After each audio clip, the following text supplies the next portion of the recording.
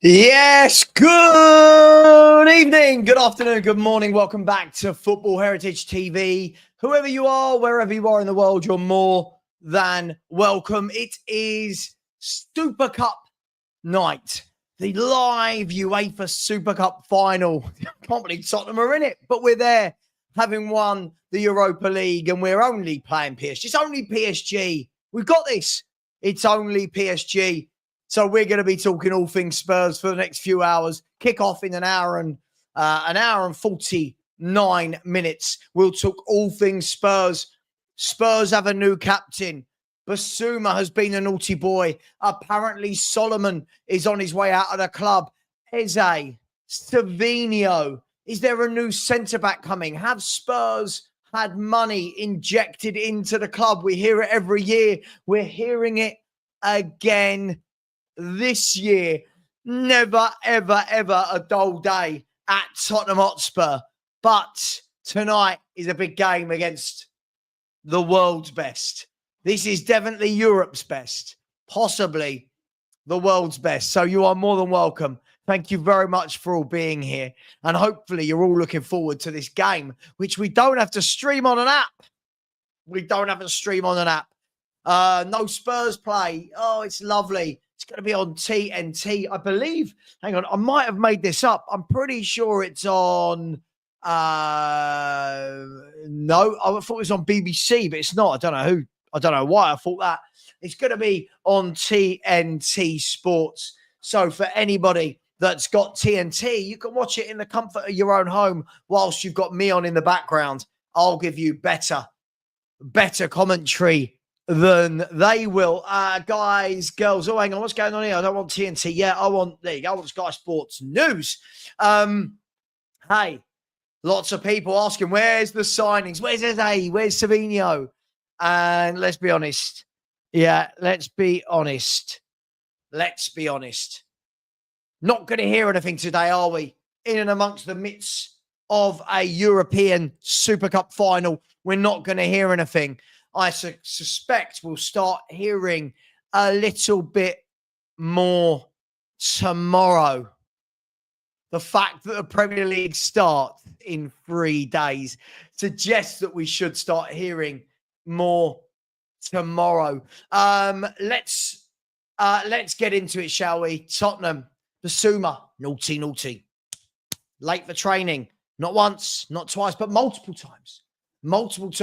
Thomas Frank has had enough, and Thomas Frank did not take him. Is this the end of the road for Basuma? Romero as captain. Is this the right decision? Surely this means he's going to sign a new contract. Let me know your thoughts. Are Tottenham going to make improved bids for Eze? Are they going to make an improved bid for Savinho? We don't know. We hope so. But it's all happening at the moment. And as I said, the season starts in 3 days. And I'm asking you all, are Tottenham ready? Are we ready for a season to start in 3 days' time? This guy says no. What says you? Let me have a look, see who's in the chat. As always, let's do the admin. Let's get out there nice and early. There's already just under 400 of you in here, and which is mad after only 4 minutes and only 50 likes. Come on, let's not. I don't want to have to ask. So just smash that like button. Let's do that, shall we? So that I don't have to keep asking. And for anyone that hasn't subscribed, please do. The link is pinned. There is also a poll running in the chat. It's a lovely, easy one tonight. You have got 2 options. Who wins the Super Cup? Is it PSG or Tottenham? So far, 226 votes. 59% for PSG, 41% for Tottenham Hotspur. I love the confidence of that 41%. Let's get into it, shall we? We've already got. Don't worry, by the way. We're good to go. You ready? We are. Look, we're good to go. The game's set up. Don't worry. We'll get there later. Don't worry. Let me just double check. I did put the PSG logo in right. I did indeed. Yes, there we go. Already the first super sticker of the night. We're going to start a super sticker train. You're all going to make me a millionaire overnight. Big up to Emma. Thank you very, very much, Emma. You're far too generous always in every show, putting in the super stickers. Thank you very much. It really does help the business grow. So thank you very much to you, Emma. Really appreciate that. And Mark is in the chat. Say, big up, Sav. I hope you're well. Hope you are well as well. Lovely, lovely little dog in the picture there. Everyone loves dogs. And if you don't love dogs, you've got to ask yourself, why not? How do you not love dogs? Big up to you, Mark. Really, really do appreciate it, my man. Thank you very much. So we've got the super sticker train going. THFC has said, question, do you ever get nervous for games? No, not really. Not really. Do I? No, not really. I mean, for the Europa League final, yes. I don't particularly think tonight is a game worth getting nervous about. I think this is more of a good occasion, right? You're there for a reason. So look, at the end of the day, no, I don't really do nerves in a lot that I do. I don't really do nerves. But hey, I'm guessing there's a lot of people that do. Let me know. Are you a nervous person? All of you, are you a nervous person? Are you not? Hi, mate. Sorry, just quickly. Someone asked me about doing some filming with them and then didn't come back to me. Just need to plan my week accordingly. Thank you. There we go. I don't know. I don't really do the nervous thing. I'm nervous that we're not ready for the season. But I don't get nervous for individual games. I don't know. I never really have. I'm one of those as well. And I think that's why I get a lot of stick from the watchalongs. I think I give quite a good show, but I get a lot of people, oh, you don't celebrate goals enough, or you're not upset enough when we concede. And I've never really been a shouter. When you're down the pub and people lose their minds and there's beer glasses being thrown and everyone, I've never really been that guy. And some see it as, oh, you don't love the club. I don't see it as that at all. I see it as, I don't know. It's just the way I am. They're just showing all the Spurs fans right now out there in Udinese. Only an hour and 42 minutes for this game. Can you shout for this game? Shout what? I don't understand what that means, Reese. You're being weird again. There's always certain weird people. Reese is definitely one of them. I don't know what shout what. Listen, I'm not a screamer. I'm not a shouter when it comes to scoring or conceding. I don't know. Some people lose their minds. Some YouTubers are so fake, punching chairs, falling off chairs. I've seen some of the Spurs YouTubers, they're crying, and you're like, I don't know. No, Adiz, come on. We're not gonna. You're in a UEFA Cup final. You're not gonna hear anything today. You're not going to hear anything today. And again, Reese, stop it. No, we can't hijack the Believer deal. No. We've seen nothing linking us to that. And no, as I said, there are certain players you'll get. There are certain players you won't get. Believer is going to go to Man United. That's if he can. Reese, one more, you're gone. Sorry, mate, one more, you're gone. Stop this nonsense. It's not about passion. I hate this. People trying to tell other people how to celebrate and not to celebrate. I am who I am. If you don't like it, I'm sure other people are doing watch-alongs. We've got the pints of water ready to go. Iced water. The wife is on her way back from work. She's going to bring me some crisps and some chocolate. Oh, then there's a fly. That's annoying, isn't it? That's annoying. Let me know, early doors. We'll get the team news in the near future. What would you do tonight? Lots of people saying they go to a back five. I mean, I wouldn't want to trial out a back five 3 days before a season. I think it will be the 4-2-3-1. Let me know. What do you think we'll do? Maybe it will be a 4-3-3 today to stifle that superb PSG midfield. Let me know. Who's your front three? What's your midfield three? Who's at the back? I wouldn't go to a back three. Just me. I wouldn't really go to a back three when we've not played it all summer. So I wouldn't. Listen, love to see Spurs win today. It's a tall order, isn't it? It's a tall order to win tonight. I think if we can get a draw, and I believe it goes straight to penalties, I think that would be absolutely amazing. A win in real time would be superb. But for me, as I've said, my priority as a fan is about getting ready for Saturday. It's more minutes in the legs. And then my priority is, who are we signing? Are we getting in players before Saturday? Are we going to get players in before Saturday and before the important game?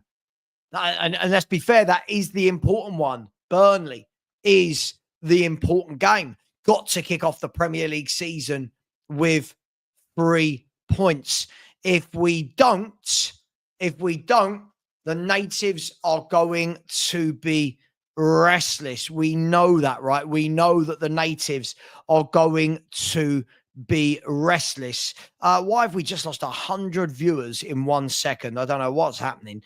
Something's happened. I don't know what. Maybe it's just YouTube playing up with the algorithm. But yeah, listen, I think it's going to be a very, very, very tough game tonight. It's going to be a very, very tough game. Right, I'll tell you what, I'm just going to put it out there first. You, Callie, you've put this post in every show about 8 times. If you put it in again, you're just going to be blocked. All your messages for the last 4 or 5 shows have been Savinho free goal, Savinho free goal. It's just getting a little bit boring, my man. So please, I don't need you here if you're going to be like that. So one more of them and you're gone for good. Ruthless. Your stream keeps freezing. Does it? Does my stream keep freezing? Okay. Interesting. Yeah, Scott. Oh my God. Honestly, right? Do you know what? There are these people that put together these fan compilations. Am I still glitching now, people? Please don't mess me about if I'm not. Am I glitching properly? If I'm not, and people are saying I am, let me have a look. I can watch myself. Hang on 1 second.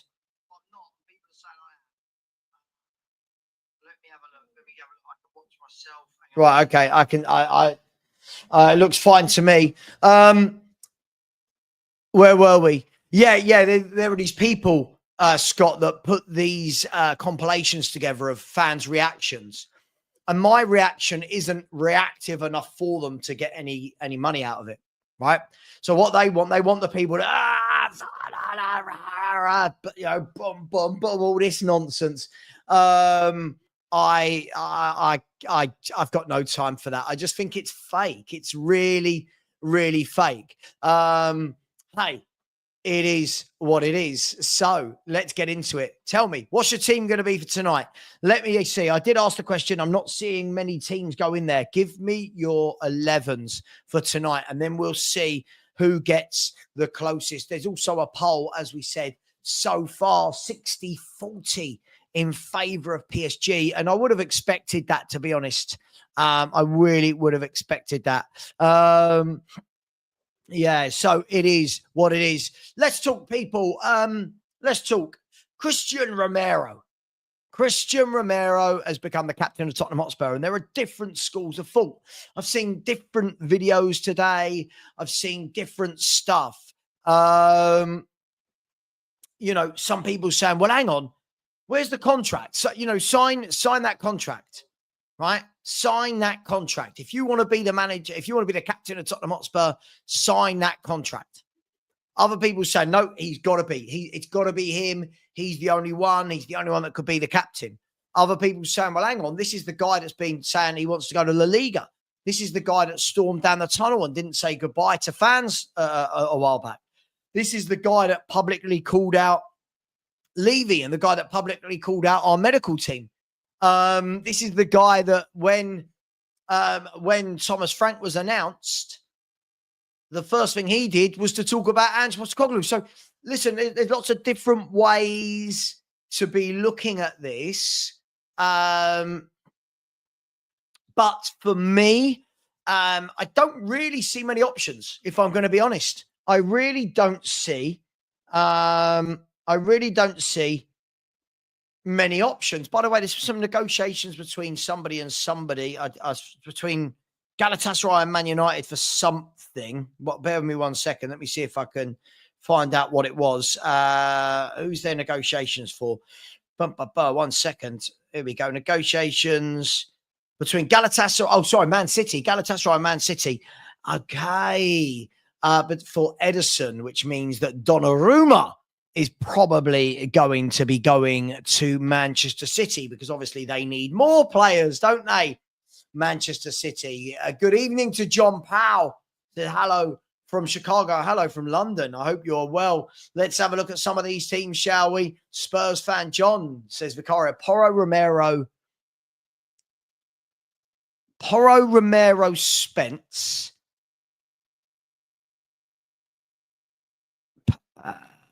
Bentancur, Paulinho, Sarr, Kudus, Richie. I think you're missing a player, John. I think you're missing a player. You meant 1, 2, 3, 4, 5, 6, 7, 8, 9, 10. I think you've missed a centre half, but sure.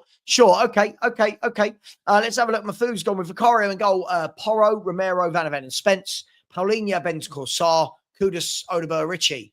Yeah. It's not very scary though, is it? None of the teams we're mentioning. None of the teams we're mentioning seem very scary. Big up to you. How you doing, my man? Said evening, Sava. For me, we have to go with Dom, Kudus, and Odegaard. Well, it's going to be interesting to see if Dominic Solanke plays. He hasn't played any. I mean, I think he had 45 minutes in pre-season, if I'm not wrong. 45 minutes in pre-season. And that was the first game, wasn't it, against Reading? So how fit is Dominic Solanke? But let's see. Javier said he would have given the captaincy to Mickey van der Ven. Interesting. Kuti has 2 years left. The dreaded 2 years left on the contract. Big up to New York inside the house. Hello, my man. How you doing? Destiny 5 has said Vicario, Porro, Mickey, Kuti and Spence, Bentancur, Sarr, Paulinho, Kudus, Richie, Tell. Okay.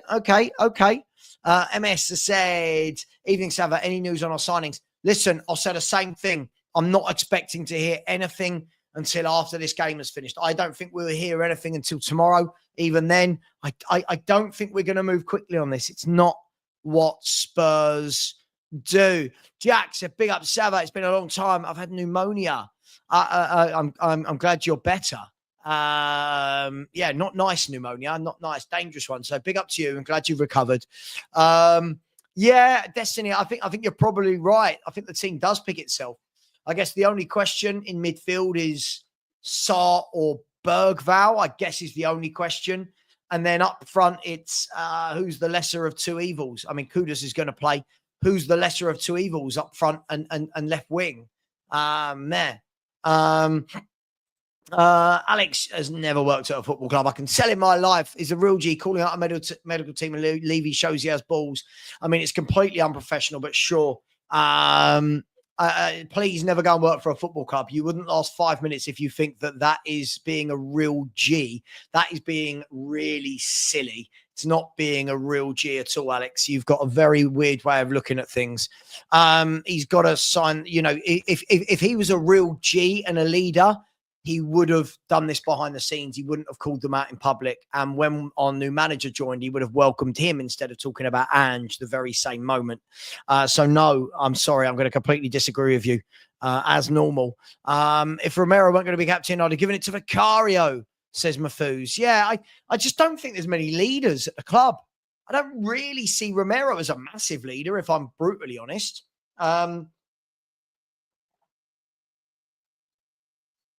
I don't. I mean, I think he's the choice for captain. Sure, I get it, but I don't look at anyone in this squad and go, "Oh my gosh, this person absolutely has to be the captain of Tottenham Hotspur."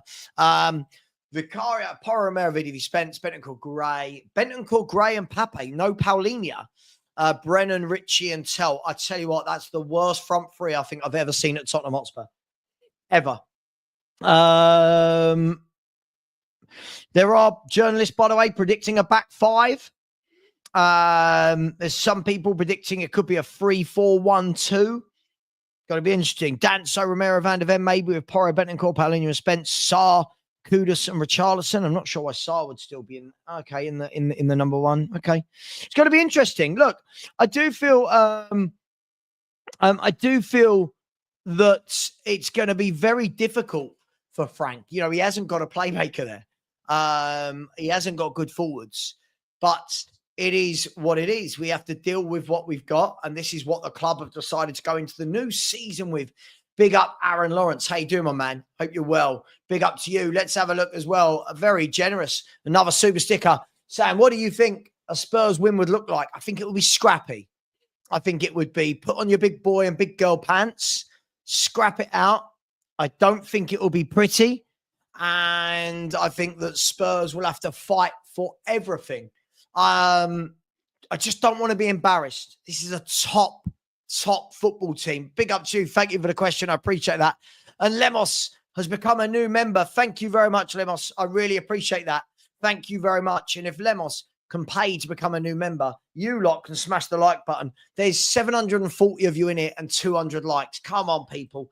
Honestly, the Spurs fans are the absolute worst on YouTube for likes. They really are. When you go on these other panel shows, these other YouTubers, they're like, that fly is going to do my head in. I can tell you right now. Big up to Lemos. Thank you very much. Yeah, a lot of journos predicting a back five tonight. Yeah, I've seen. Listen, you know, if he does, he does. I don't completely blame him. When you don't have playmakers, when you don't have top wingers, it's very difficult to not do it. But we'll see. We will see.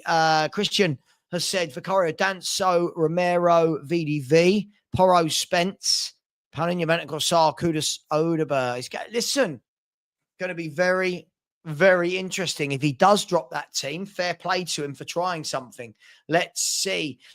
Strong rumours. Yeah, lots of people saying it. Big up to you, John. Hope you're well, my man. Hope you're well. Silly equals G. No, Alex. No, sorry. Just it's the difference between understanding how a proper professional business acts and how your era of young people think that everyone should call everything out in public. There's a certain thing called respect and ethos. You know what I mean? If you're going to call something out, go to the chairman and the manager and do it directly. You don't do it in the press like that.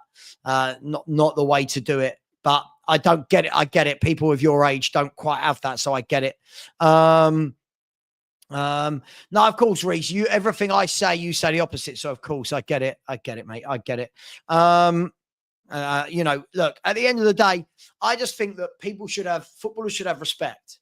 For me, footballers should have respect. Don't call things out in public. If you've got an issue, go to your chairman, go to your manager. Don't be calling it out in public. Don't be tweeting about that sort of stuff, especially not if you're going to be captain. So hopefully he doesn't start this. Grant has said, how on earth would any fan leave Kudus out when picking these teams is beyond me. I haven't seen anyone so far. Maybe someone has. Really strange putting that picture. Honestly, really, really weird for you to be putting that picture there. I'm not going to lie. The internet is full of oddballs. I'm going to say it. Very, very weird people. Ash has gone with a 4-4-2, like Simeone plays. So Vicario, Spence, Romero, Danso, VDV, Porro, Paulinho, Bentancur, Sarr, Johnson, and Kudus up front. I don't want to see Johnson play. I'm going to be honest. I don't want to see him play. He frustrates me. Gary has said, hi, Sav. You had to pick one of Savinho or Eze. What one do we need the most? I've been asked this all the time. I'm not going to answer that because I think we need both. I don't think we're in a position where we go, I think we need both. We are woefully light on the left wing and we've got no attacking midfielders. FPL Mind, I'm going to block you if you keep chatting shit, mate. I don't care if you're a member. What do you mean only read out super chats? I'm literally going through the chats. If you're going to be silly, I will block people. I can't be bothered with the dickheads on the internet tonight. I'm going to be honest. I can't be bothered with it. It's got really silly. Roma in talks to sign Leon Bailey. Sava, would I have him over Odegaard? I'd have his left leg on its own over Odegaard. Absolutely. I'm not saying I want to buy him, but would I have him over those two? Absolutely. Do I think this is the beginning of the end for Basuma? Absolutely. I mean, look, most clubs would have had him out the door by now. It's not that he's not talented. It's not that he's not talented, but there's clearly underlying issues, and he's had one too many chances. So for me, I think he does need to be moved on. A big up to Sile HD, who said 4-3 Spurs. I mean, sure, I love it. It's going to be a very entertaining game and a crazy game. Paulinho, Bergvall, Gray, Sarr, Solanke, Kudus. I'll be honest, if he plays Paulinho, Bergvall, Sarr, and Gray, I mean, it's very negative, isn't it? Solanke and Kudus, yeah. I each to their own. I definitely wouldn't do that. Each to their own. Respect your opinion. Let's see what's being. Someone sent me something here. Neither Tottenham or Arsenal are prepared to pay the finances that Crystal Palace will be looking for at this moment to do the deal. Unless that changes, Eze will stay at Palace. That says from David Ornstein. You've got to laugh, haven't you? You've really, really got to laugh, haven't you? It's shocking. It's terrible. We'll see. We'll see. It's early doors. It's early doors in those transfers. Well, I say early doors. We're nearly at the end of the window. But anyway, I'm not going to go too deep into that. We've got a game tonight. Adam said, Sava, if we still have the Morgan Gibbs White money, why aren't we at least agreeing on a deal with one of them? Well, mate, I guess this is the question people are asking, right? Is did we have that money at all? Was this all a big hoax? Yeah, that makes sense, Destiny. That makes sense. It really does. Don't worry, I'll take it off him soon. Let's have a look. Guys and girls, when we get to 500 likes, I'll give away 5 memberships. Let me check that I can give away 5 memberships first. 1 second. Bear with me. Can I give away 5 memberships? Why won't it give me the option there? Show chat replay. Oh no, I'll tell you why. That won't let me, because that's not what's live. Sorry, bear with me 1 second. I'm looking at the wrong show, this one. Here we go. Does it let me give away 5 memberships? Let me double check. Membership. Gifting membership gifting. Yes, so I can gift 5 memberships. 5 memberships. I will. Once we get to 500 likes, I will gift 5 memberships. Is that fair? We're currently on 280. So when we get to the 500, someone remind me. Where are we? I hate Marmite. Do you know what? I love Marmite. Said, I think the only way we have a chance of winning this is sitting back and counter. Yeah. Inter tried to play against them and got dismantled. Yeah, you can't go and try and play against PSG. They will absolutely tear us apart. They will tear us apart. 1 second. As I said, if Levy doesn't pay for him, then it shows we have 0 ambition. There we go. Anyway, yeah, I hate Marmite. I love Marmite. I make you absolutely right. On this, right? You can't try and play at their own game. You've got to find a different way. You've got to find a different style. Dan, big up, Dan said Basuma has got to go. Yeah, I've seen it via. I've seen it. It's being sent to me about 15,000 times on my WhatsApp. We'll see. Look, there's a long way to go. We'll see. Callum has said, in your opinion, do you think you'll pay the fee for Sevilla? I just don't know. Look, I'll tell you what, if Daniel Levy and Enoch, if these guys truly want ambition at the club, they will go and get us Eze and Savinho. Let's see. Will they do it? If they don't, we've got our answer. Eugene, how we doing, my man? Hey. All right, can you hear me, Sava? I can hear you, man. I can hear you. Yeah, you driving? That's good. Yeah. Now, it's going to be 2 a.m. here in Malaysia, right? Die-hard Spurs fan here, driving off to meet some other die-hard Spurs fans, right, to watch this final. Right, that's why I told you, right, Sava, we have to keep this tradition on. I've been doing this with you for some time, and we won a cup. So yeah, I have some time to have a chat right before I reach my destination where I'll be doing my own watchalong, right? And let's have a bit of a discussion on what's going to happen today. Yeah. Look, Uh, it's interesting because you've got, I think a lot of people have kind of got their eyes very firmly on this game. And I think a lot of the fan base are almost looking past this game as looking at the transfer situation and saying, for me, let's be honest, if you said to me, we're going to lose to tonight's game 5-0, but tomorrow we sign Eze and Savinho, I'll bite your hand off for it. Listen, let's start with tonight's game. PSG in Udinese. They are the best team in the world at the moment, but they haven't trained for a month. They've not played for a month and have only been back in training for a week. Do you put too much importance on this game, Eugene?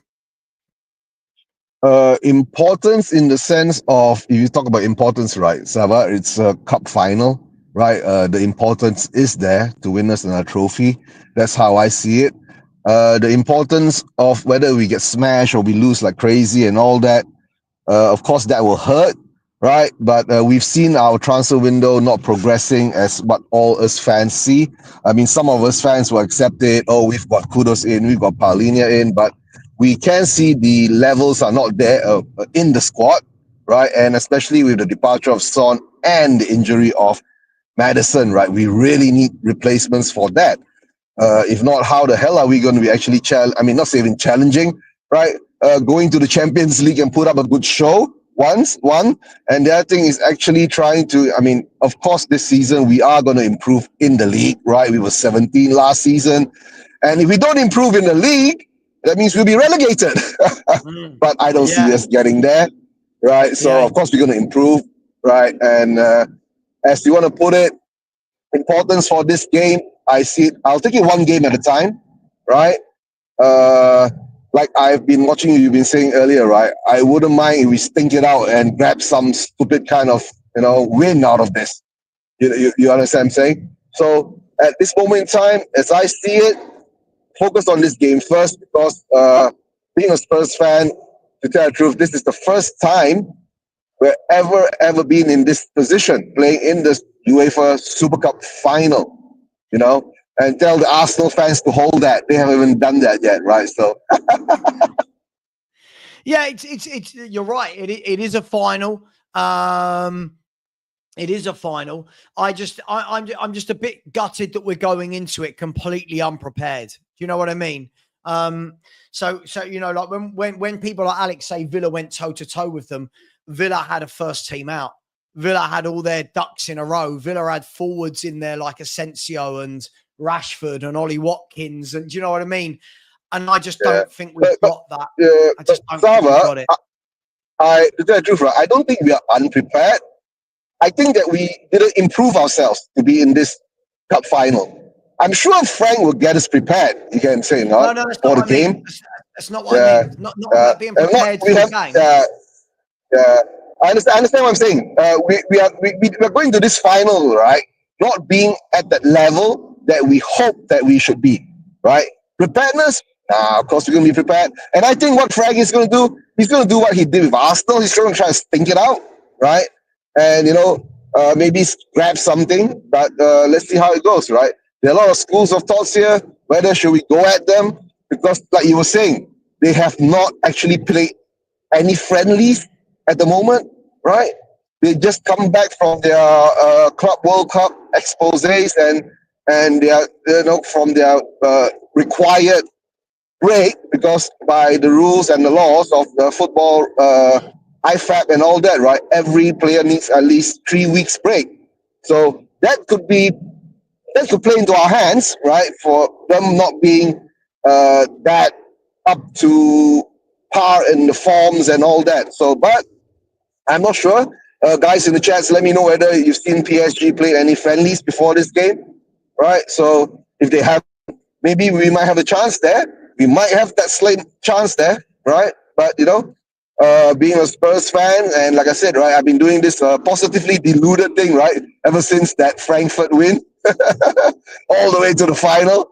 So yeah, keep it positively deluded for a while, see how it goes, and when the time comes, right, if you're not happy, we'll show our dissent, right? And if we do win the cup tonight, for me, it's in the morning in Malaysia. For you guys, it's at night, right? Of course, there'll be celebrations again, right? Let's hope we can put another trophy in the cabinet. That's all I'm hoping for. Yeah, look. I as I said, I really hope we win tonight. I just think this is going to be a mammoth task. But lots of people suggesting that he might go to a three at the back, which is going to be very interesting to see if we do that for tonight's game, with possibly Danso coming in alongside Van der Ven and Romero to make a back three with a 3-4-1-2 or a 3-4-3, whichever way you want to call it. Would you see that as the best chance of winning tonight, to go to a three at the back? To tell the truth, right, I don't think we will do the three at the back thing because we haven't played three at the back. But sometimes I do see us formate into a three at the back whilst the game is going on, right? So, Frank has this ability to adapt and adjust. Let's see how that goes. At the moment now, we just need to see what the lineup is. Once we know the lineup, right, we'll more or less know what the formation is, right? And to tell the truth, like what you were saying earlier, to tell the truth, not having that confidence in going to this game of actually beating PSG, of course, there is that doubt behind my mind, right? But to tell the truth, try to stay positively deluded all the way, and try to put all those doubts aside until the ball kicks off, right? And see what happens, because we might see some frailties in the PSG team because they have not played, right? Maybe they're not up to fitness, they're not up to par, but I'm not sure. When does the French league start? I'm not sure. I don't know. I don't know. Hang on, let's have a look. Let's have a look at So let's have a look. So PSG. I'll tell you when PSG's first French fixture is. It's this weekend. So they're the same as us. So they should be up to par, right? Well, they've had time off, haven't they, because of the the Club World Cup. Yeah, I'm guessing which would count as their kind of pre-season. But listen, I mean, Luis Enrique said it was no excuse for them in the press conference the other day. He said, "Look, they've had more training time than us, but he was saying my players are European champions for a reason. They're prepared, they're mentally prepared, they're athletes, they're and I guess that's the way it should be. But look, there's no doubt this is a tough game, right? This is a really good team. Yeah. We're about to get a real test. Of course. I love it. I just said there that if you offered me, and again, hypothetical, if it was Eze and Savinho but lose this game, or win this game and not get them, I know what I'm going for.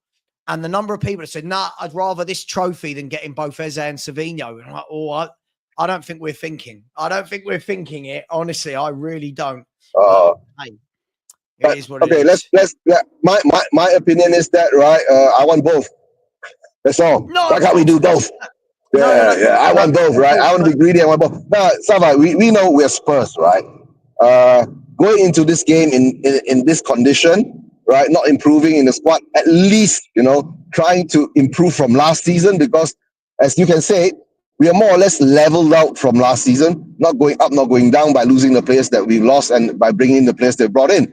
Okay? But if you're saying to lose this game and get Savinho and Eze, that is for the long-term future, right? And to let this cup go, right? I'm 50-50 on that, Eugene, right? I've just got the team, so I'm going to have to cut you off for a second. Oh, that's good. That's good. Yeah, go ahead. Team, and it does look like it's going to be three at the back. He has gone with. It very much looks like we're going to have a. Oh, does it? Actually, does it? Yes, it does. Does look like that indeed. Yeah, it looks like it's going to be Romero, Danso, and Van der Ven as a back three. Porro, right. Bentancur, Paulinho, and Spence. I'm guessing then with Sarr in behind Richarlison and Kudus. That's what I make of it. I don't know if anybody else in the chat, let me know your thoughts. How do you see that being played? I see it. Hang on, I'll try and put it in my team builder as well. I'll try and put it in my team builder. I see it as a 3-4-1-2. 3-4-1-2. Yeah, it looks like that, right? Because once you have Spence and Porro, right, they're going to be the wing backs now, right? Not even full backs, they'll be wing backs now. So it looks like it's going to be. Hang on, I'm just putting this in the background. So, what do you make of it though? From what you can see, do you like the idea of the three at the back? Like I said, most probably he's made up his mind, right? He's going to park the bus and go on a counter attack. Who's the top front? Salah is in the middle as a 10. So it looks like it'll be Richarlison and Kudus. You there? So, yeah. I'm just thinking, Richarlison and Kudus. Oh man, unless I'm going back to the sense of when we are doing Conte ball, Sama, absorb, counter attack, and bringing into mind, right, who can actually counter attack fast, quick enough, and put the ball behind the net. And we've seen Richarlison not doing it this few season friendlies, right? Maybe there's a hope Kudus in the middle, he will do it, all right? With the help of maybe Spence coming on the wings and Porro coming in the wings.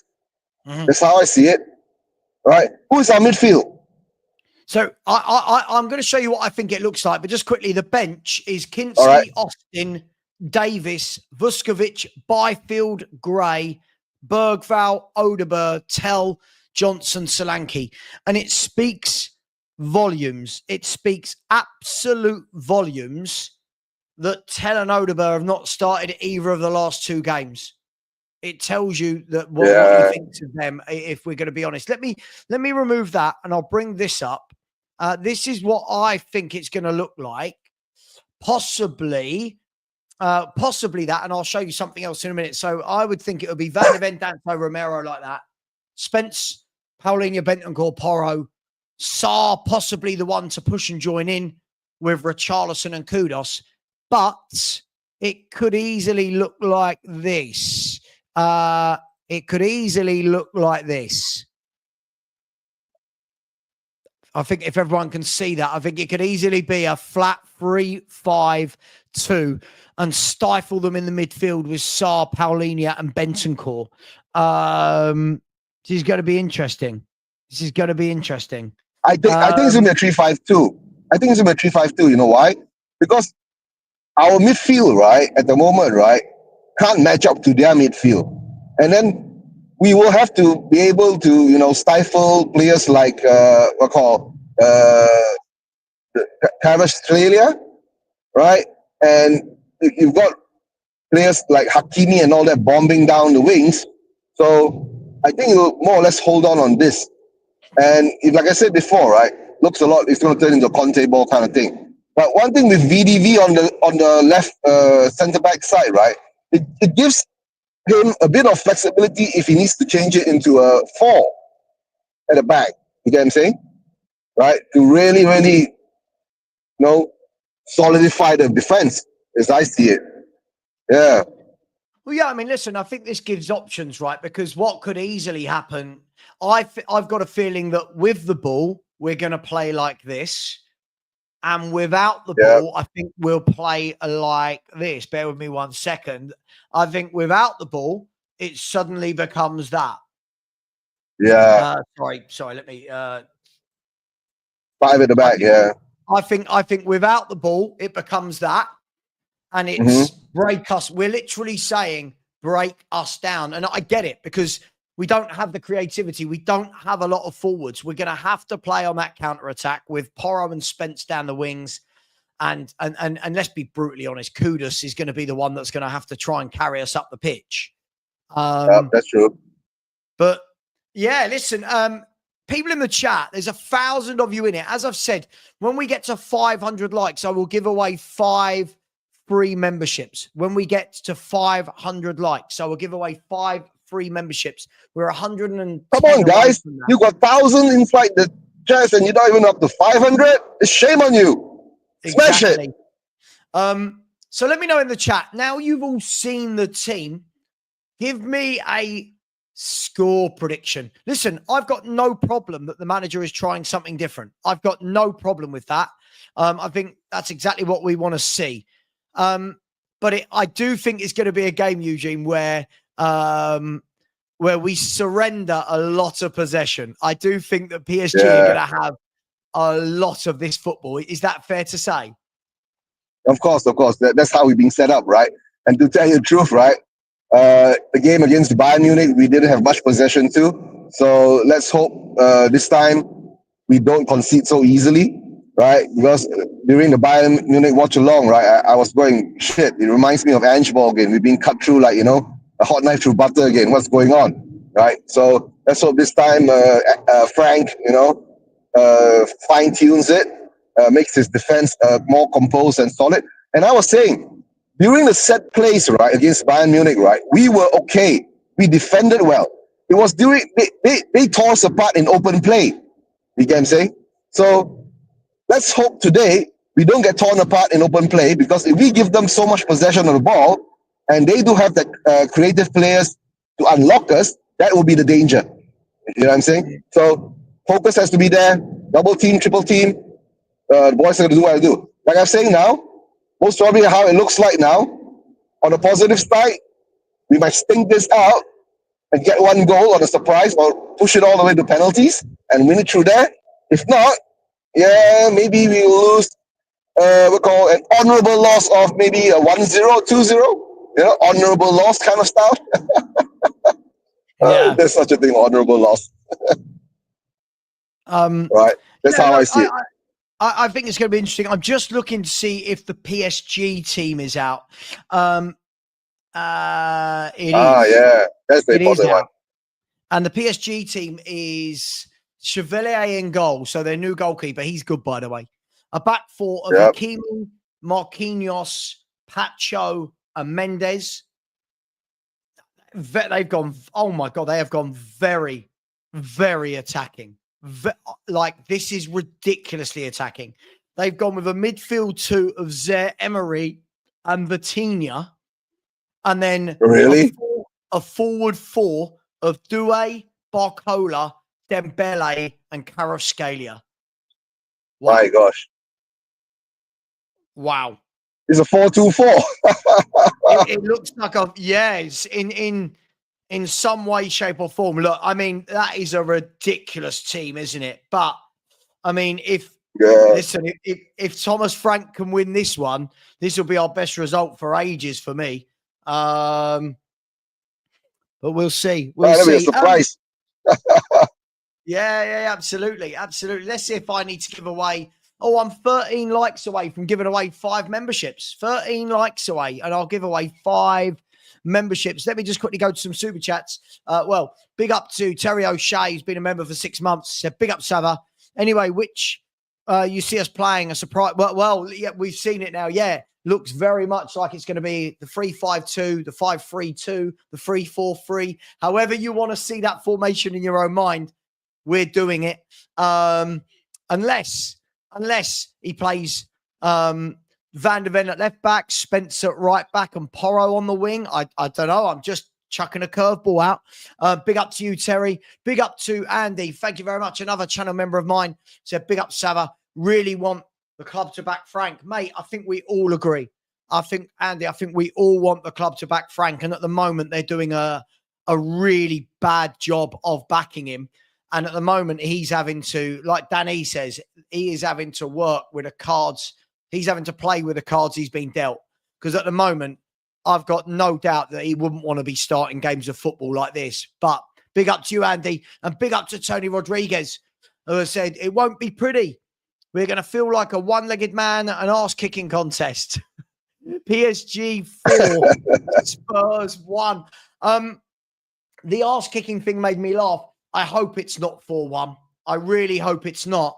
But PSG are capable. So we'll see, my man. Thank you very much, Tony. I really, really do appreciate that.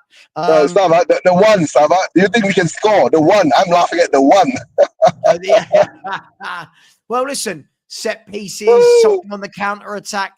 What I do know is we're going to have very little possession. But, hey, many a team has won a game with very little possession. Thank you very much, Tony, for that.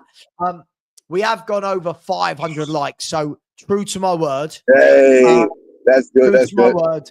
let me gift 5 memberships. There we go.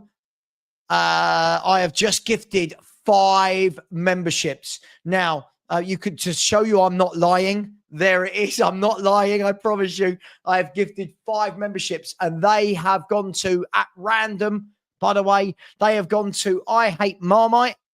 They've gone to Big up, I Hate Marmite. Tyler, C-Max. They've gone to C-Max. Trixmate, and I'm missing one, and the Naive Cheater.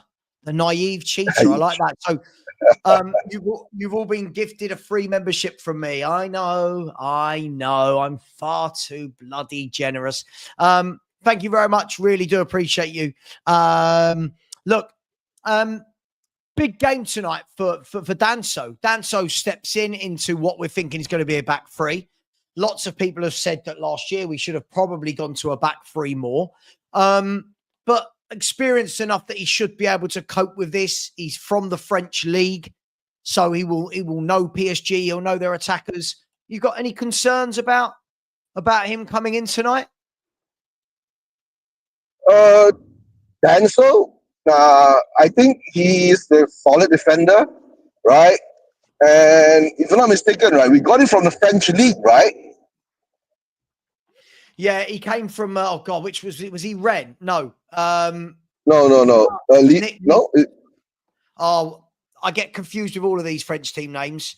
Danso came from the same club as Lens, wasn't it? Is it Lens? Lens. Yeah, Lyons. Yeah, Lens. Yeah. Lens. There you go. God, that's testing the brain, isn't it? And also having 2 Eugenes on the channel at once is something I've never seen. Hey, man. How's it going, in a million years. Eugene, let me go to the American Eugene. Eugene and Eugene. Yeah, I'll have to do the G and the J. Eugene, welcome back to the show. It's been a long time, my man. Yeah, man. The team's out. I'm guessing you've seen it. Actually, I have not. I just jumped on. Okay, there you go. It's in some variation, whether it's 5 when we're defending, but also we said it's probably going to be more like this when we're with the ball. If you bear with me 1 second, it's probably going to be a little bit more like that when we've got the ball. Ignore who's where for 1 second, because Spence will be there. Van der Ven will be. I don't know why they don't. Like it would probably look something like that. We haven't seen this formation in the preseason, so it's interesting that Frank is changing it up for this game without actually trying it out, unless I'm missing something. But we've seen at the back, right? Every preseason game. I'm guessing, Eugene, that he's looking at the front 4 for PSG. That's right, a front 4 of Barcola, Doué, Dembele, and Kvaratskhelia. It's a joke. Compare that front 4 to what we have. It's just it's the whole different level. If I'm looking at that front 4, I'm saying we need to shut up shop a little bit. Do you know what I mean? This is going to be put 10 men on the line right in front of the goalpost. But it's interesting. So if Kudus is going to play as a second striker, as a deep line striker, it's interesting to me because that's not his game. I mean, what we could do, I'm just trying to see whether or not it could be something like this. I don't know if it's still on the screen. There we go. Look, it could be something like that where you've kind of got Richarlison up top and we're just letting Kudus be an outlet. I don't know. Yeah, could be that too, right? Now, we need an outlet, right? If you're going to play this counter-attacking style, we need someone who can actually, when we break, actually hold the ball and carry the ball forward. That's what we need, right? And the thing is that, like what Eugene says, right?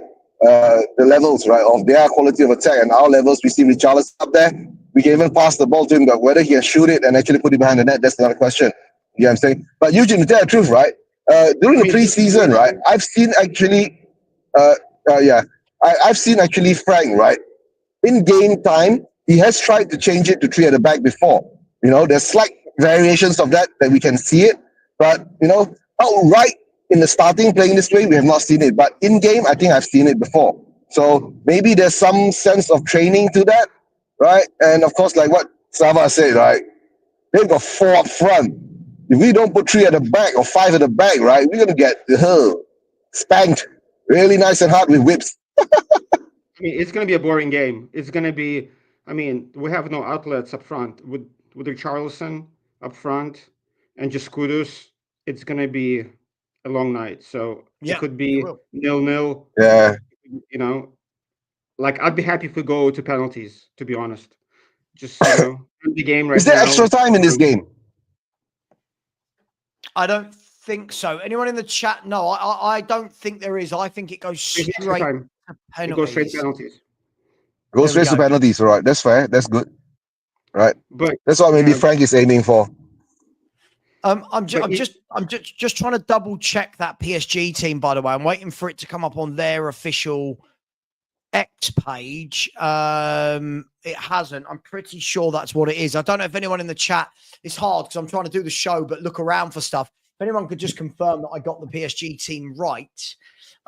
What it does do is it leaves them only 2 men in midfield, which is Zaire Emery and Vitinha. But by the way, we've got just quickly Lubo is calling in from Udinese from the ground. hey, Lubo.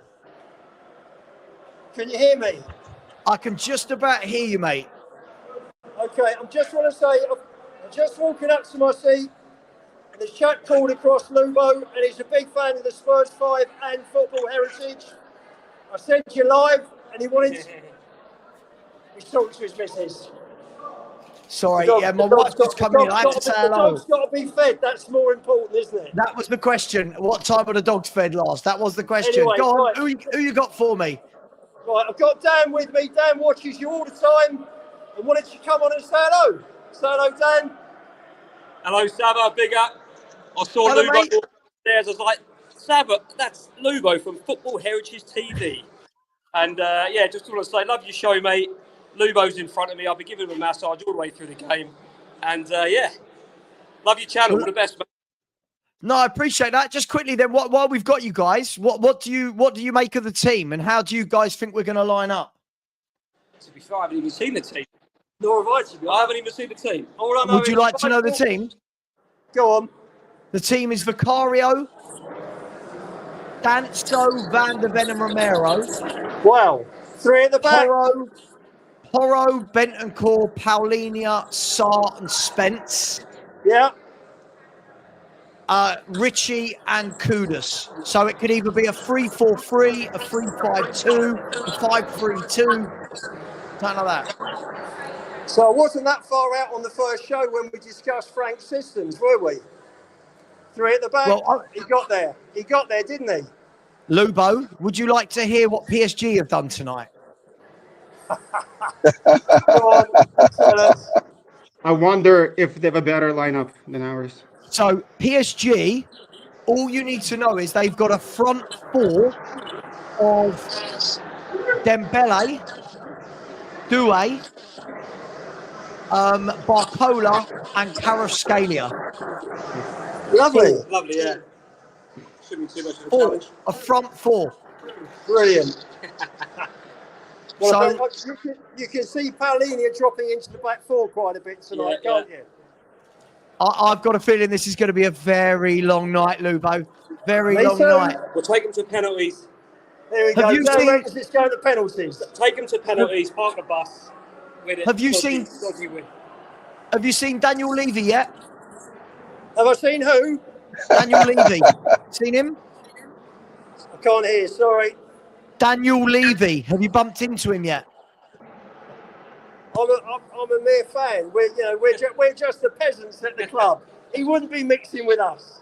Yeah. Well, listen, go and enjoy the game. I'll speak to you afterwards. Cheers, guys. Speak to you later. Yeah, take care, Lubo. Have a good time, right? And be safe. Bye, mate. Yeah. Take care, guys. Sava, did you hear the Luis Enrique interview where he said he almost was our manager 2 years Yes. ago? So now I think he's going to go, you know what? I'm going to show you. Front 4, I'm just going to go all out and I'll put like 5 or 6 past you. I think he's doing it to show us what we missed out on. Mate, Imagine having those forward options. Imagine being able to. We have got Richarlison in this 11.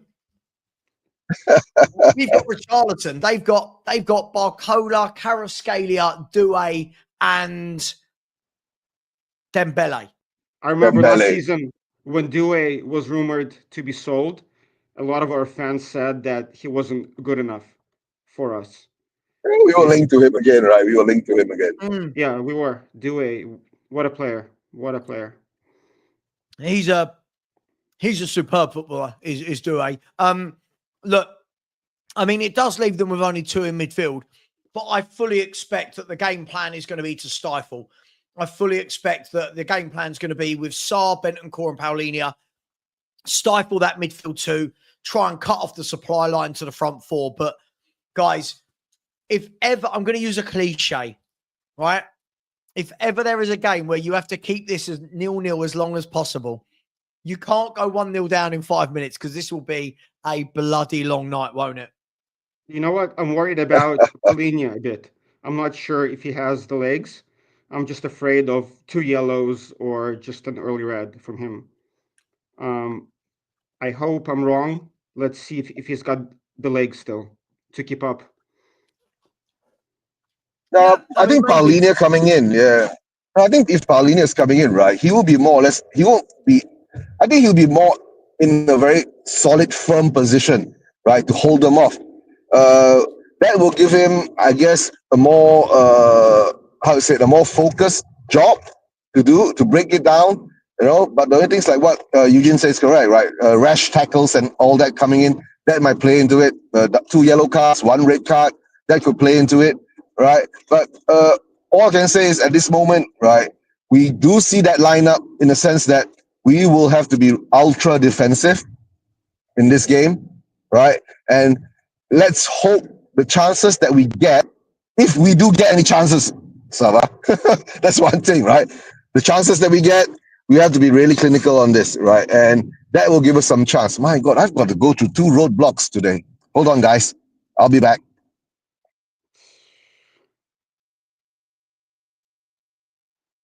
I think you're on mute, Saba. Sorry, I don't know why I'm on mute. I was opening some chocolate buttons. So I think it will probably be Paulinho sitting as the deepest when we don't have the ball.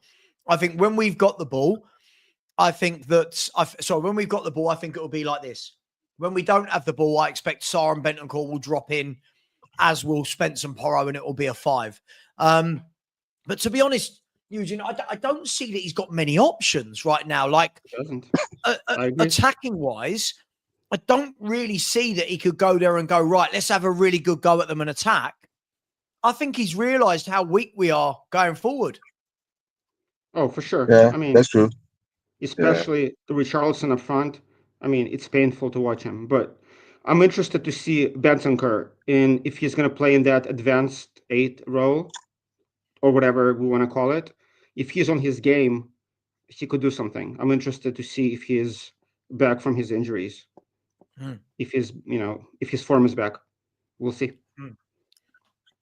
Well, look, it's going to be interesting. I mean, so far he's kind of used Sarr as more of the one that goes forward, but Bentancur, for me, I don't think he's got the legs to do it. I think Sarr has, but I don't think Sarr's got the ability that Bentancur's got. Exactly. I think what this screams to me, guys, is if ever we're looking at a squad that is not prepared for a Premier League season, it is Tottenham right now.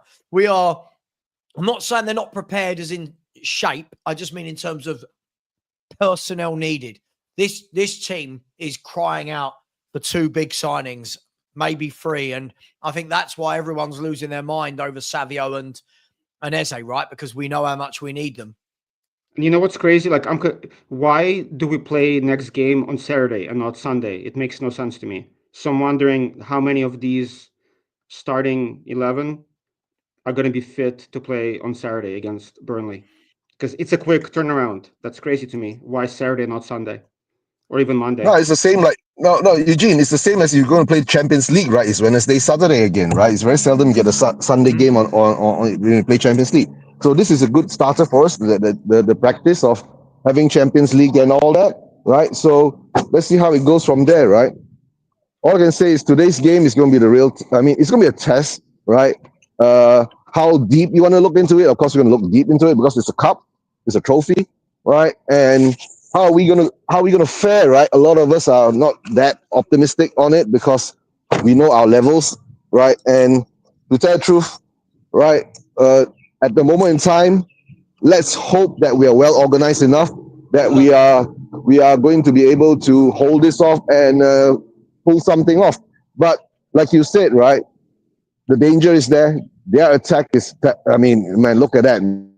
It will give you shivers right down the spine when you see the attacking four, right? But guys, I've arrived at my destination. I'll be doing my watch along at my usual space when we won the Europa League Cup final, right? And Sava, have a good show. I'll be doing my own watch along later with the Malaysian Spurs fans here, right? And like I said, right, go and smash the like, right? Bring Sava up to 800 likes, right? If you got 1,000 people watching in there, right? And to tell the truth, right, guys, if you have some time, go over to Spurs Region TV, show some love there too, right, guys?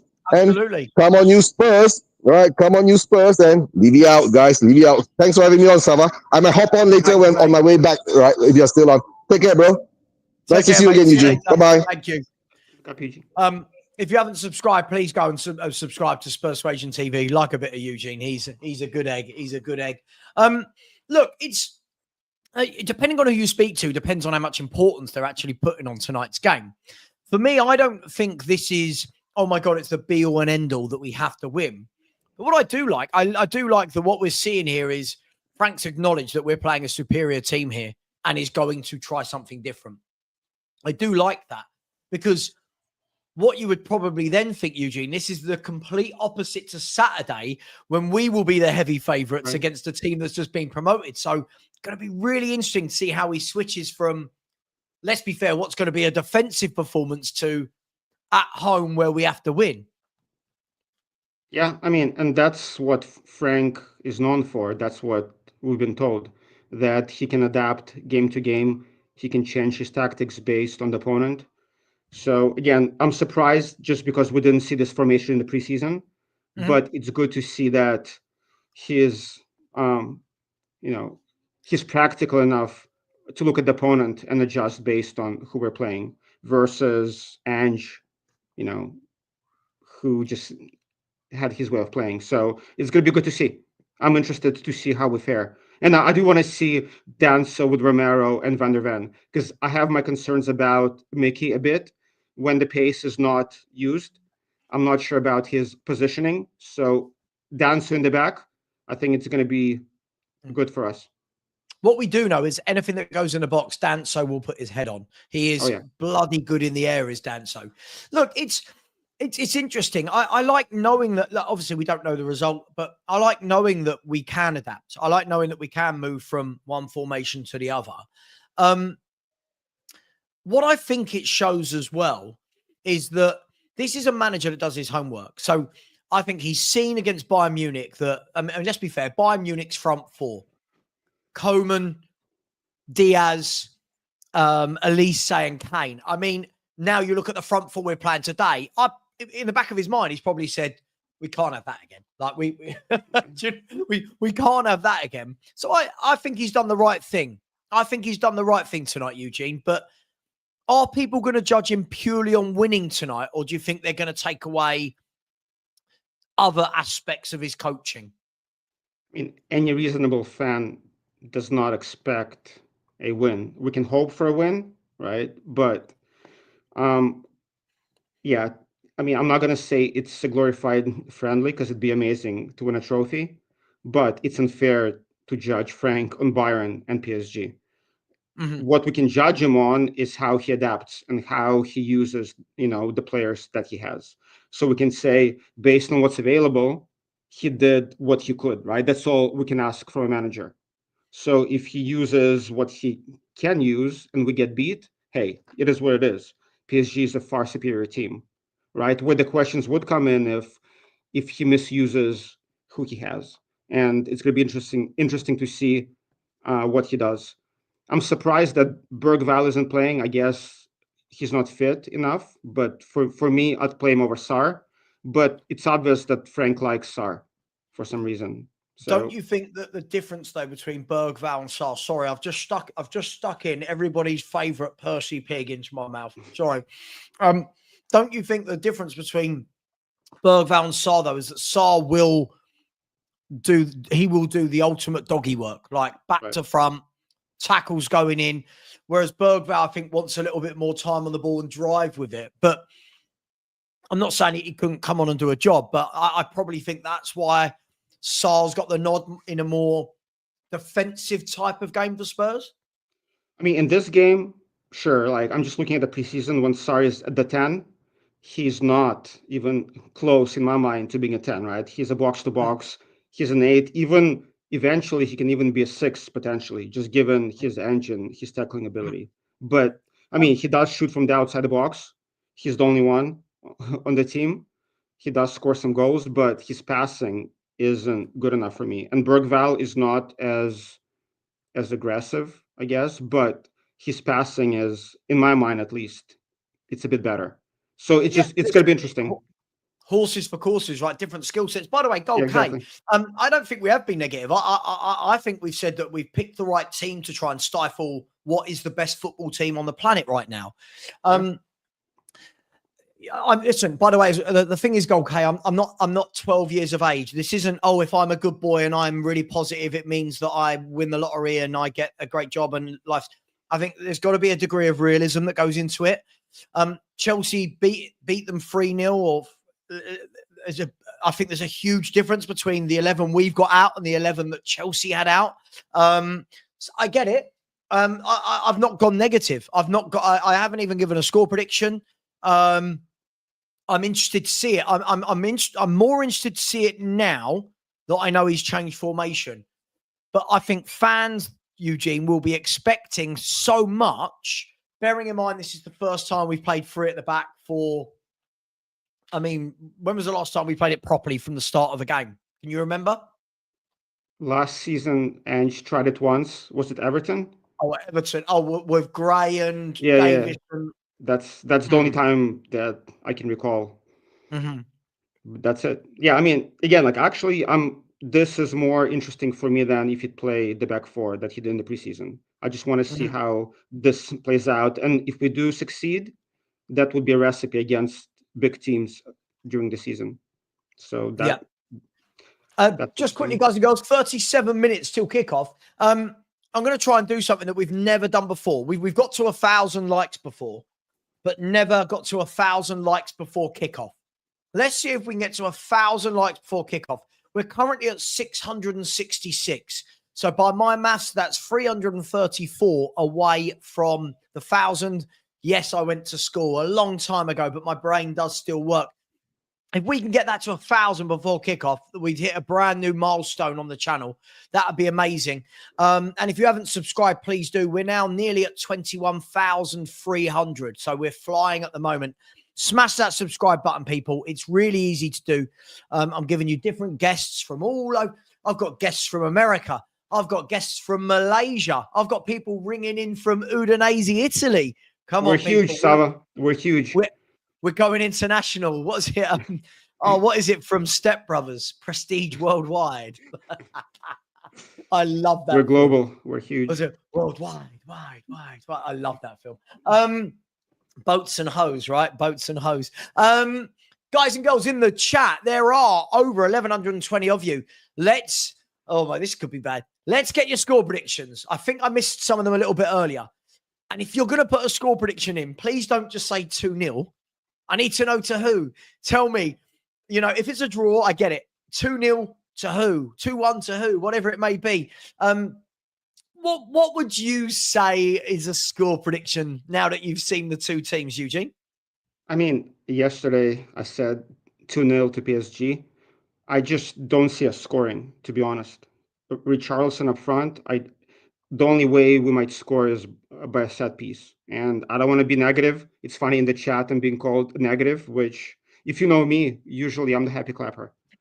But I just don't see us scoring from open play. If it's a set piece, it's possible. So 2-0 to PSG. So do you know what that's the scoreline I went with? I'm gonna mix it up. I'm going to go with a 1-1 draw and Spurs to win on penalties. I'm going to go with a 1-1 draw and Spurs to win on penalties. And I'm going to go with the winning penalty. I'm going to go that far. The winning penalty will be scored by Christian Romero on his debut as full-time captain. My captain. You're such a happy clapper, Sava. You're such a happy clapper. You know what? Are we doing? Let's try and look. It's not about which game I'd rather win. But we've got to beat Burnley on Saturday. That's a no-brainer. You've got to start when you get the first game of the season at home to a promoted team. You have got to be getting 3 points. Listen, last season at Leicester, we dropped points. Yes, right? That was the first game, right? The first game of the season. Yes, it was. Yeah. Yes, and we got a draw. I mean, obviously, this time around being at home, slightly different. But look, I think this is gonna. By the way, the game we see tonight is going to be nothing like the game we see against Burnley. That's what we do know. But what it might be, Eugene, it might be a template tonight for. Right, we're playing a Liverpool who have. Just making this up. Liverpool have won 15 Premier League games in a row and haven't conceded in all those games. What are we going to do? Tell you what, we're going to throw it at the back. We'll try and stifle them. This could be a template, right? This is a positive that we're seeing tonight, right? Oh, for sure. And this is also a template for Champions League. We might see the same, PSG in group stages or Real or Barca. So this is actually interesting. If this works, it's definitely a template for playing big teams with good attacking front threes or front fours, for sure.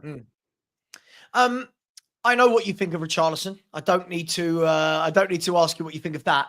Probably going to see Kudus being the outlet, if we're honest, because Kudus is the one that the ball will stick to his feet. It won't, somebody how they describe it yesterday, Richarlison, that his first touch is like a bouncy castle.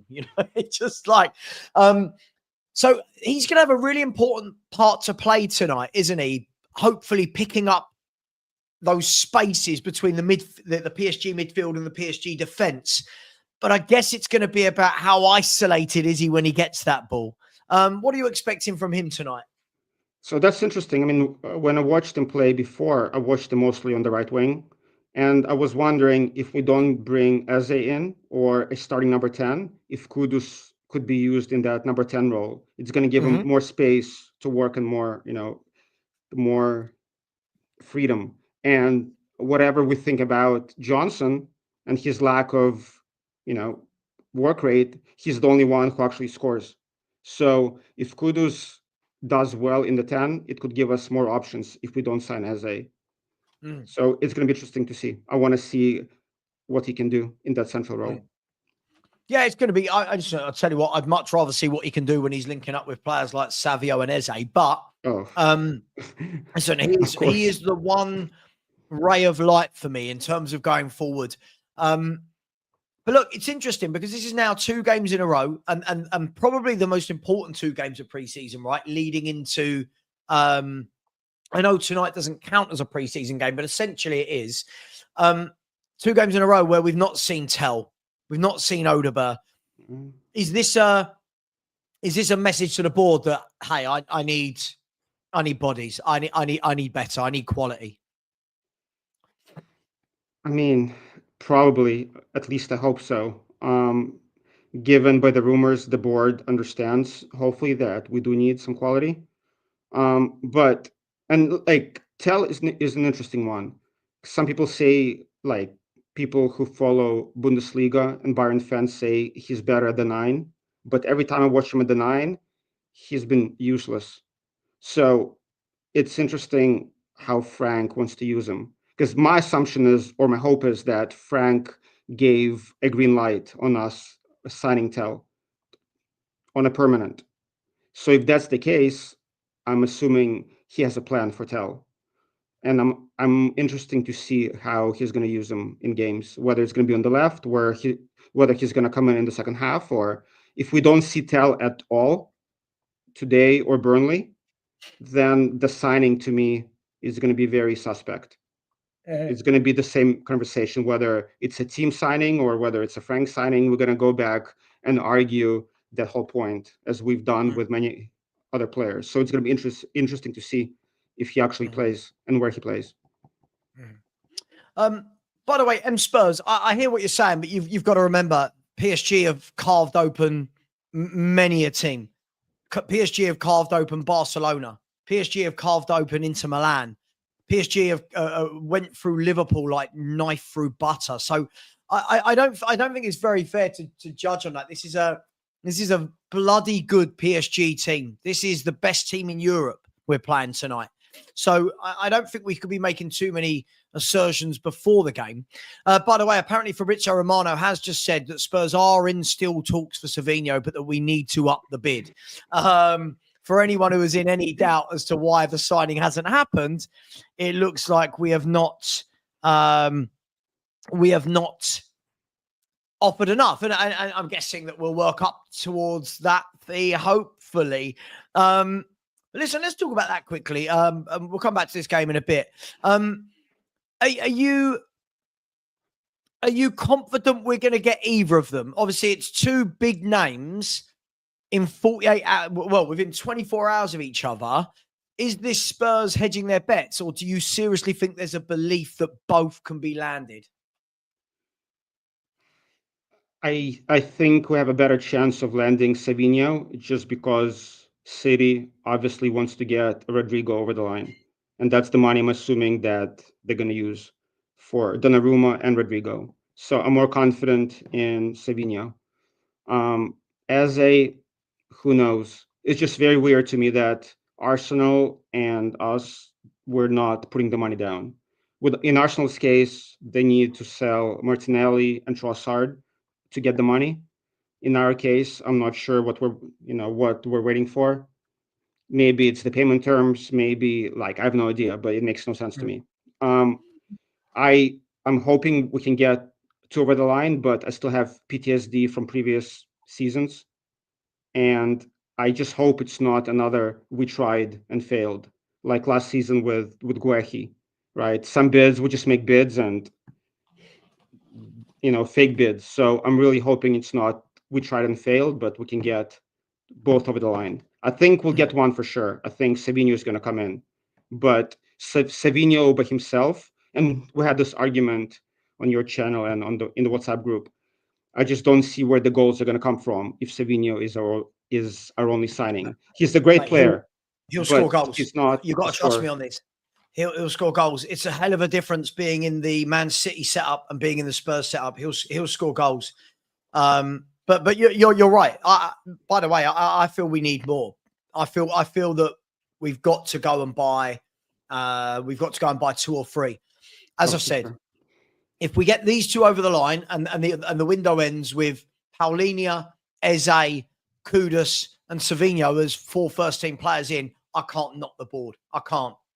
4 first-team players of that ilk, fair enough. And then we go again next summer. And then we go again. And then we go again.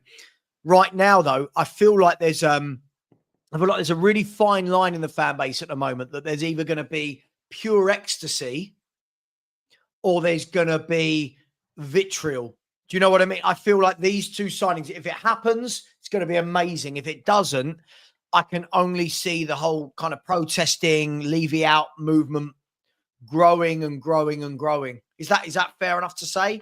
For sure. But the way I approach it, and you know me, I've been, I'm an Ange guy. But with the new manager, I just want us to have a plan. I want to see a plan. So what concerned me is that we're going for Savinho, but we signed Tell, and that 40 million could have been spent on number 10. So is Savinho just, we're, being opportunistic, which that's what it looks like to me. It makes no sense signing Tell for 40 million and then getting Savinho while we have Mikey Moore and Odegaard in the wings. So I just want to see a plan that makes sense, and I can wait 1 or 2 years with the new manager. So we'll see. Yeah. I absolutely make you right. I don't know why I stuttered there. I make you absolutely right, my man. Whoever the manager is, and honestly, I really wish that this fan base now would stop this whole Frank Ange thing. It's so boring at this stage. One's gone, one's here. Hang on. Do you want me to take him? No. If you pass him to me, I can hold on to him while you lock the door. Sorry, one of the dogs needs to go for a walk. The other one, it's too hot for that dog to go for a walk without having a heart attack. So I have to hold him while it all happening. Just make sure you get out quickly. Not up here. I'm at my house.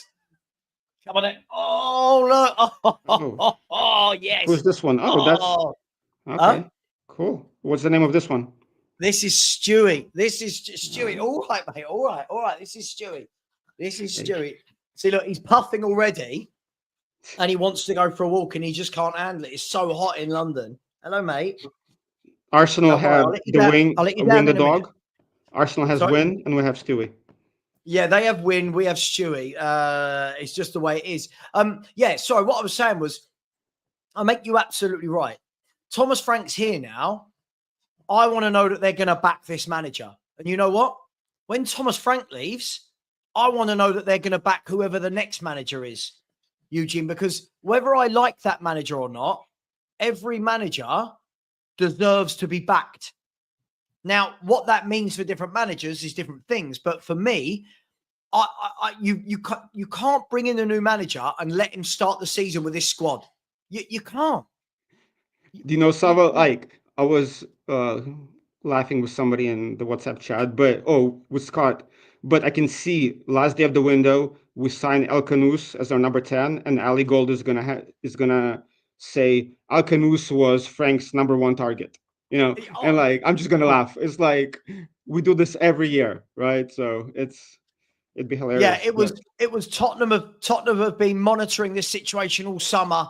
And it now was the right time. Just happens to be right at the end of the transfer window. And I think that's the key thing people don't want to see now, right? People have had their appetite whetted, so to speak, with Savio, with Eze. Anything downgraded from that now is where Spurs fans are going to be like, really? Is that sorry? That's what we got into the Champions League for. Now you will get those Spurs fans that start making videos. Oh, El Canous, baller. He's going to be generational. And, he fixes Spurs. I think the older school fan, I think the more mature fans, we will be like, nah, sorry, this is a crap window. And then I think that he's going to be under all sorts of pressure. Right. My only hope is that in the last few seasons, when the links were this like public, where Ornstein came out and said it and Fabrizio said it, other than Gibbs White, we usually got those deals over the line. Anywhere. I'm just opening a door. So I'm hoping that at this time where there's smoke, there's fire, that if Romano's reporting on it and Ornstein reporting on it, hopefully we'll get those done. And again, Arsenal don't want Eze, or it seems like they have no money. So like if Eze stays at Palace, I think both fan bases, both Arsenal and Spurs fans, are going to melt down. It's going to be a meltdown. I agree. Let's be fair. One of them will definitely melt down this summer. Possibly both. Because, listen, he's too... Look, I love Palace as a club, if I'm honest. I love what they're about. Small club, not a lot of money. Always identify good players. Tiny stadium. But Eze shouldn't be there. In my opinion now, I think he's done his time there, needs to move. But if Spurs are going to not get him over about 8 to 10 million, it will show, Eugene, that we just don't have the appetite. It will show that, Eugene, you know? Exactly. I get it. Let's just say 60 and 70 instead of 68. If Spurs can get to 60, but Palace are going, we want 70, that 10 million is going to be made up over league position with Eze, over how deep you go into the Champions League with a player like Eze. Surely costs more than that to not get him, right? It costs more than that 10 million extra to not go and get him. And the kid sales, I think Eze is the only player I can remember that every Spurs fan wants. So, like, if we bid the same as Arsenal, let's say we bid 68 million and he decides to go to Arsenal, I can at least say, you know what, we tried and he made the choice. The issue for me would be that if we don't even bid the amount that they want, and he ends up staying, or Arsenal on the last day of the window, they put in like a low ball offer and he goes there for like 55 million, then I'm gonna have an issue. So Yeah. I just want us to put the money down and he can make a decision whether he wants us or not. But I want us to force that decision. But do you know what? I mean, I've been saying this all week, right? By the way, just quickly, let's look at super chat. First of all, big up Blaine. Thank you very much. Very generous dude. Has said Czech group. Ornstein quote was out. I've seen it. Yeah, the Ornstein quote. Which quote? And this is the key thing.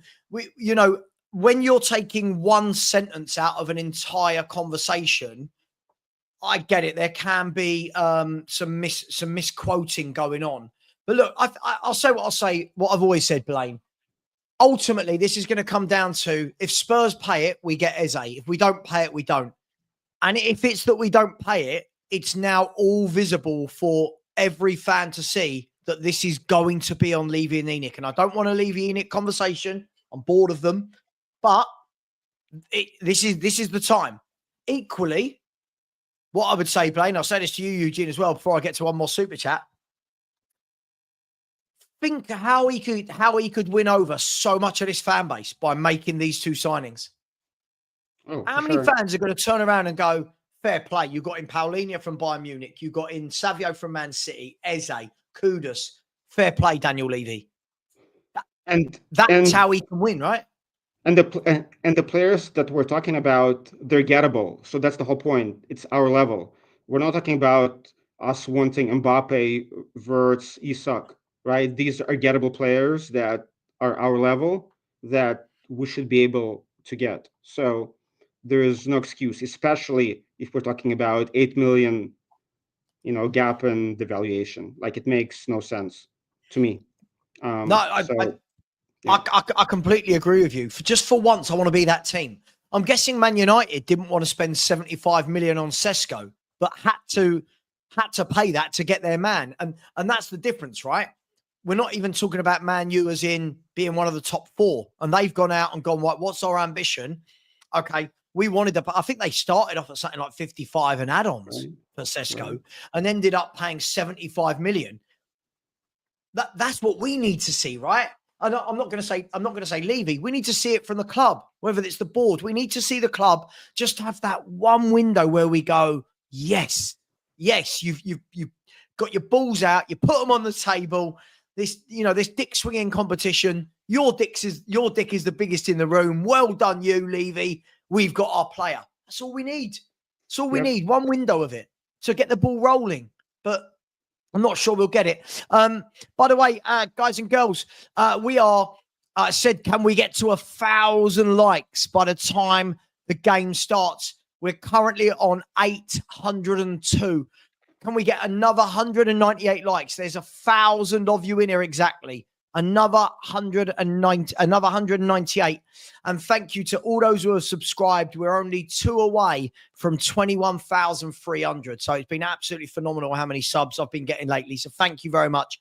Big up to the big Benji. Benji, is this you, Benji? As in on the show last night, Benji?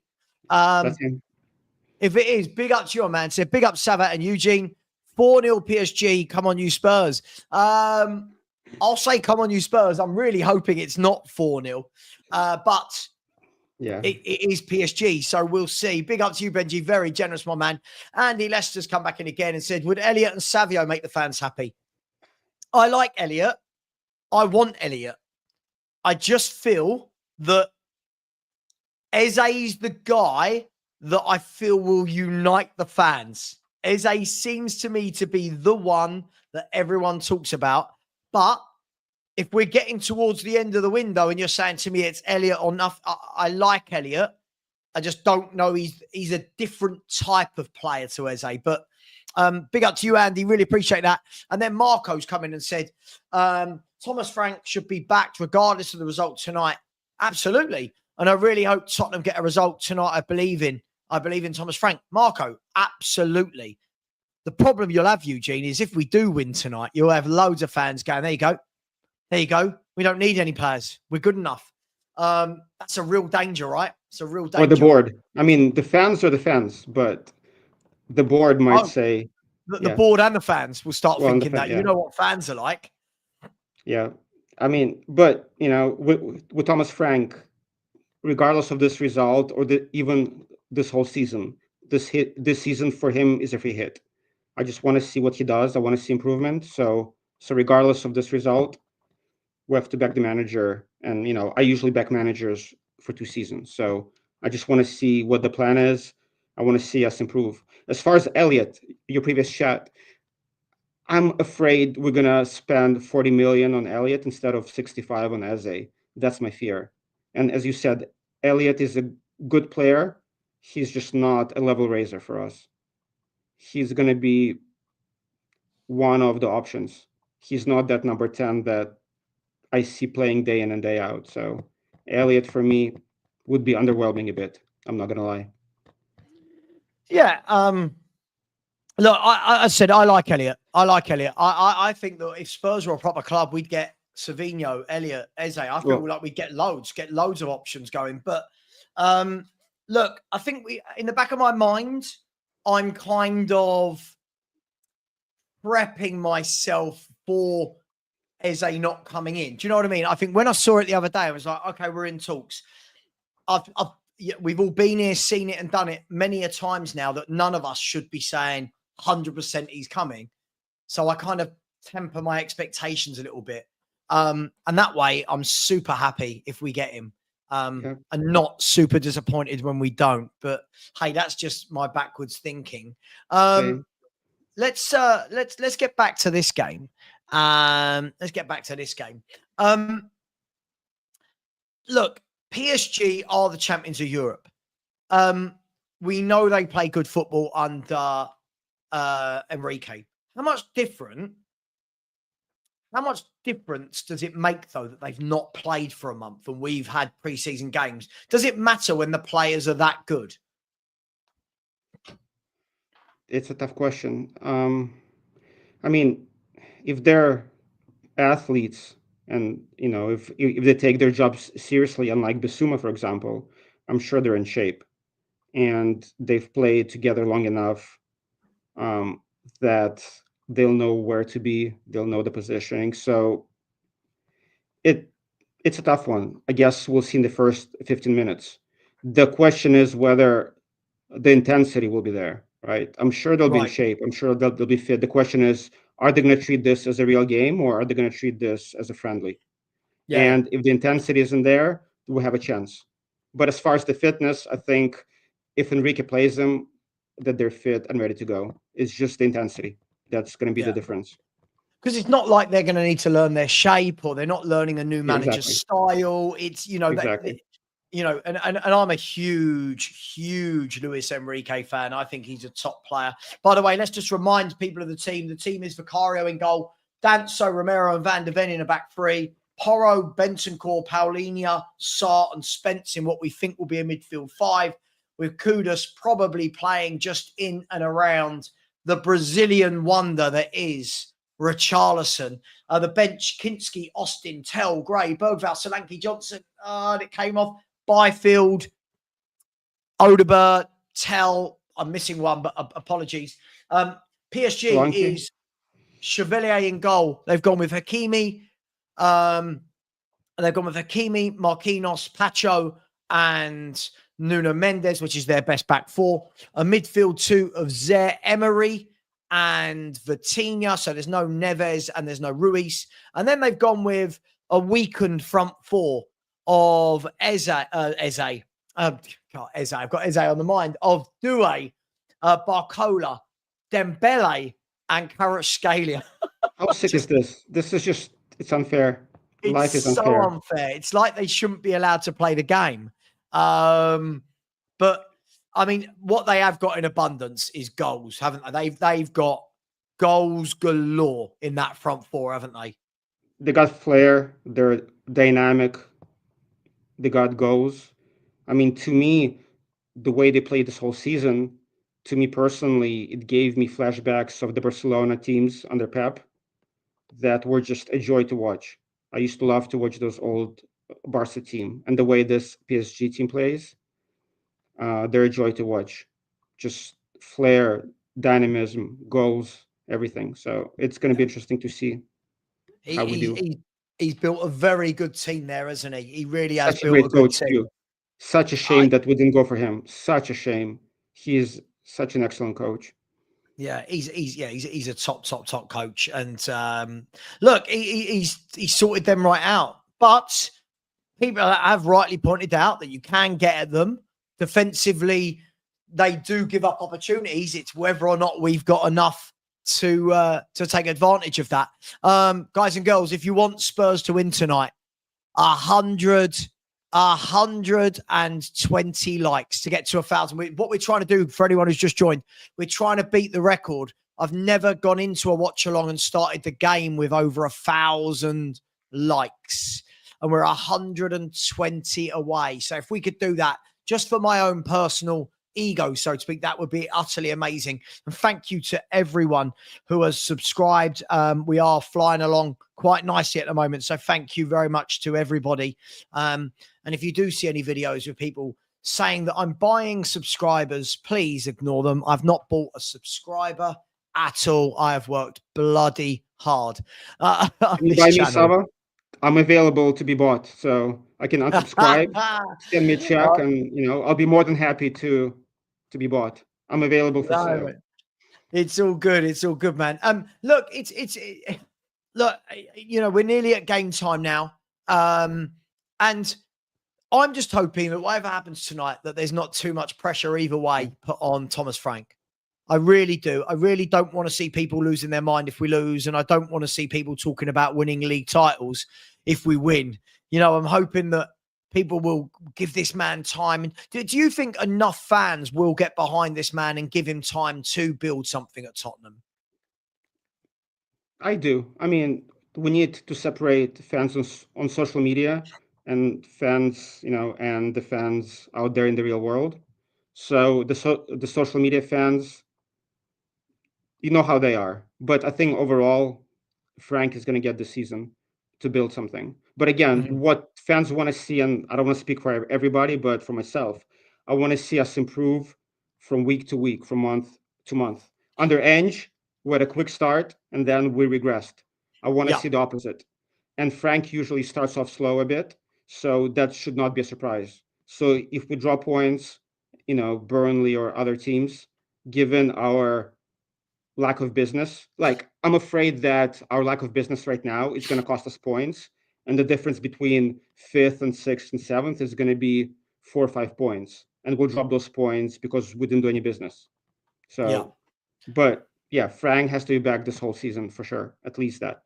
Do you know what? You make a great point. By the way, big up Chloe. Chloe's Crystal Palace. I think she's a season ticket holder. So we won't want to lose both Gray and Eze, but nothing we can do if you pay the money required and he wants to move. Palace fans won't begrudge him of that, considering what he has done. Listen, and we won't begrudge seeing him join us, Chloe. So if you could start a GoFundMe, please, a GoFundMe page, please, to help us get him, that would be absolutely amazing. Big up to you, Chloe. I hope you're well, and congratulations on the Charity Shield win at the weekend. It's been 2 very good trips to Wembley for you, or 3 if you add Aston Villa as well. I think you make a bloody good point there, Eugene, is that fans will need to remember, if we don't start brilliantly, they'll need to remember that we did start brilliantly under Ange and it all went downhill. So sometimes it's not the best thing to do. Sometimes it's building it up slowly and start to see slow but incremental increases. I just wonder whether, because there's so much bad blood with certain fans for Ange, whether or not, bless me, whether or not they will have that. Thank you. Whether they will have that patience. That's the key thing for me here. I think the patience piece, I think it will have less to do with Frank and more with the board, because we got lucky, we got into Champions League. This is our time. So if we don't bring in, 3 good players or 3 starters or 2 starters at least now, we're wasting our Champions League run. Because honestly, I don't know when's going to be the next time we're going to make Champions League, just given the way things are. So we need to fully take advantage of this opportunity. and put in a good showing in Champions League. So if we don't bring in Savinho, Eze, and maybe one more, and we start off slowly and we don't do as well as fans want, yes, we can judge Frank on what he does given who he has, but the questions have to be asked of the board about wasting this season. Absolutely. And this is what we were saying in the group earlier, right? What I said in the group was I think certain fans are being harsh right now. However, should the window end like this or with more young players who have done nothing, then I think a lot of people will turn. A lot of people are going to turn. So we'll see. Look, by the way, everyone in the chat, the game is going to start in 4 minutes. Eugene, I am not in a horrible way, but I am going to Thank you, love sir. you and leave you if that's okay. Good talking to you. Really enjoyed the chat for the hour or so. So enjoy the game, my man. Thank you so much for coming on. And I'll speak to you in the WhatsApp group. All right. Take care, bro. Really appreciate that. Thank you, mate. And just so you know, we're gonna bring that back up. Hopefully that has put me straight into the right position. No, it has not. There we go. There we go, people. We are 3.5 minutes. 3.5 minutes from the game going live. I'm going to ask one last time. There's 850 of you in here, and we are 56 likes away. Come on, let's get to 1,000. That's me. Let's get to 1,000 before the game starts. Come on, people. We can do this. If we all pull together, we can do this. And if we just miss out, that's okay as well. Big up to each and every one of you. I will, of course, do my best. Oh, that's just a little bit too close to me, that light. Sorry, bear with me 1 second. Oh, hang on. Got a bit dizzy. Give me 1 second. Hang on. Give me 1 second.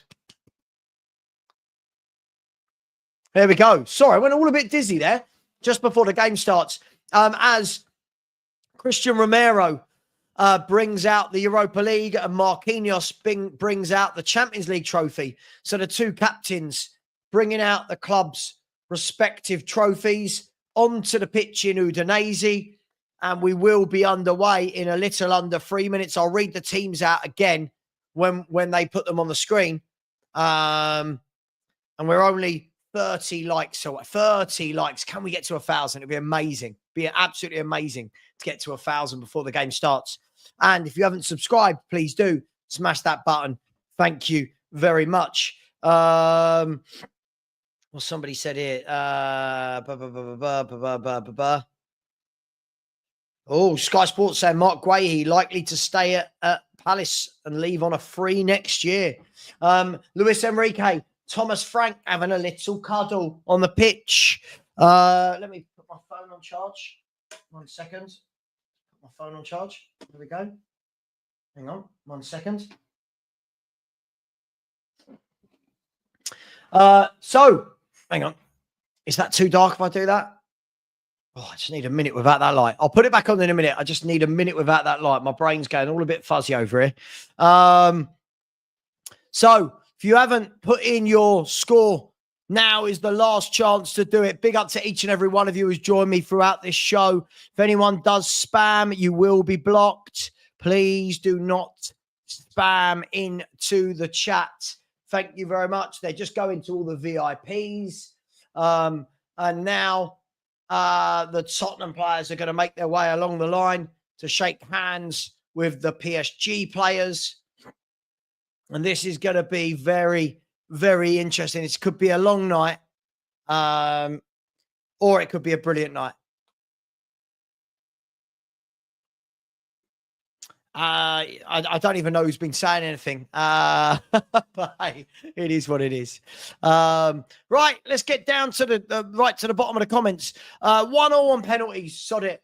PSG, Chevalier, Hakimi, Marquinhos, Pacho, Mendes, Doué, Vitinha, and Emery, with Kvaratskhelia, Dembele, and Barcola.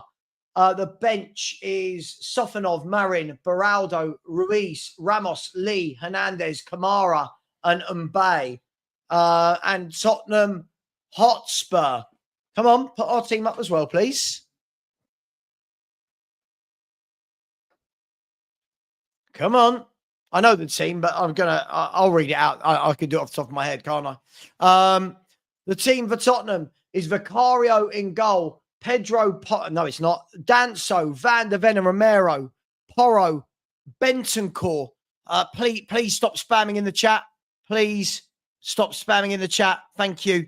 Let me start that again. Vicario, Danso, Romero, Van de Ven, Porro, Bentancur, Sarr, Paulinho, and Spence with Kudus and Richarlison. Let me move my chair so I'm a little bit more focused on the game. Marquinhos and Romero as the new Spurs captain speaking to the referee.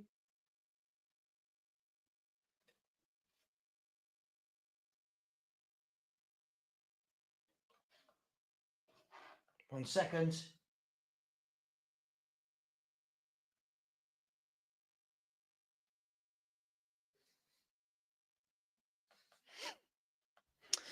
So the game hasn't started yet. Don't worry, people. The game has not started yet.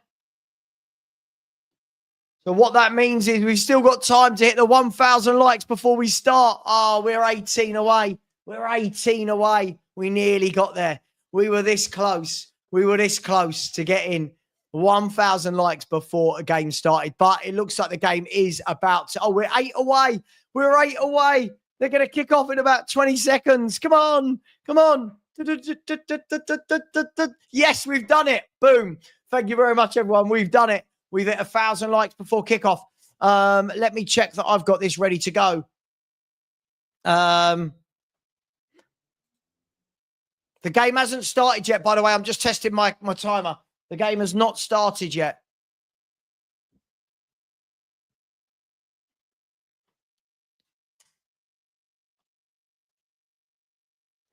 Right. Looks like the game is going to get off and underway. What have Tottenham got? What can we do? What have we been working on in training? Oh, I need that light off. I need that light off. Apologies if it's a little bit dark. Don't worry, guys and girls. The game still hasn't started yet. And it looks like Tottenham are going to kick off from left to right in the all-white kit. I do like the all-white kit. Here's Sarr. He gets us underway. And we're off. We are off. So Tottenham kicking from left to right. PSG from right to left. And this is going to be a real interesting a difference in tactics, should we say, being deployed here. Darren Fletcher and Ali McCoy are the commentators for BT, but it should be me. I should be working for them, shouldn't I? I should be working for them. Here's PSG. They've given the ball away immediately to Pedro Porro, who shoots from 25 yards, and his shot has whipped high and wide over the bar. But PSG gave the ball away to Porro in a dangerous area, and his shot went a couple of yards over the bar. But a nice effort to begin with there from Pedro Porro. Sorry if that's not bright enough. There we go. Is that okay? That should be okay. Obviously, I won't be able to get to the comments as much as I'm watching the game, but we will get to them at some point as the ball is won in there by Rodrigo Bentancur. But the ball is at the feet of Paris Saint-Germain. Here's Nuno Mendes. Plays it off of Pedro Porro, who's pressed him well. And out for a throw on. Down on the left-hand side that Nuno Mendes is going to take for PSG. So, throwing down the line. That's gone to Romero, who's played the ball back to Vicario. He's swept the ball forward.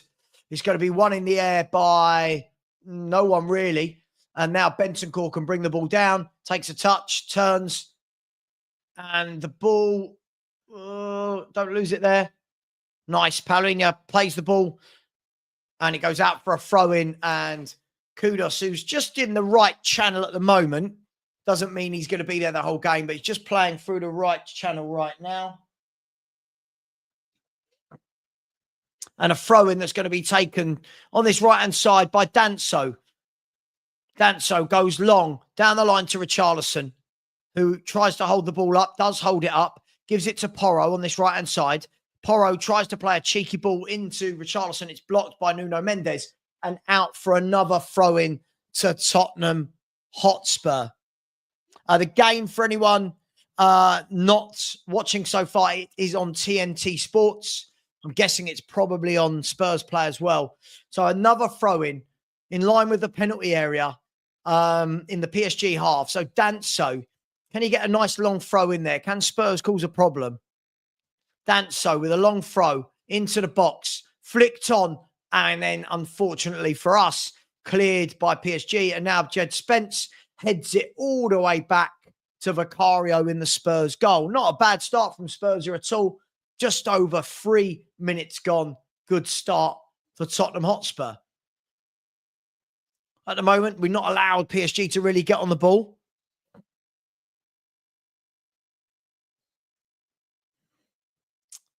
As the ball goes long, and there's Porro. The ball bounces over him, but he keeps it on and then gives it away. And now PSG, for the first time, are going to get the ball down on the floor. And they play the ball out wide to Hakimi. Hakimi into Kvaratskhelia. Now Kvaratskhelia again. That's a name I do not want to be saying all night. And they've played a really good ball down the line. But Jed Spence, great defending. That's why I have Jed Spence in my team over Udogie. Really, really good defending from Jed Spence. And what I will say is Spurs look very organised. Spurs look really, really organised here. Spurs look very, very organised as the ball goes down towards the halfway line. It's gone over all the Spurs players. Headed away by PSG, but given away. Porro on the ball again. Gets the ball down the line. And the referee's given a free kick for the late foul by Nuno Mendes on Porro. And already you can see that everything Spurs want to do, and this shouldn't be a surprise to anyone, is down the right-hand side with Porro, and Kudus is down on that right-hand side as well. So it makes sense. But at the moment, a good opening 5 minutes or just under 5 minutes from Tottenham Hotspur. So a free kick right down. It's just on the halfway line. And Vicario, just inside the PSG half. Vicario's going to launch this forward into the PSG penalty box. And this is where I think Spurs have really got to make the most of it. So Vicario swings the ball right to the back of the penalty area. One in the air by Danso. He's going to try and win it again. Vitinha can nearly clear it. Doesn't. Here's Romero back to Danso. Tries to get the cross in, but it's blocked by Vitinha. And then Hakimi can slice it all the way down the field. And at the moment, Spurs are having the better of the game without creating anything. Spurs are having the better of a game here against PSG. Just over 5.5 minutes gone. So here's Emery. Goes back to Vitinha, and the ball was played out. I thought that was the Spurs ball, but Vitinha leaves the ball to Hakimi, who's going to take the throw in down on the right-hand side, deep into the PSG half. And they've given it away again, have PSG. They look very rusty here, PSG, which is good for us. Jed Spence. Spurs look very well organised. Spurs look very well up for it as well. As the ball goes back to Vicario. Vicario goes long. Up towards Richarlison, who heads it down well towards Spence. Now Sarr. Sarr loses out, but Bentancur bails him out. And then Bentancur gets it back to Vicario, who calmly plays it into Bentancur. Now Van der Ven. Good ball into Richie. Richie plays a good ball to Kudus. Kudus takes a touch. And then I know what he wanted to do, but didn't do it well. Passed the ball straight out for a throw. I know what he wanted to do, but didn't quite execute it. But a good opening 7 minutes from Tottenham here. Good opening 7 minutes. We look compact. We look organised. And we're almost forcing a number of errors from PSG. But they've now found a good ball through to, I think that's Doué. Hey, what are you getting upset for? Sorry, I'm not talking to you lot, talking to the pug. Now the ball with Vitinha, who whips the ball wide into the feet of Doué, and he can slow the game down, gives it to Pancho. And now PSG just getting their foot on the ball in the last 30 seconds. Yeah, Vitinha now just starting to, played a really good ball out wide. That's gone all the way to Barcola. The first real attack for PSG. Barcola goes down the left-hand side, but Spurs have got two men on him. He lays it off. There's another good ball into the box. Good play by PSG. And then in the end was crowded out. But that was the first sign of PSG just starting to thread those balls through the channels and worked the ball well into the penalty area. But really well done there. Bentancur and Van der Ven went over to close down Kvaratskhelia. And in the end, his pass, shot, whatever it was, went out harmlessly for a Tottenham Hotspur goal kick.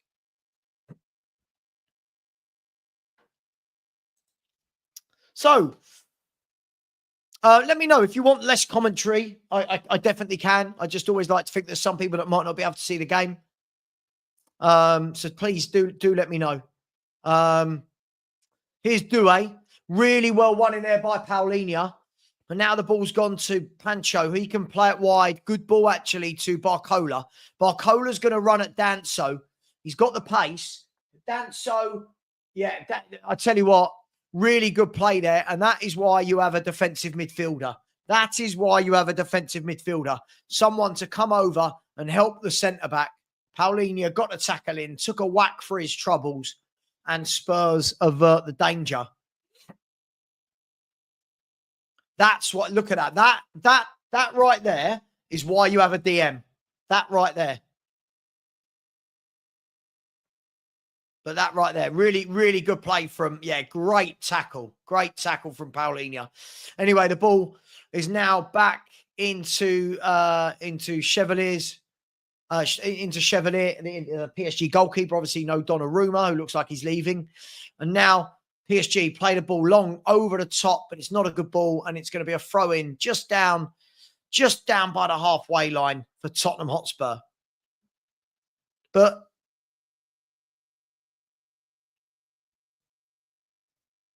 here's Jed Spence. Rolls the ball into Richie, who's held the ball up well. He's taken his man on, and then, unfortunately, that is everything Richie in a nutshell. I thought he did really well with the hold up, went past his man, and then just his touch let him down, and the ball rolls out for a goal kick.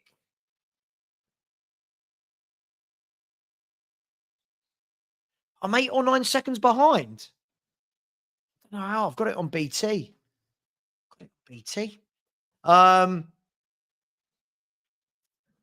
Anyway, Vicario sweeps the ball long. That's going to go out for a throw-in to PSG down on the halfway line.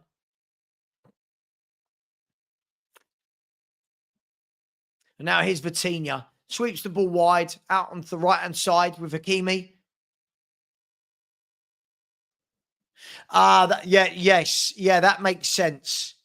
That makes sense. It's not me watching the game that's behind. It's the you. Yeah, got it.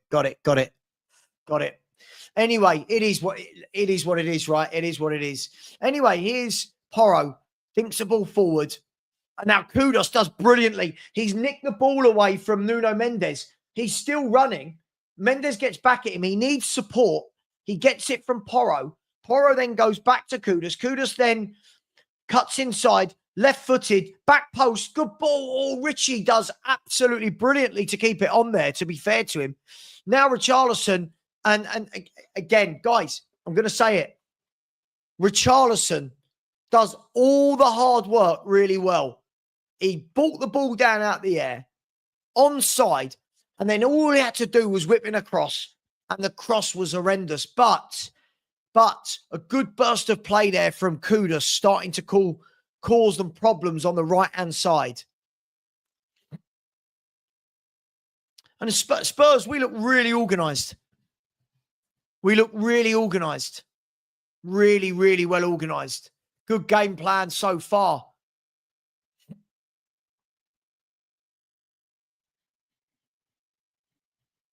Good game plan so far. 12 minutes in. Long way to go. But at the moment, Spurs doing very, very well here against the champions of Europe.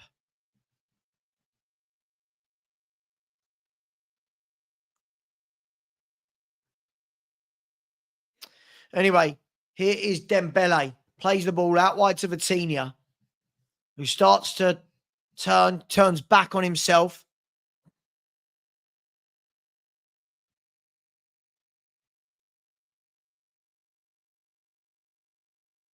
Any fake scores, you're going to be blocked. That's your last chance. It's your last chance. Fake scores will be blocked. This isn't the channel for children. Anyway, here's Bradley Barcola out on the left-hand side.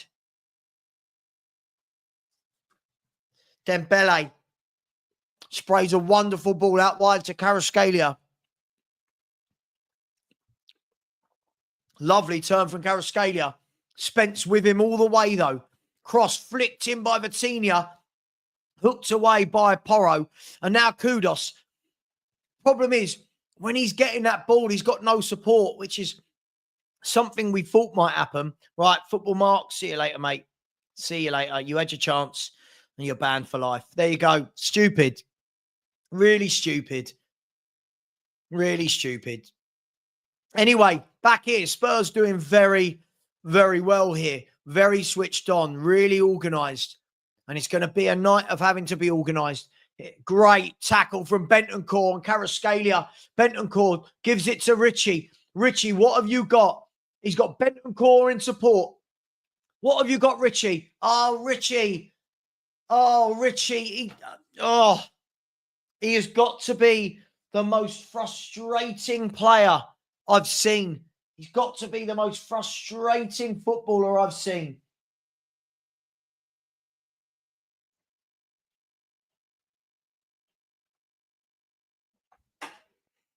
Oh, I don't know how anyone rates this guy. We had such a good chance on the counter-attack there, and Richie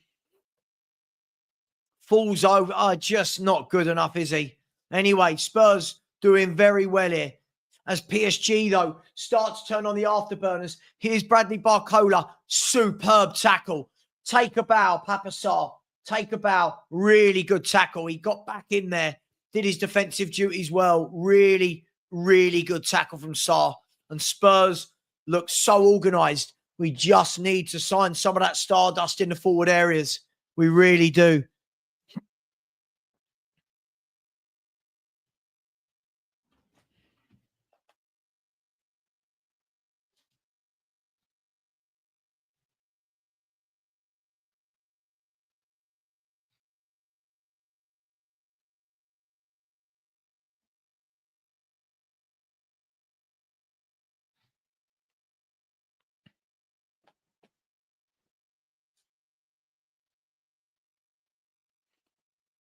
So, you haven't missed anything. Here's Kevin Danso throwing down on the right-hand side.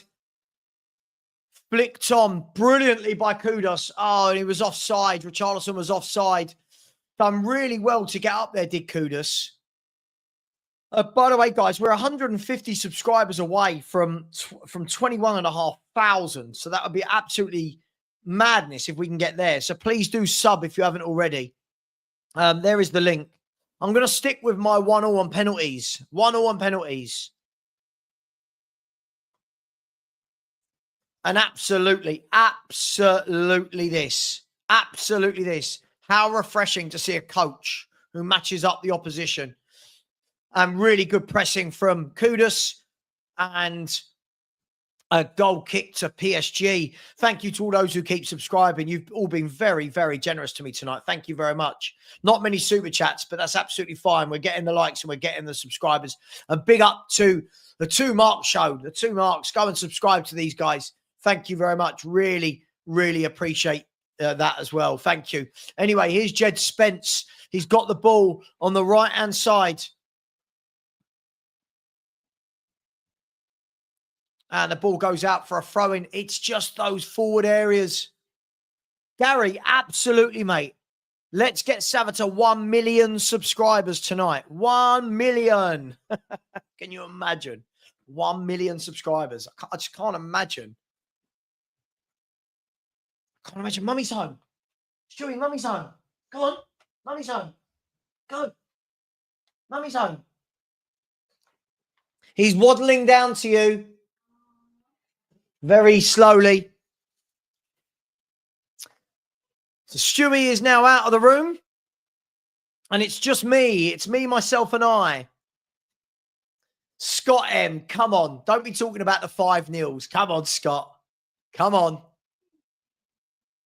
Anyway, free kick for Spurs here in a very dangerous position. Very dangerous position for Tottenham here. You've got the left foot of Kudus, the right foot of Pedro Porro, I think. The ball is whipped in, flicked on, and over the bar. Oh, Stanley's here. Hello, Stanley. Stanley's here with all his puffing and just been for a run, Daddy. I've just been for a run. Good. Doesn't he know Spurs are playing? How rude of my dog to not know that Spurs are playing.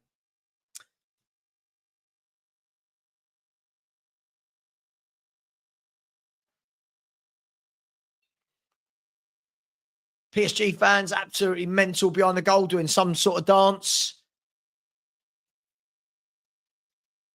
Anyway, just coming up to 19 minutes gone. Good 19 minutes for Tottenham so far. Headed away by Paulinho. And then Kudus brings down Nuno Mendes. Does he? No. Yeah, referee does pull back play. Tottenham look very, very organised here. I'm going to say that.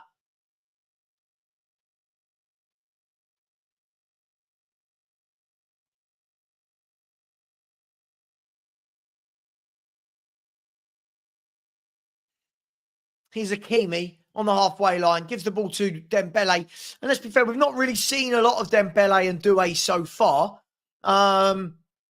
which is how we want it. But there's a good ball into Doué, as I say that. And he spreads a good ball over. No, really well done by Porro, cuts it out. And here's Kudus. He's working so hard. He takes the ball off Vitinha. He's got 3 men on him and does brilliantly to hold on to it. That's why I like Kudus. He's so strong on the ball. Here's Romero, plays a good ball to Richie. Don't lose it. Don't lose it. He does well. Lays it off to Bentancur. Bentancur goes back into Van der Ven, who puts on the afterburners. Van der Ven still running. Plays a really good ball down to Spence. Spence is running. Get that across. Oh, no. Couldn't get it across. Here's Van der Ven. Tottenham in a really promising position. Papa Sarr whips the ball across. And there's no one there. And the ball's gone out. But that was really good play. Started off by the ball fizzed into Kudus. Held it off brilliantly. Richarlison laid it off to Bentancur. And he just said to Van der Ven, go on, Mickey. Take the ball. He put the afterburners on. Slid the ball through to Spence. And if he could have just crossed it first time, we might have been in. But PSG have given it away again. Here's Rodrigo Bentancur. Thank you. How did you know I needed that? Did you have your dinner? Is it all right? You sure? I don't feel like it. I don't know. Your face is telling me something different.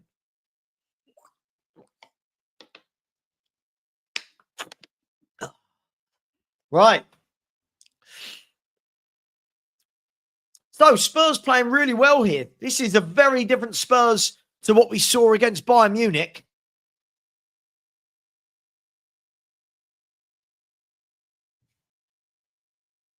I love this. Uber Eats have sent me a message. You have a free item waiting for you. I'm like, oh, what's that?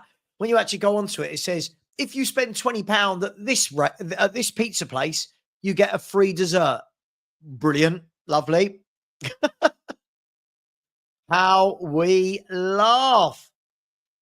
Anyway, here's PSG down on the left-hand side with Bradley Barcola. They've got to the byline. Good touch by Doué. A little bit of class. Then he gives it away, does he? No. PSG win the ball back. But Spurs are working very, very hard. And there's a free kick against Kudus. And the referee is just saying, just calm down a little bit.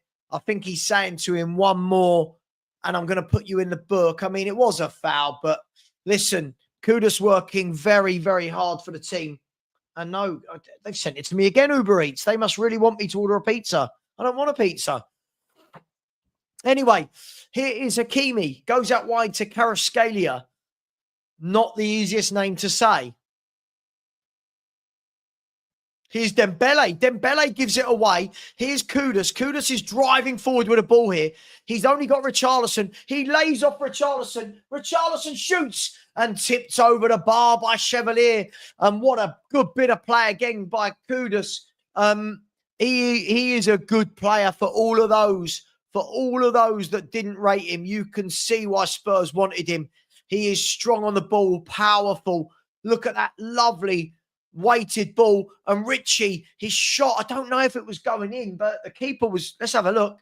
The shot, it was going in. Keeper should have saved it, did save it. And a corner kick to Spurs. And Spurs have played brilliantly here.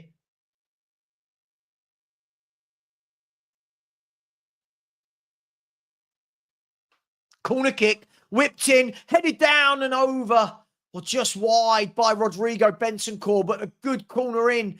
And I think Bentancur almost went a bit, I mean, he came flying in at it. I almost feel like he might have jumped a little bit too early and the ball headed wide.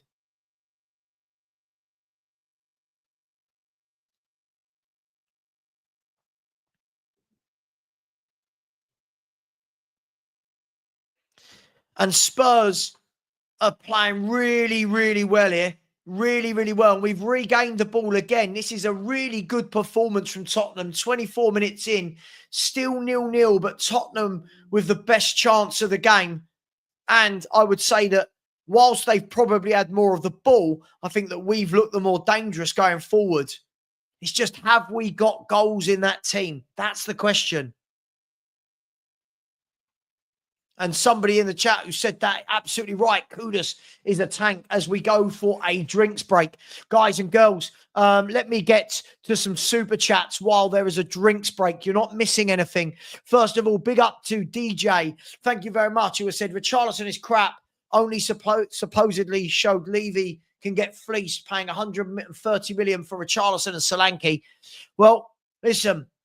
It's chances like that he's got to bury, right? We've got to see one of those fly in. But thank you very much, DJ. Cartman for chairman. Love a bit of South Park. Said, hi, Sava. Great show again. Much love. Much love to you as well, Cartman from South Park. Big up to you. And I'm a big fan of your cartoon work. Big up to you. And big up to a very generous $20 super chat from my man Patrick out there in America. Big up to you, Patrick McCorry. Said, that's to buy Mrs. Sava a bottle of wine for taking good care of you. So hang on. So she brings me a little bottle of Evian, but I've got to buy her a $20 bottle of red wine. Is that a fair swap? She said it sounds good to her. There you go. I will make sure that when YouTube pay me, we buy a nice bottle of, I don't know if she's really a red drinker, whites. I'm a rosé guy. I like a rosé wine. Maybe I shouldn't admit that. Anyway, the game is back and underway. Patrick, very generous as always. Thank you very much. And guys and girls, we are not too far away from 21,500 already, which would be 500 subs in 3 days. That's absolutely crazy numbers. Thank you, Patrick. Really appreciate that. Everyone in the chat now saying big up Miss Sava. Yes. Steins has said, where's the tattoo, Savvy? Where's the tattoo? Who's Savvy? What tattoo? And who are you? Big up to you. Thank you for being here. Thank you. Because you've had to subscribe to try and mug me off. So thank you very much. Oh, I do like it. Marios. My man Marios, I've told you, he's a bloody good footballer, Marios. He's a bloody good footballer. The problem, again, I'll say it, Marios, your age group only care about GA. Got to look at a bit more. You've got to look at more than that, my man. Big up to each and every one of you. Here is a Danso, long thrown in from the right-hand side, straight into the 6-yard box, nearly onto Romero's head. Bentancur brings it down, goes back to Danso. I'll be honest, guys, I like Danso. And the ball is headed out by PSG only as far as Bentancur, and he goes home. He goes home to Vicario, who goes long. I think he's onside there. Is Porro onside? He's done bloody well if he is. But Nuno Mendes is a good player. Yeah, he's got back hitting well there, Nuno Mendes. Really had a great season last year, didn't he? Big up as well in the super chat. Thank you. The Two Marks show again. The Marks, the elder statesman of the Spurs community. Big up to you, boys. And it was brilliant to finally meet you when you came over to mine for a barbecue, even though one of you did turn up at about 7 a.m. It wasn't, but it felt like that. Big up to both of you. I said, Kudus is different gear tonight. Yeah, absolutely. He's a top player, Kudus. I really like him. And we just need to get some really good bodies around him to play with. Thanks very much, guys. Really, really do appreciate that.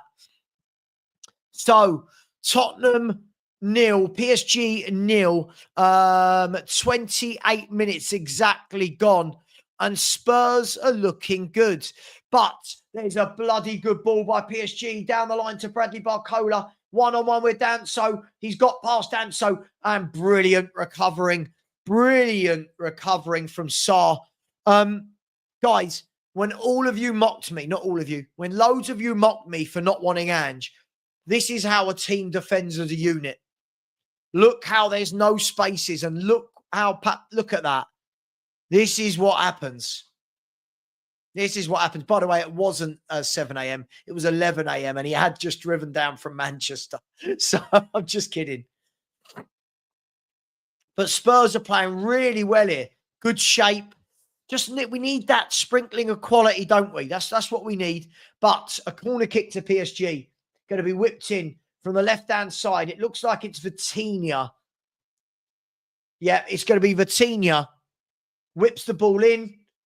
It's an awful corner, really. It has really good defending by Paulinho. And now Spence goes back to Vicario.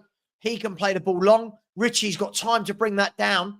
Gets away with a poor touch. Here's Richie, though. Spurs have got a break on here. Here's Pedro Porro. Pedro Porro slowed the game down a bit there. I thought we could have continued the run. Tell you what, how I do not have a job working for Sky Sports or BT is beyond me. I'm telling you, you should all write a letter to Sky Sports telling them I should have a job.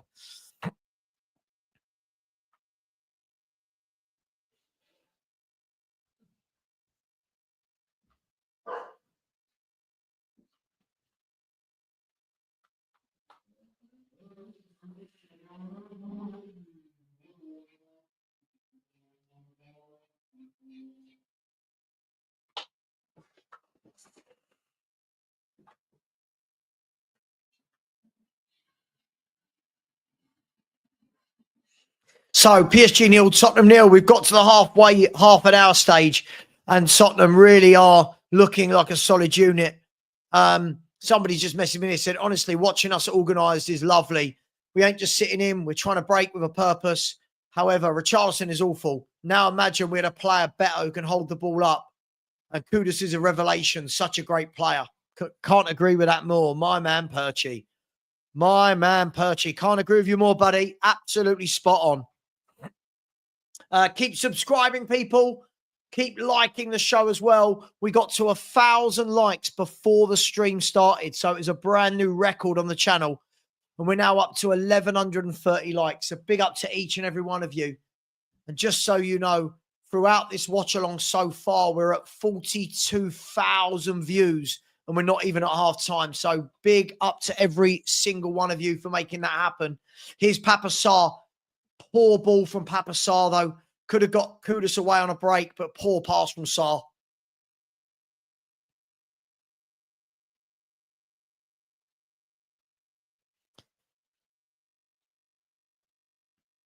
Anyway, now Sarr has won the ball back. A slip in midfield by Doué. Sarr's driving forward. He's laid it off to Porro.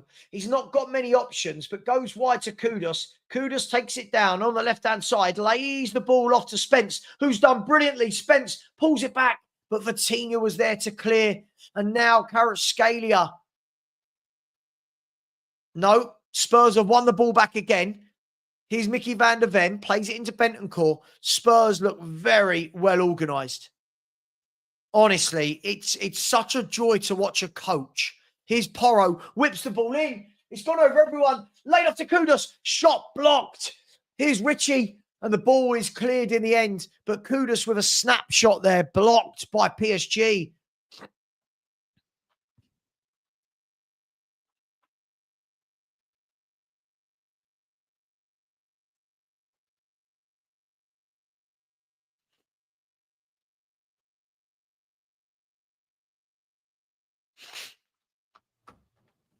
But still 0-0. But what a very good half from Spurs. Really good game plan so far from Tottenham.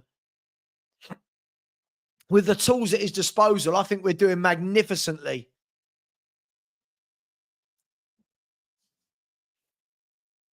Now imagine sprinkled a bit of Savio, a bit of Eze. Imagine that, guys. There's the ball down the line. Ball whipped in, and Vicario claims it nice and easily at the near post.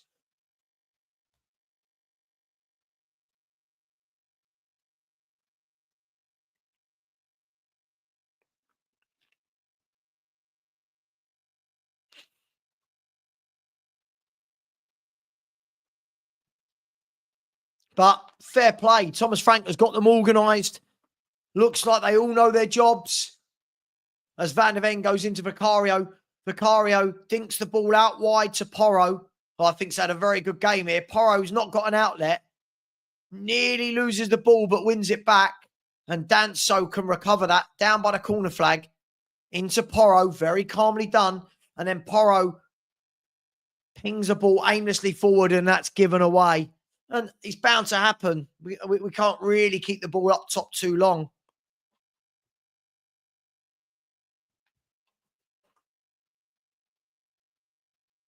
I'm going to call it now, by the way. Mr. Wignall in the chat. Spence, for me, is superior to Destiny Udogie. Absolutely superior footballer.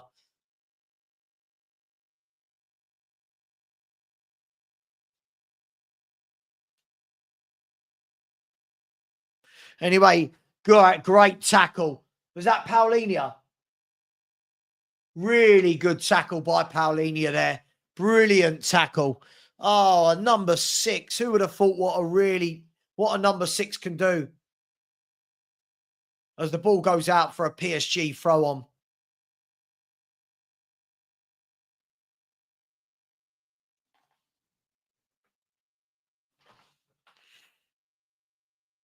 Here's Vitinha. Goes out wide to Kvaratskhelia. Takes his man on, does he? Crosses. It's blocked. And the shot from the edge of the box flew over the bar from Dembele. But to be fair, Spurs haven't really been under pressure here. We've defended well. We've closed the gaps.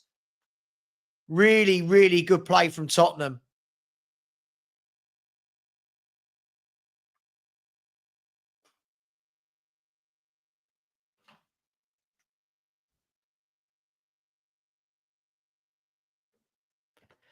Sorry, this has got to be a joke. Half-arsing.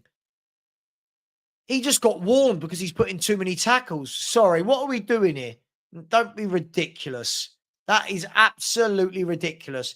Anyway, as the ball goes down the line, here's Bentancur, but hasn't quite got the pace to go past Hakimi. And the ball goes back into Chevalier. Mate, I don't know. I thought he's worked bloody hard here tonight. Kudus.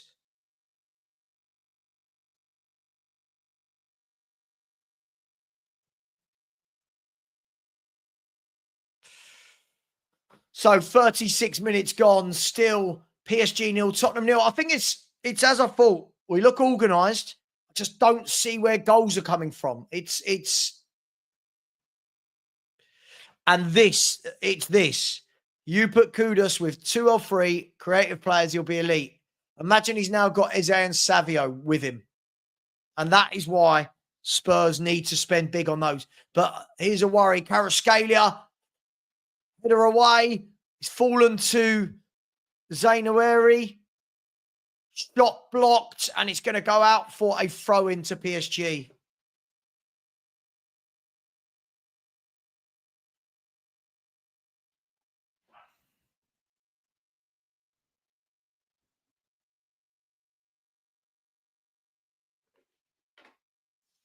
Are you talking to me? I think you've got the wrong person. I didn't have a problem with Jose. I think you've got the wrong person, mate.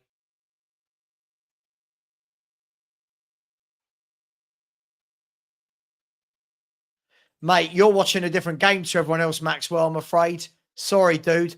I think he's worked really, really hard. He's done really well. Look at him there. Look at him there winning the ball. Look at him there. Winning the ball, winning the foul. Come on. Come on. Lewis, as I always said, when I need to wax lyrical, I will. I've not seen Spurs look this organised for years. Not getting carried away about anything. Not getting carried away. Saying we're working hard. Listen, what did I say before the game started? We will be in good shape. We will work hard. We will frustrate them. It's whether or not we've got goals in our team. That's always been my worry. No Madison, no Solanke, no Son, no Kulu.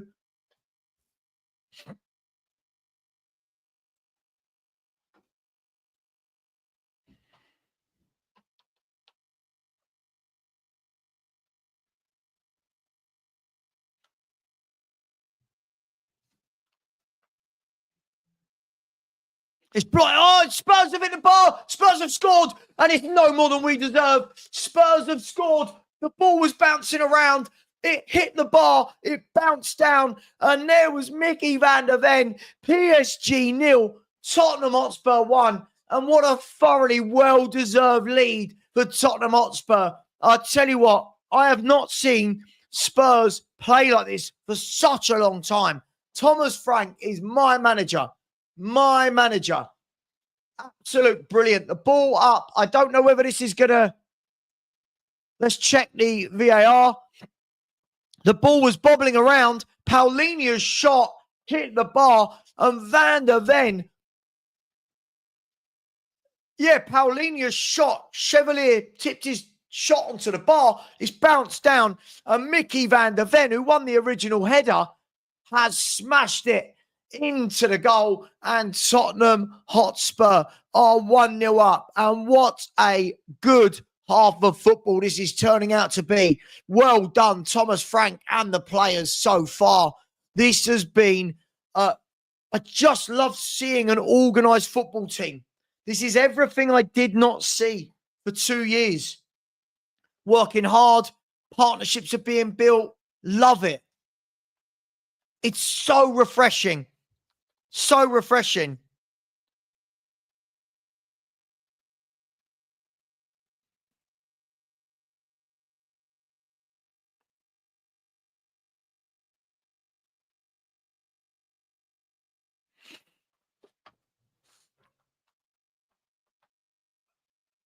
So refreshing.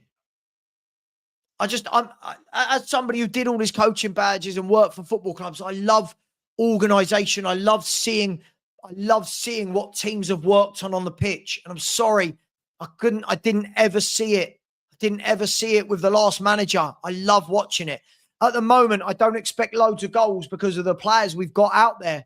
But what a well-organised team this looks. And now PSG, the onus is on them. Football heritage. Football heritage.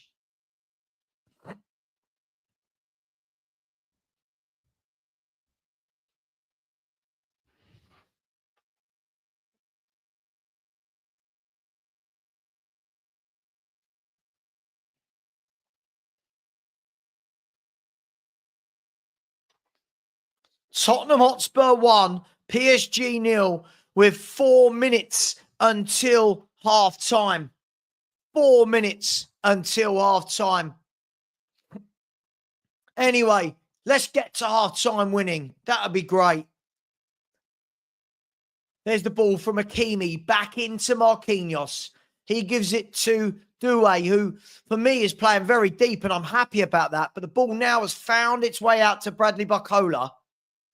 He takes on his man. He's gone past Porro. He's pulled it back. And again, Paulinia. That's why you buy a DM. He's not too old. That's why you buy a DM. Paulinia, whatever, really good.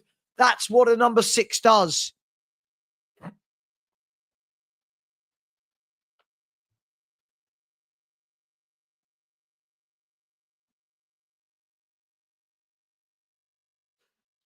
Here's Dembele into Doué, turns, shoots, blocked, corner kick to PSG. Absolutely love it. Absolutely love it.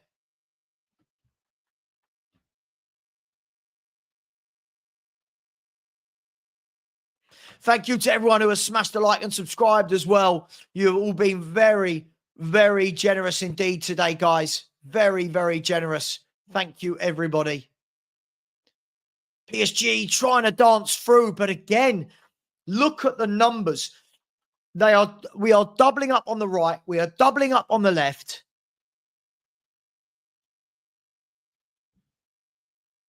Really good play from Tottenham. Really, really good play.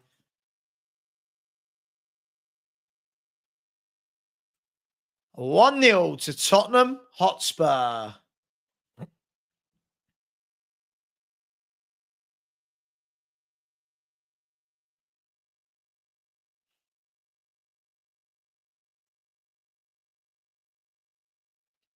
Mate, absolutely. Mate, I've always said, I'll be truthful. If I don't like what I see, I'll say it. If I do like what I see, I'll say it. And listen, there's a long way to go. We need to buy a lot of players. There's a long way to go, but just like tactics. Anyway, here's Richie, holds it up, lays it off to Kudus. Could we snatch a second before half time?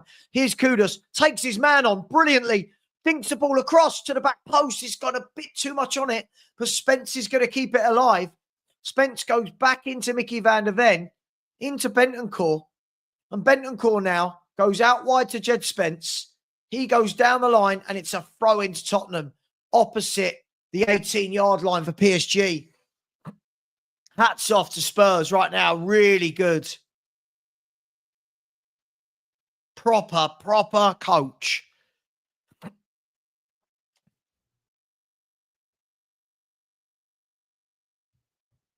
Just think there's people who are saying we'll get relegated this year. This team will not get... This manager's too good to get relegated. Anyway, here's Danso with a long throw. Can we go into a 2-0 lead?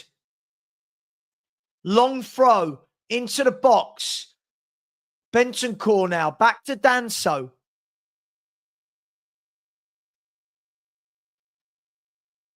Danso heads the ball across. Flick down. It's in a post. Oh, Spurs have hit the post. Oh, I don't know whether... I think he might have been offside, Richie, when the ball came back in. But if not, Spurs have hit the post. Yeah, it was offside. I thought it was. Yeah, I thought it was offside. Yeah. Anyway, Spurs win the ball back up high. And then the ball ends up to Chevalier.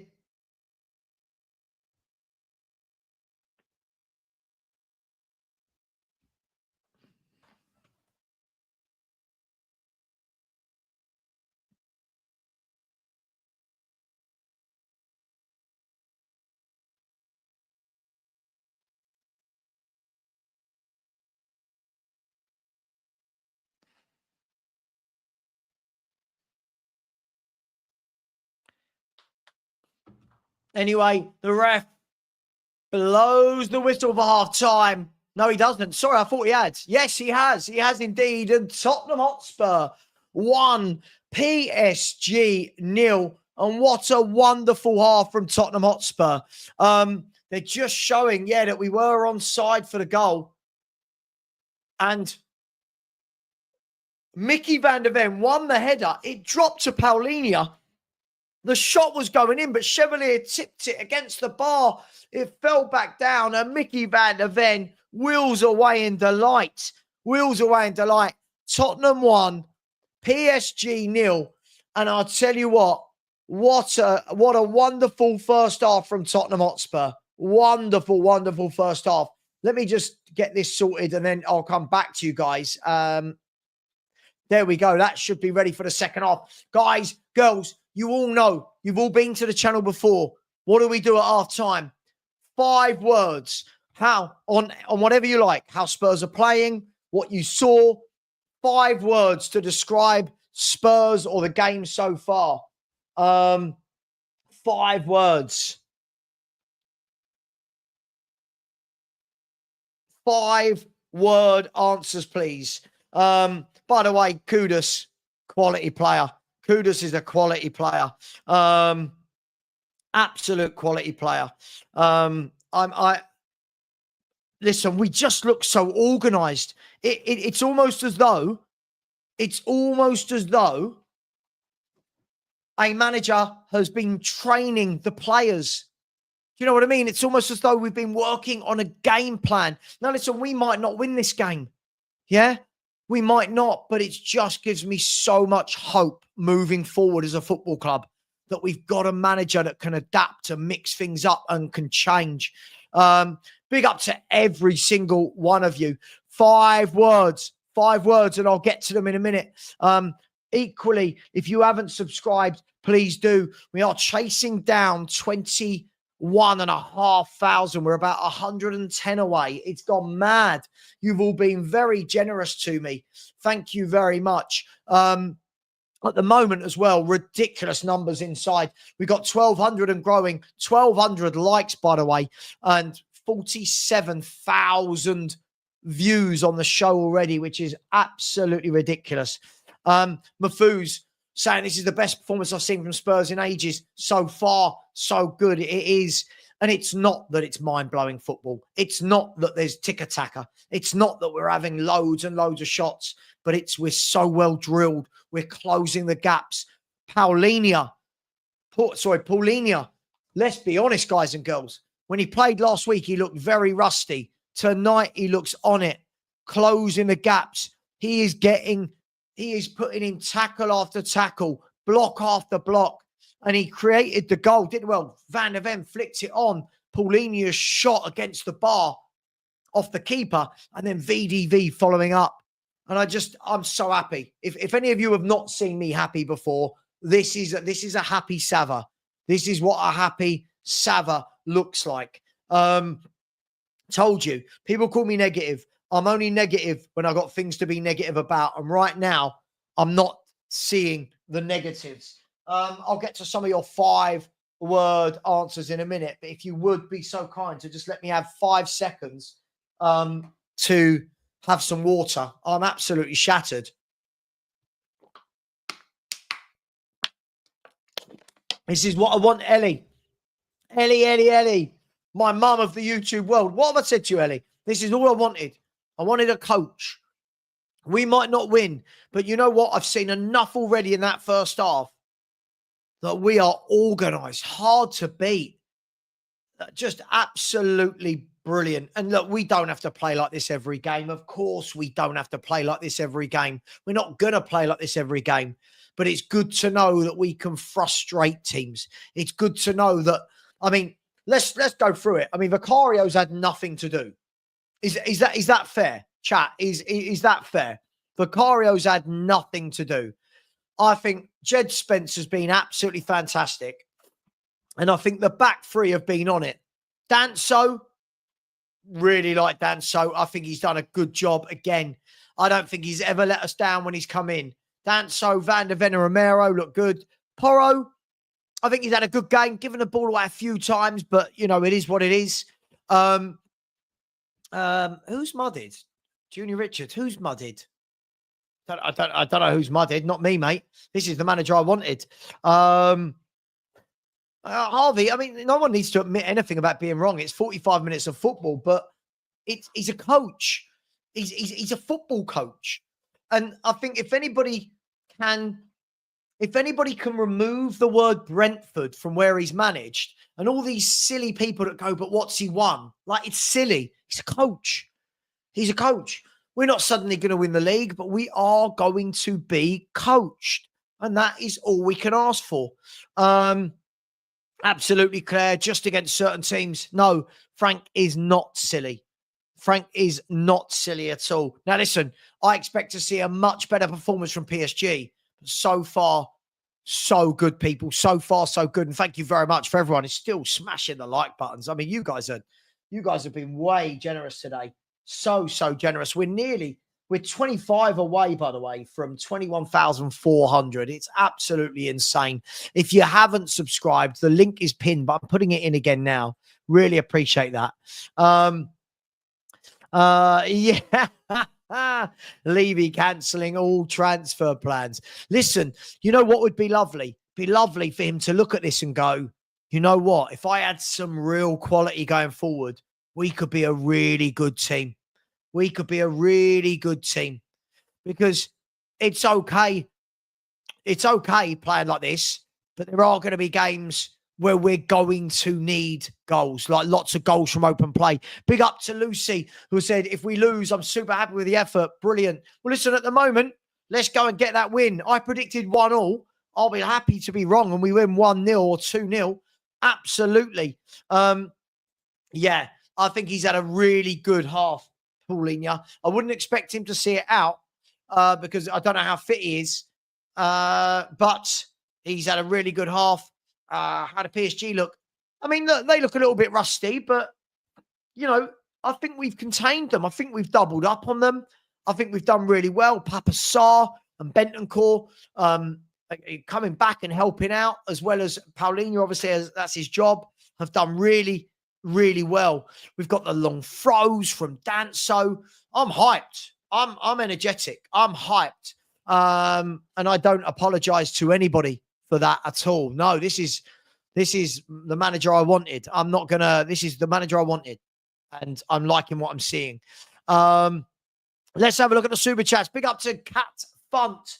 Big up to you, Cat Funt, who has said, oh, hang on, what's going on there? Who's messaged me here? 1 second.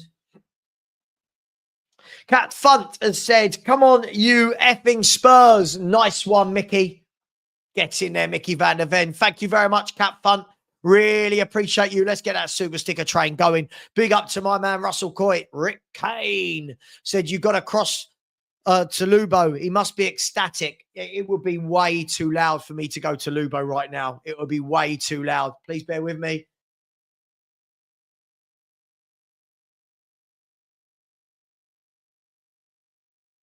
Two sneezes in a row. Two sneezes in a row. Big up to you, Russell. Really appreciate that. And I'm sure Lubo is loving life. Still probably hating Daniel Levy. Big up to you, Waka. Big up to you, Waka. As I've never seen Ange with a pen and paper in his hand, making notes or being so active on the line. Thomas Frank doing a lot more than Ange did already. Look, I think the key thing is, I think we need to move from that, don't we? We need to move from Ange. I agree. I think we need to move from Ange. We've got a coach. We give him the tools. We can have an exciting future in front of us. That's all I know. Thank you very much. Really appreciate that, Waka. Thank you. Big up to SMCCC18. It said, Thomas the Frank engine. Choo choo. Come on, you Spurs. Absolutely. Thomas the Frank engine. I really appreciate that. And for anybody who wasn't sure, Thomas the Frank engine. There he is. Big up to Video Complete. Sophia. Thank you very much. Said, we're now a team everyone hates us to play against. Well, look, it's early days. But again, we were very difficult to beat for Arsenal. They couldn't beat us. Newcastle couldn't beat us. Bayern could, though. Now PSG on at the moment. So I think there's a lot of work. There's a hell of a lot of work to do. But we're going in the right direction. We're going in the right direction. And that is what matters. Big up to you, Video Complete. Big up to Chop Cheese as well. Said, Sav, at the Yankee game with my Spurs shot on. You're at the New York Yankee game. Wow. Nice. Living the dream, aren't you? Over there. I'm in South London. Big up to you. Thank you very much, Chop Cheese. I really appreciate that. And big up to Andy Lester with the super sticker. Thank you very much. Really appreciate everyone's generosity tonight. Thank you, Andy. Guys and girls, I'm going to put the link in right now. If you haven't subscribed, please do. As we work our way towards 21,500 subscribers. Look, let's talk second half. It's going to be tough. Hang on, I've got loads. Oh, my God, so many stuff coming in. Oh, my gosh.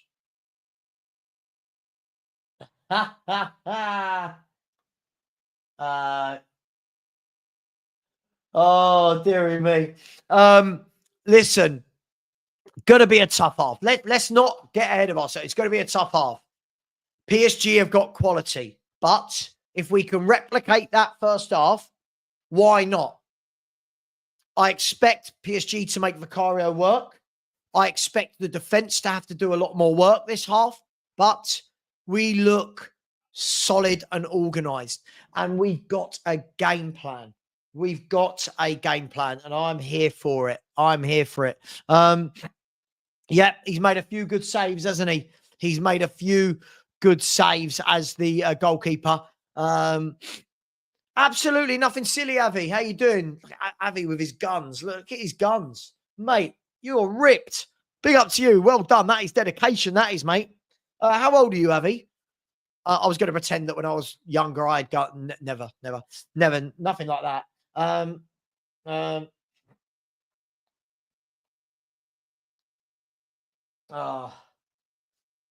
seeing what I'm seeing is I'm being sent some pictures of stuff, by the way, of the same people that didn't want Ange to leave, saying this is boring football. I mean, what are we doing?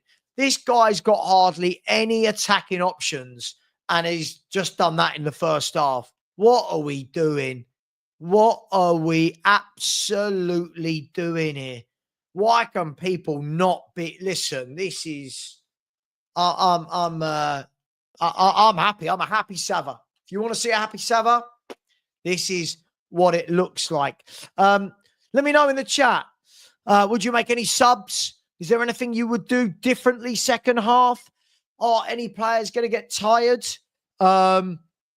People saying, yeah, big up to you, my man. Said, give Frank, Eze and Savinho and Nico Paz. Listen, even just the first two. Give him Eze and Savinho. Let's see what he can do.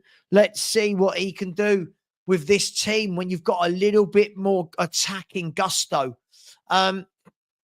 Look, I said 1-1 before the game. I thought I might have been a little bit delusional, but why not? Why not get the win? Why not? And I'll be right. Sean was, at the moment, what Sean said the other night. Maybe I was being too glass half empty the other night. So fair play to him. I haven't seen that news at all, that we're not. Who's that news coming from? Mad. Absolutely mad. Honestly, my WhatsApps go absolutely ridiculous when I'm live. Honestly, I've got like 20 different people. I'll get back to them after the game. Honestly, David, honestly, I don't want him back in the 11. For me, Spencer's got to play there this season. I think he's the better player. I really do. Big up to my man, James Flower. James, feel free to join after the game if you want. Hang on, let me put a link into some people, see if they want to come in after the game. Where are we? 1 second. If anyone wants to join at full time, feel free. Look, I'm not going to get too carried away. As I said, for me, winning this isn't the be-all and end-all, but the performance is what I wanted to see. Can he get them organised? Can he pick them up after last week's 4-0? And we're absolutely seeing that he can. And that's what we needed to see, some bounce-back ability. And at the moment, whatever's happening is great. As I said, yeah, the other day when people are going, the guy who had hardly played any football. And now look at him tonight. Look at the gaps he plugs as a number 6. It's madness. Said, Sam, I love how you predicted a positive result. It doesn't always go sideways. The people who predicted 5-0 clearly haven't done their homework. Listen, I changed my result because he changed the tactics. I think if we had played 4-2-3-1, I would have worried. And by the way, I'll get some super chats at full time. No, I won't. I'll do them now quickly. Big up to Emma Morton. Thank you very much. As always, really appreciate you, Emma. You've been very generous to me this last couple of months. So thank you very much, my friend. Really appreciate that. Really appreciate it as well from Chirpers or Chirpers. Says, dance so long throw master. Listen, it's a weapon, isn't it? It's a weapon to use. Big up to you. Thank you very much. And big up to my man, Corey. Said, what a difference a coach who gets football makes. Absolutely, my man. Love you to bits, dude. Thank you very much. I appreciate every single one of you as the players are back out. I'll let you know if there's been any substitutions. I don't think there has at the moment.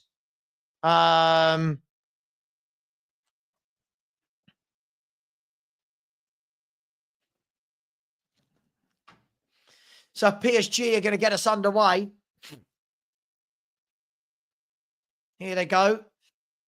It looks like it's Kvaratskhelia that's going to get us underway, is it?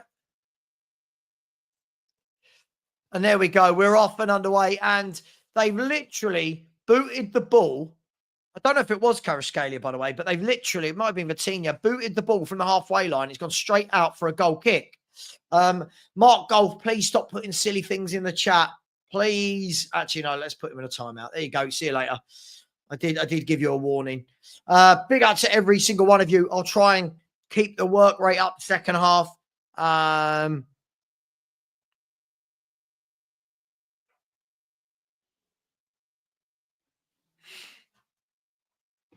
Anyway, here's Richie. Lays it off to Spence. Spence is one-on-one with Hakimi, but Hakimi got the better of that. But here is Paulinho. Lays the ball off to Romero. Romero now to Danso. He's going to pop that ball into Porro. Good ball down the line to Paulinho.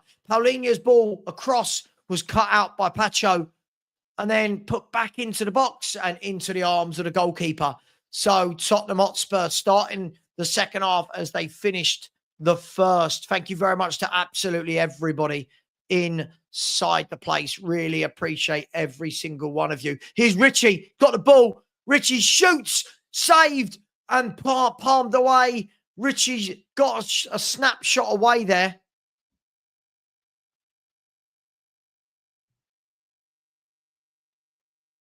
Good. Well, the ball was won back. It fell into the path of Richarlison. It didn't look like it was going in, but he done well to get the shot away. And Mickey van der Ven then fouled by Kvaratskhelia. And it's a free kick to Tottenham. Just entering the final third, into the PSG third. And thank you to all those who have subscribed. We're nearly at 21,400. Nearly.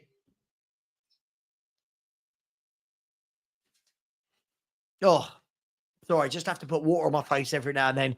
I've got a separate little bowl of water because it gets so hot under these lights. Spurs are 2-0 up. Spurs are 2-0 up. The referee looked over. He looked over to the linesman to see an offside that didn't come. And at the moment, unless there's a VAR, the free kick, we said there, Mickey van der Ven was fouled. The free kick was whipped in. And at the back post, the header down by captain Christian Romero into the bottom corner. Let's have a look. He's onside. He is, what a run. The keeper you'll ask questions about, but who gives a shit about that? Christian Romero, as captain, has fired it into the bottom corner. Tottenham 2, PSG 0. This is the stuff that dreams are made of. And PSG, we're giving them a bit of a lesson. Tottenham Hotspur 2-0 up. Negative Sava. Negative Sava. Wow. Wow, wow, wow, wow, wow. Really good free kick. Whipped into the back post. And Tottenham Hotspur are 2-0 up. And don't we bloody deserve it? Don't we deserve it? Yes, we do.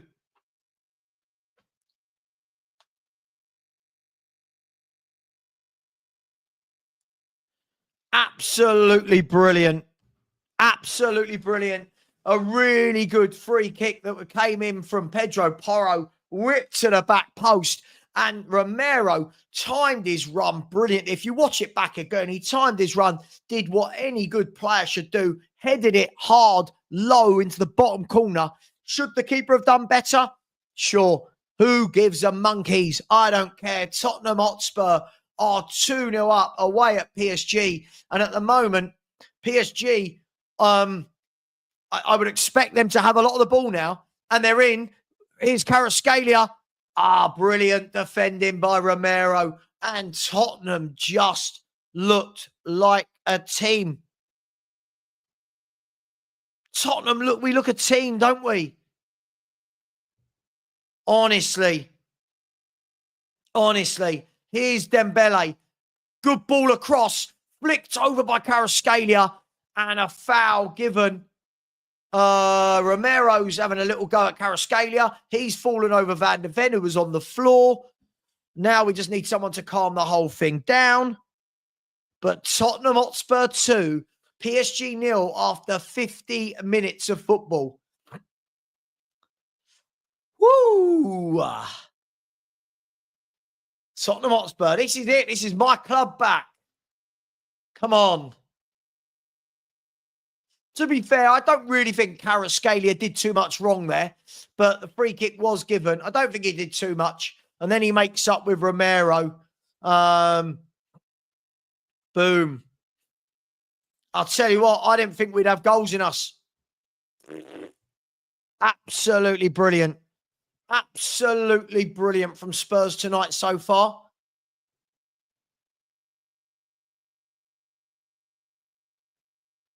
Wow. Big up to each and every one of you that's inside the house. Big up to all of you inside the house. Let me do some quick... Hang on, no, I won't. Sarr lays it off to Kudus, turns, dribbles past it. He's got 3 men and they get the ball off him in the end. And now Doué going the other way. He gives the ball away. Richie worked hard there. Goes past his man. What you got, Richie? And then he's pushed over and a foul and really good play. That's what he does well. He just can't score goals. Wow. Look, it looks completely different, doesn't it? It looks absolutely different.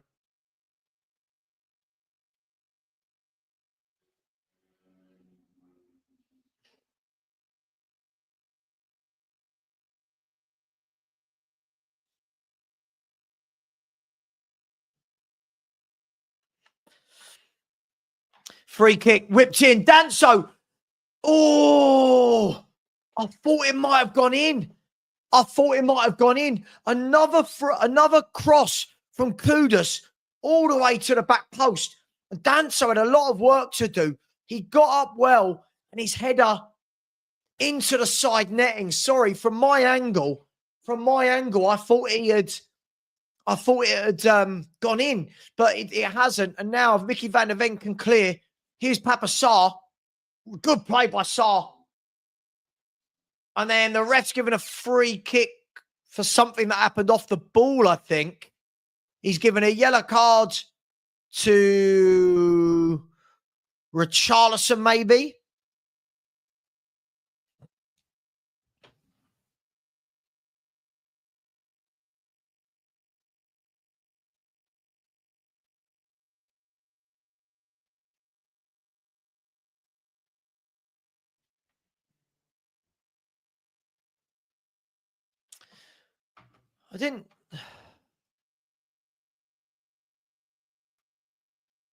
I think, yeah, he's given a yellow card. I think it was Richarlison kicking the ball away. I think it was Richarlison giving the ball away.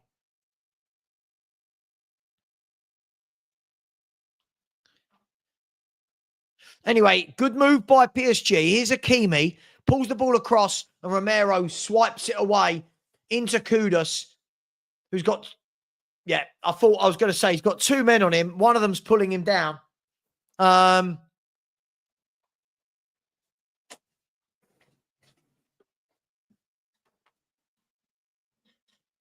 Sorry, for anyone, that noise, that was my Football Heritage TV sign. Does that look a bit freaky? My prank. Huh.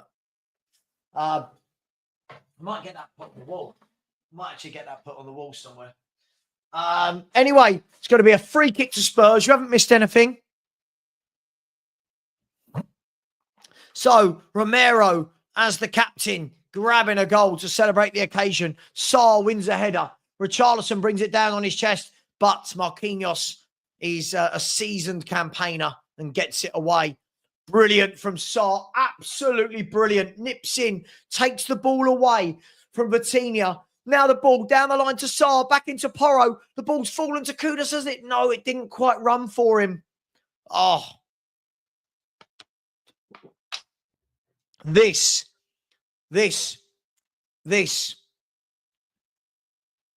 Great tackle between Romero and Danso. Brilliant work there. Don't foul him. Good tackle, Danso again. And then a foul on Richie. Brilliant play from Tottenham at the back there.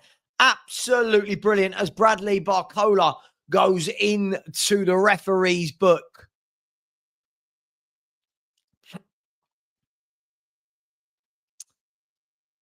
So happy. So happy. I'll still get people coming in afterwards saying telling me I'm in the mud for something. But so happy. So happy. Got people messaging me going, this team will get relegated. What? What are they talking about? Porro wanting a penalty, but wasn't going to get one there. Yeah, I know. Look, I know it's tiny, isn't it? I have got a pint of water here. Don't worry. Anyway, the ball played forward. Richarlison flicks it on. Spurs are beating the champions of Europe 2-0. Are you happy? She doesn't care. I can honestly tell you she doesn't care. The amount of pointless crap I tell her about Tottenham in a day. She pretends to be interested, but God, it must be boring. Here's Hakimi for PSG. Goes down the line to Kvaratskhelia. Great defending again by Jed Spence, who then wins the free kick. Really strong. Honestly, I don't want Destiny to walk straight back in this team.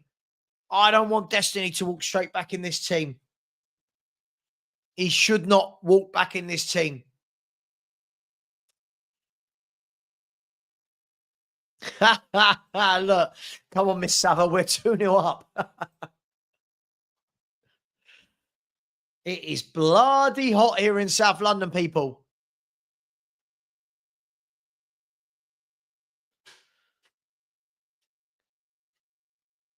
So PSG win the ball back with Doué. Really well done. Sarr's nipped in. Here's Kudus. The ref's going to give a foul. The ref is going to give a foul there. And a yellow card for Pacho. Papa Sarr nicking in. I tell you what, Papa Sarr in the press today has been absolutely brilliant. I don't think he's the greatest footballer I've seen, but on the press, in the tackle, he looks like a man possessed. He looks like a man possessed.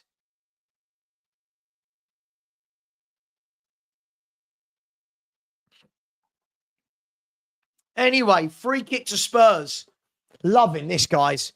Loving this. And this is why I wanted Thomas Frank.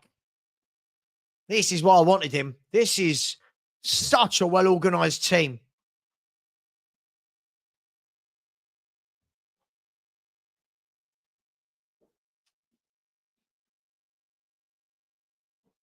And what a job Jed Spence is doing, by the way, against one of the best wingers in the world. Anyway, here's Pedro Porro. It's a long way out. I would say you're probably 30 yards out.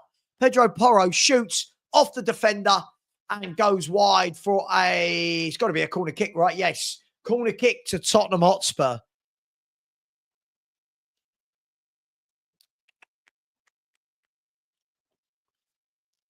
And can Tottenham, we're half an hour or so away from starting the season with the UEFA Super Cup in the bag.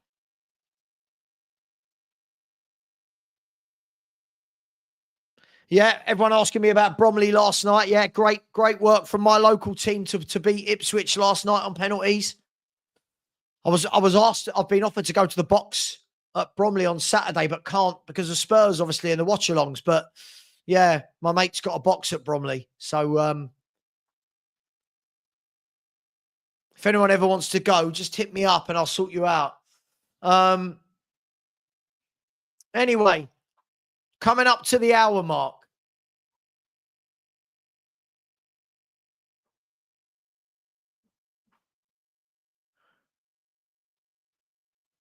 Really, I like it. I mean, I'll be honest, I was expecting probably have to see a lot more sitting in. And we haven't. You know, we've gone at them. We've gone at them. Really good. And there's going to be a substitution made here.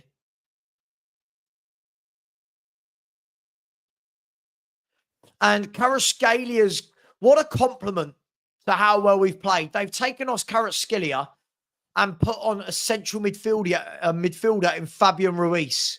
So you'd probably think that Esre Doué will go into the attacking wide area with Ruiz taking the position in the middle. Good control by Richie. He does well in those areas, just not in front of goal.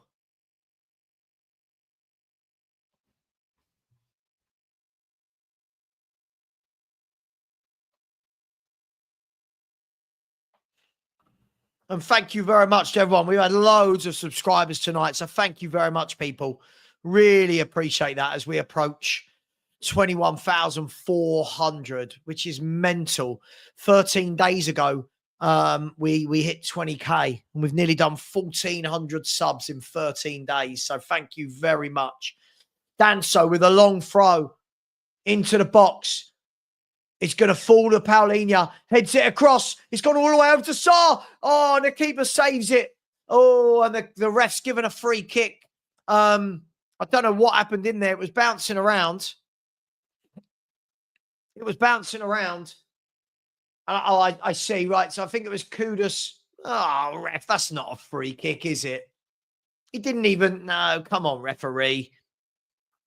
But the time is whittling away to 90 minutes.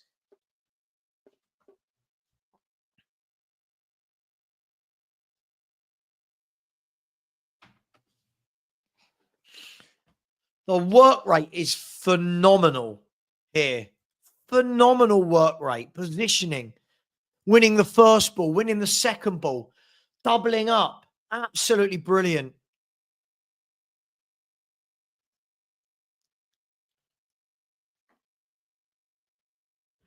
Danso, hats off. I think he's been brilliant tonight. Kevin Danso. There he is again. Brilliant.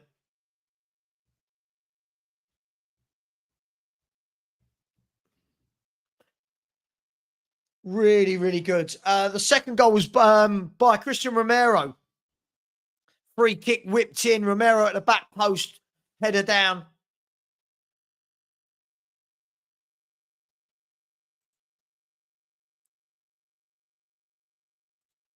Anyway, here's PSG flying forward on the right. Superb. Superb work from Rodrigo Bentancur. Absolutely brilliant, Rodrigo. That was brilliant. I can't fault any of them. I really can't fault any. Even Richie's work rate is phenomenal here. Night and day.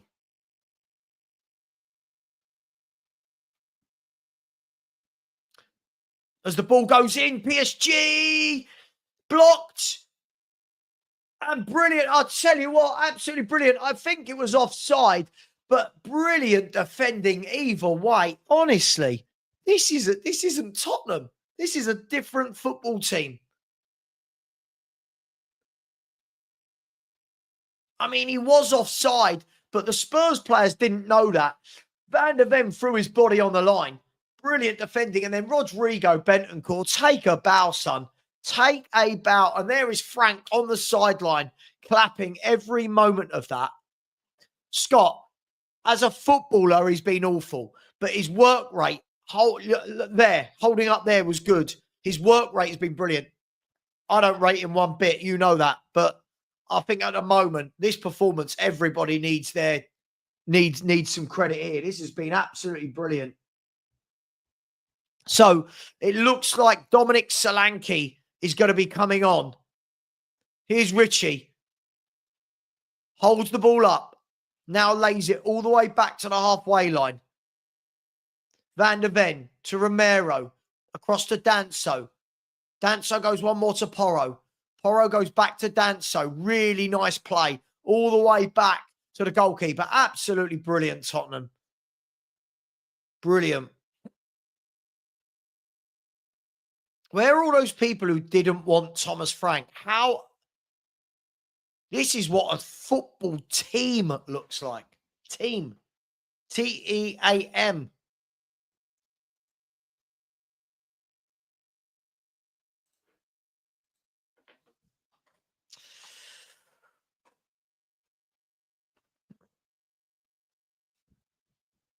Ball goes forward. Pat Massar, is he onside? Brings the ball down, shoots, blocked. And the referee, the linesman puts his flag up in the end. I hate that rule. Just put the flag up. Absolutely, Lewis. And that's the way it should be, right? Playing for their places.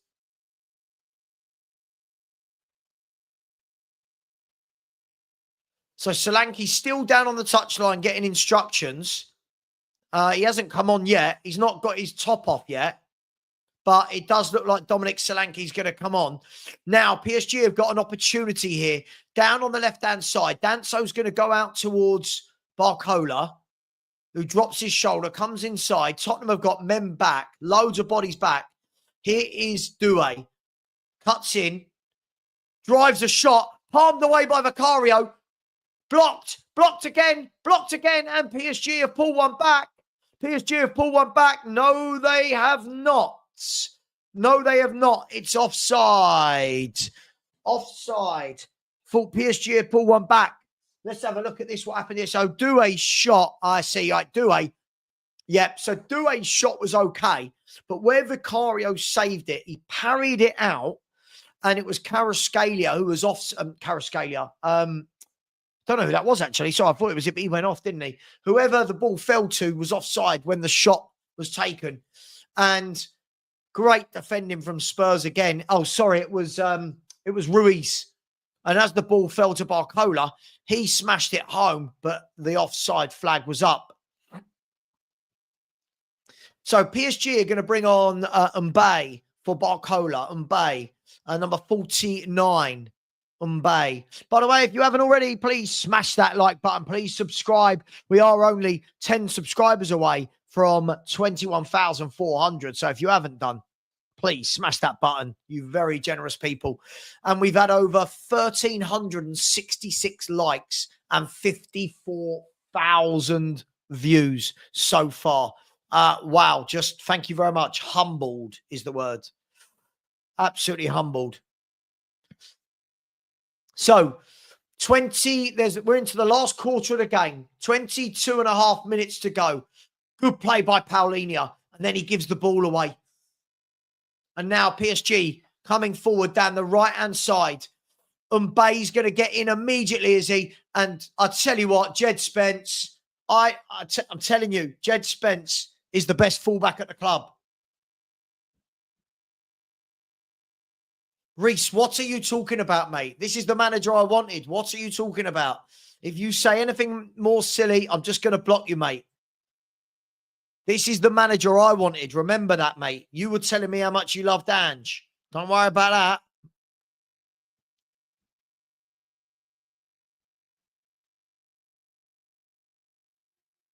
No, mate, absolutely, Rob. Absolutely, Rob. Look, fans like this. I think we've made PSG look crap. I think we've been exceptional. They've surpassed my expectations.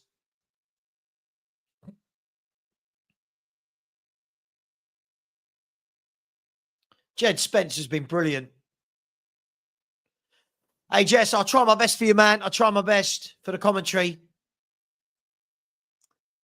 Spurs have got 21 minutes to see this out. I don't know. What's Spence? 24? Is he 24, 25? Don't know, to be honest.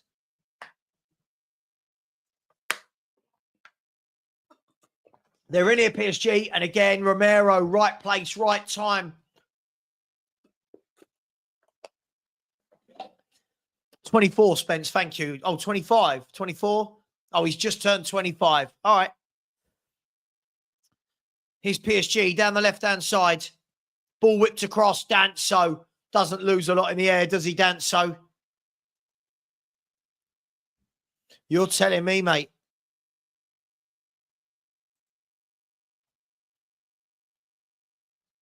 Cross comes in, easy for Vicario. And I do think that Archie Gray and Dominic Solanke are going to come on now, I think. Archie Gray and Dominic Solanke, I believe. Is Richie chasing the ball down, but Marquinhos using his experience to get the ball back into the arms of Chevalier. I'm probably saying his name all sorts of wrong, but I don't know everybody's pronunciation. PSG having all the game. You would expect that, right? You would expect that. They're 2-0 down. I would expect them to have the game. I've got a feeling, I think it will probably be Bentancur or Paulinho off and Richie off. PSG moving the ball nicely at the moment. Spurs holding out. Here's Hakimi. Is that Lee Kang-in that came on? I think it was. I might have missed that. Sorry. There's a shot fired wide by Dembele. 71st minute of the game.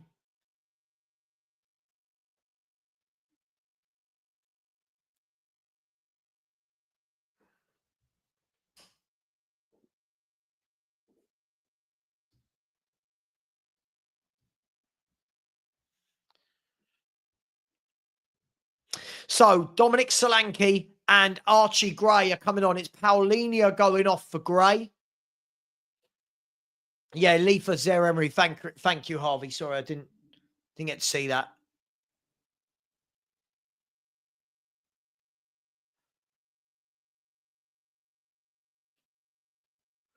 So Richarlison and Paulinho off. Archie Gray and Dominic Solanke on.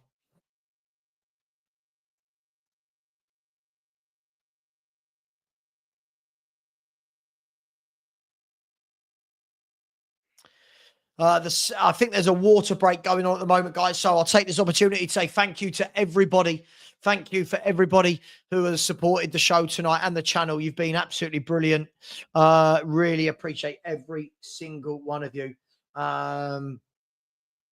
Really, really do appreciate every single one of you.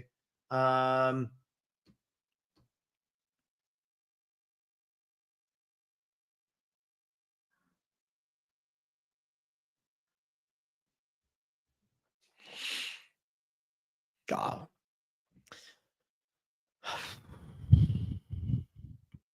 72 minutes gone. That means there's 18 minutes to go for Tottenham Hotspur to see this out.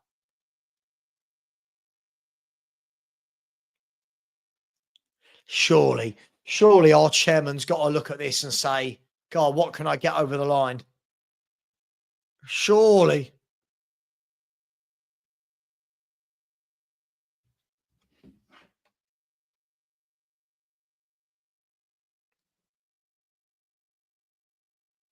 Surely. Lubo's just messaged me and said, what an effort from all 11. So true. So we've got Solanke. Good to get 20 minutes into his legs. Good to see Archie Gray's on the pitch to see what he can do. They just got to pick up where the other two left off. Work rate. Get behind the ball. Win the tackles. Get it forward moving quickly.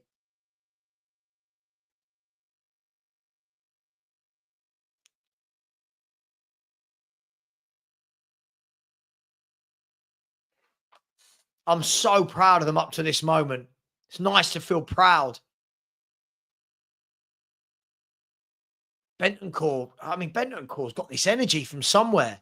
Got just from somewhere. I don't know where he's got it from. Absolutely brilliant.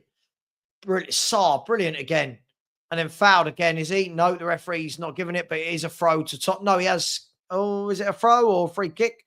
I don't know, but we are now up to 74 minutes. 74 minutes.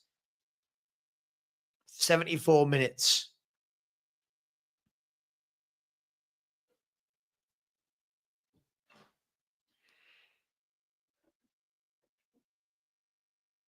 As the header's flicked on to Kudus, but the referee has stopped and given a free kick to PSG for something.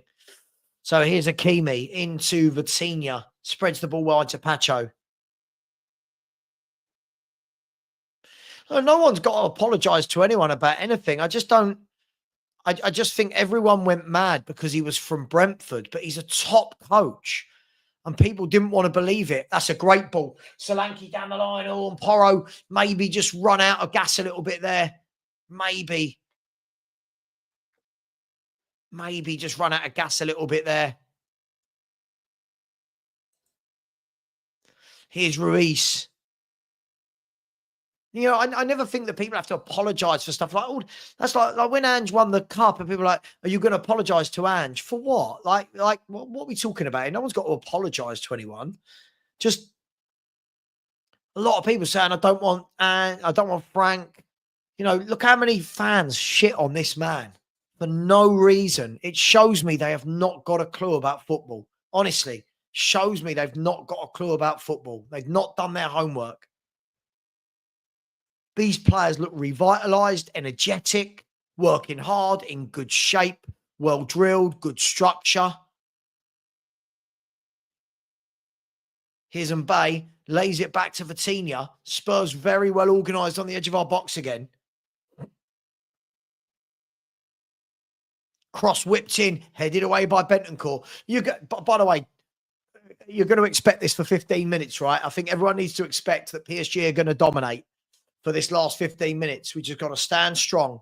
Cross comes in from Hakimi all the way over past the penalty area, over to Doué.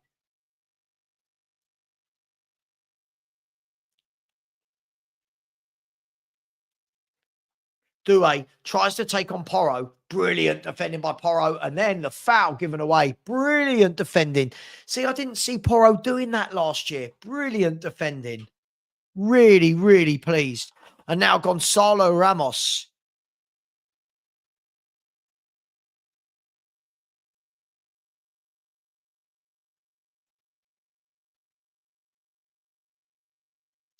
Five subscribers away from 21,400. Just the 5. Come on, people. Come on. Do it for Spurs. You can do it. You can do it. And I'll do the super chats at full time. I promise you. So Doué has gone off and Gonzalo Ramos has come on for the last 13 minutes. Listen, dude, one more. Not you, sorry. One more, you're gone. One more, you're gone. You're being silly now. One more, you're gone. See what happens when you don't invert fullbacks and you don't play your centre-backs on the halfway line. Madness, isn't it? Absolutely. Declan, yeah, it's absolutely. Big up to you, my man. Big up to you. Looks like Matisse Tell is going to be the next player to come on for Spurs.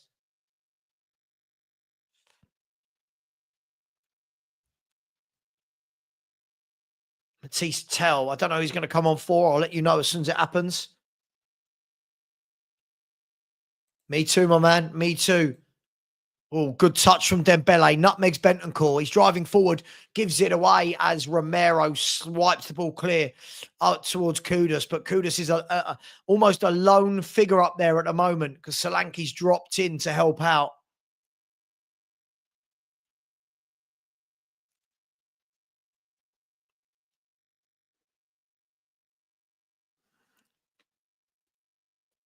Now, Chris, you're seeing here, you told me about Ange all day long. What you're seeing here is a manager that can actually coach. It's what you're seeing, mate. Spencer's been brilliant as the ball comes across and cleared this time by Mickey van der Ven. Mickey van der Ven in the right place, in the right time, not for the first time today. Him and Romero and Danso have been excellent. Now, coming onto the pitch is going to be Matisse Tell coming on for Mohamed Kudus with 11 minutes to go. I think he's put in a bloody good shift. Done really well for the team here. And now let's see if we can get something out of Tell in these last 11 minutes. And Thomas Frank just giving Kudus a massive, massive slap on the back to say, well done. So 11 minutes to go. 11 minutes to go. And I'll bring some guests on at full time, people, as a shot comes flying in from about 30 yards from Vitinha. And that's what they've been resorted to. So thank you very much. And we're only 1 subscriber away now. So that's amazing. So thank you.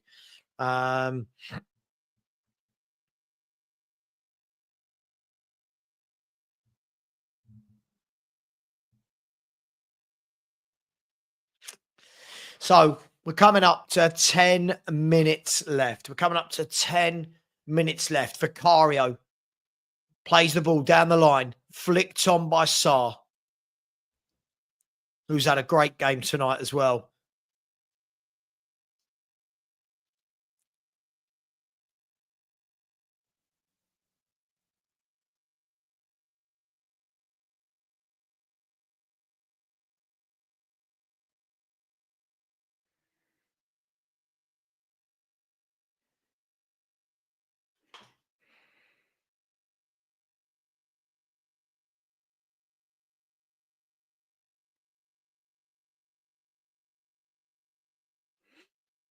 And now a free kick right on the edge of the area being given away here. Surely all Spurs fans have got to be happy right now, right?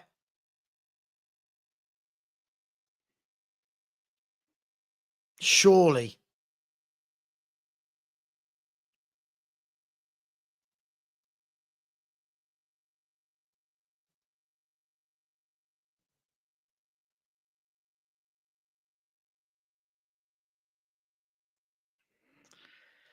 So 9 minutes to go. 9 minutes to go. Don't let them back in here. They've got a free kick. It's in a very nice position for a left footer. See if we can see this out. Hakimi's over it from a right-footed perspective. The ball's whipped in, blocked by the wall brilliantly. Now Hakimi lays it off, and the referee's given a free kick for a foul on Porro, I think.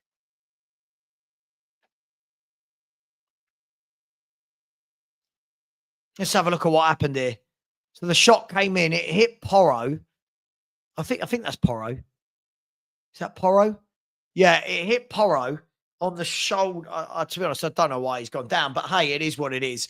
And it's still 2-0 to Tottenham Hotspur.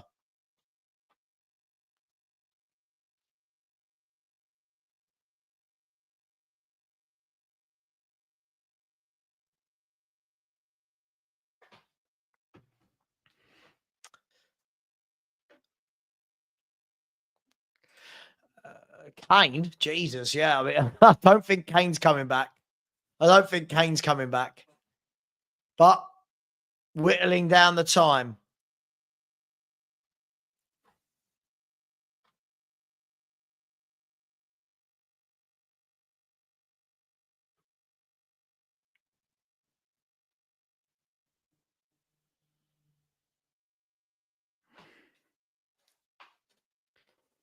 Be honest.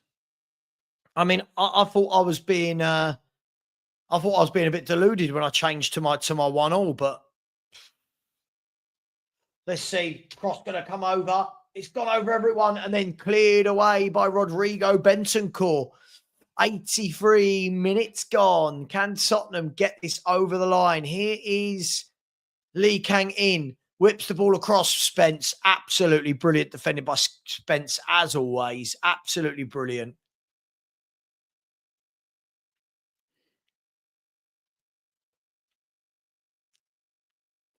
So 2 trophies in our last 2 competitive games. If we can see out 6.5 minutes as the ball goes off Danso for a corner kick. 6.5 minutes. 6.5 minutes.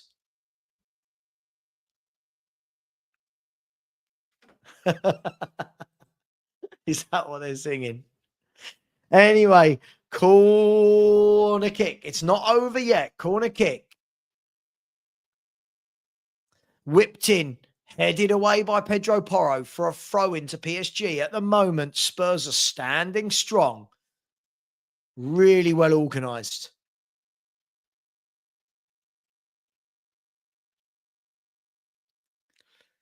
Tottenham have had 12 attempts, 5 on target to PSG's 9 and 1 on target. Headed away by Romero again. Romero, Danso and Van der Ven have been excellent. Oh, that's a great goal. Oh, that's a naughty goal from Lee Kang-in. Squeaky bum time, people. It's 2-1. 2-1 at the moment. Squeaky bum time. To be fair, it was a great finish from Lee Kang-in. The ball, I'll talk you through it, but I'm going to have a look at this. I want to see this in slow-mo to see what happened. But now we've got 5 minutes to hold on. So the cross came in, headed away. Lee Kang-in.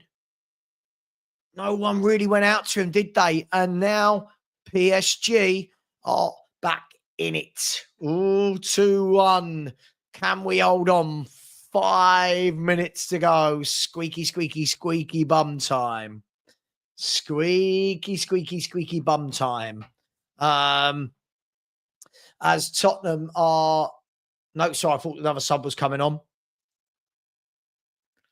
Nothing silly for 4.5 minutes. Here's Danso. It looks like he's going to launch another long throw. Danso, long ball into the box, headed away by PSG.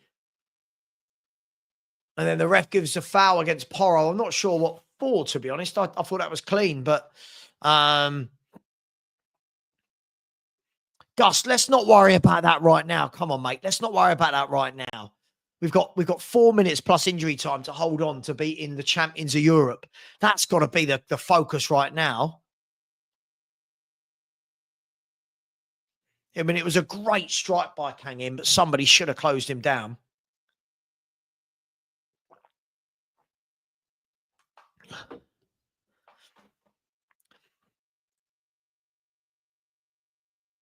So Tell loses the ball.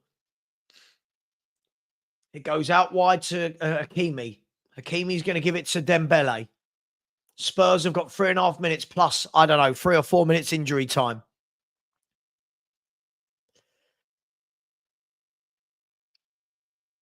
I think the subs that we've brought on have made us considerably weaker, if I'm honest. Tell and Gray for Paulinho and Kudus, but it is what it is. Headed away by Spurs. Solanke, overhead kick to knock the ball on. And now it's in the PSG half.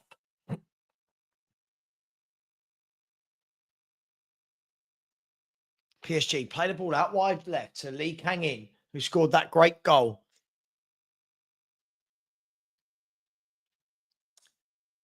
Here's Dembele. Out to Hakimi. Hakimi's one-on-one with Spence. Lays it off to Marquinhos. Come on, Spurs. We deserve this. Headed away by Bentancur. 2.5 minutes to go. The time is ticking down. It's all PSG. I told you, this last 15, 20 minutes at 2-0 was always going to be PSG with the ball. Now Dembele tries to get a crossover. It's off Spence and out for a PSG corner.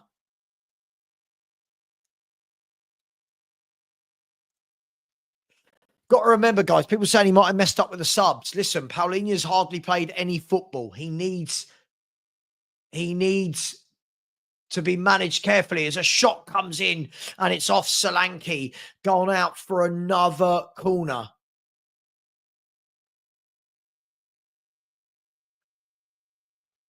Can I make my clock smaller? Why? Why do I need to make the clock smaller? What's going on? So it's going to be a corner kick to PSG. Whipped in. Headed up and out. And Tell, can he get there first? He does. But the ball's only bounced as far as Vitinha. As the clock is ticking down. Can Spurs hang on?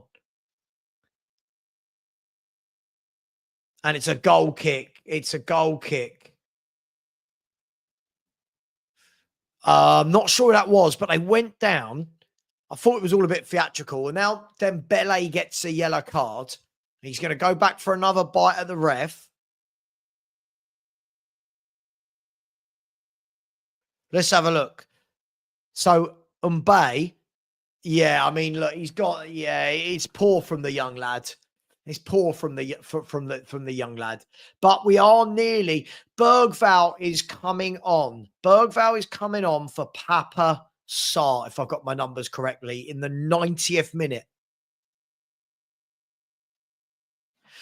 Matt, if you say anything else ridiculous like this again, I will block this out. Sorry, this game would have been 5-0 to PSG if we had played Ange ball. Go away, Matt. Stop it. So I'm putting. I can't deal with that guy again. See what I mean? These Ange fans, they can't give any credit. Oh, Ange has got to take a pot for what? What are we doing? So there are going to be 5 minutes of injury time. 5 minutes. Oh, squeaky bum time. Squeaky bum time. 6 minutes. It's gone up to 6 minutes. 6 minutes. Even my mother-in-law has just sent me a WhatsApp about Spurs. 6 minutes. Well, we're nearly a minute of that down. So we're nearly at 5 minutes. Kang in, heads the ball forward. Spence clears it. Gray hooks it forward. And then headed on by Tell, but just given away. The ball is sliced forward by PSG. And really well done by Porro, who then just wipes it clear. This is going to be real backs to the wall stuff, isn't it? Who timed? No one timed this guy out, did? No one timed my man out, did they? He's done nothing wrong. Can we not time people out for nothing?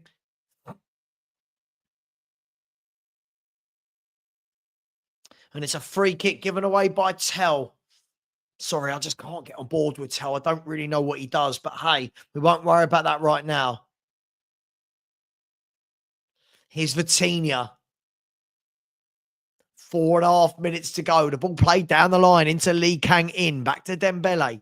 Back into Hakimi. Back to Lee Kang In, who's been a live wire since he came on.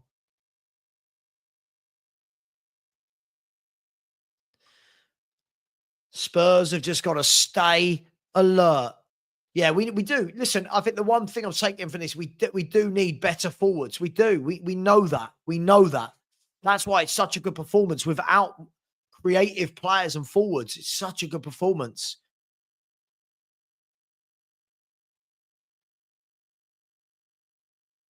Here's Bentancur driving forward, but the ball's gone out for a PSG throw. There's 3.5 minutes to go.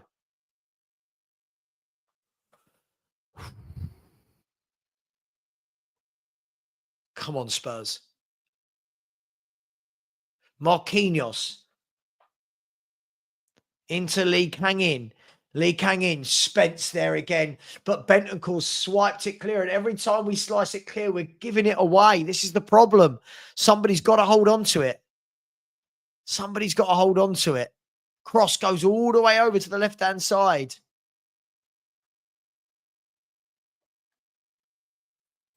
Because everything you say is to antagonise Matt. Ball whipped in. It's 2-2. It's 2-2. PSG have equalised. PSG have equalised with 3 minutes on the clock. And it's been coming. And their quality is starting to tell. Oh, such a shame. Such a shame. It's been such a good performance. But PSG have got the equaliser with Gonzalo Ramos, unfortunately. But I'm not going to let it take away from what's been a really good performance. I think it really does show the drop-off when you... I'm going to say it, when you bring on, as I said, when you bring on the Bergvals and the Greys and the Tells, the drop-off is big for me. But it was a well-worked goal. Dembele down the right-hand side and Gonzalo Ramos with a header. And I'll tell you what, the boys can be very proud here. Very proud of this. And it looks like we might go to a penalty shootout. But PSG, they've had the game. I don't think it's messing up. Listen, you've got to remember that some of these players aren't fit. You got to remember, Paulinho's not played a lot. Paulinho's not played a lot. You've got to remember that. Solanke needs minutes in his legs. You've got to remember this, people. Here's PSG. They're not going to win it, are they? And then with a minute and a half to go, Danso goes out to deal with his man. He does really well, brings it away. Now, what can Tottenham do? Here's Pedro Porro. Pedro Porro swings a ball out wide to Matisse Tell. Can Matisse Tell do something, please? I need to see something from this lad. Lay it off to Spence. Spence cuts in.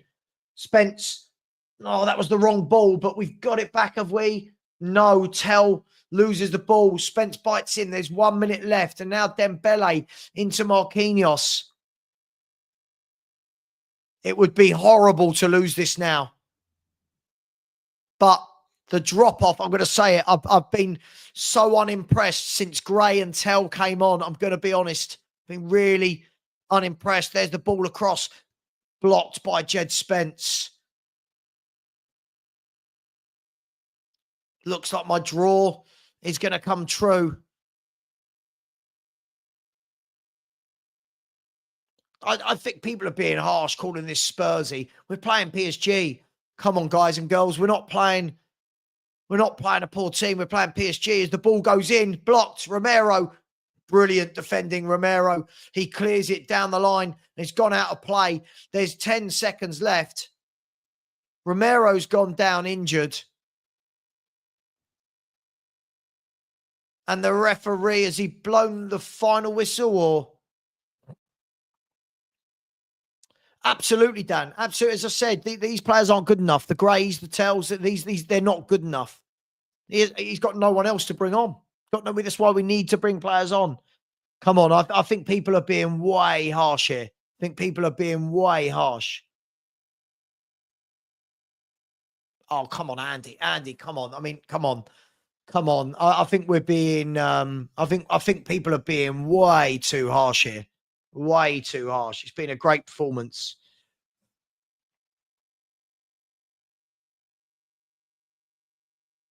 And it's all over. And we're going to go to penalties. And if I had offered you 2-2 at the beginning, you would have taken it. It's 2-2. You would have taken it, right? You would have taken it. And I'm really proud of that performance. Really.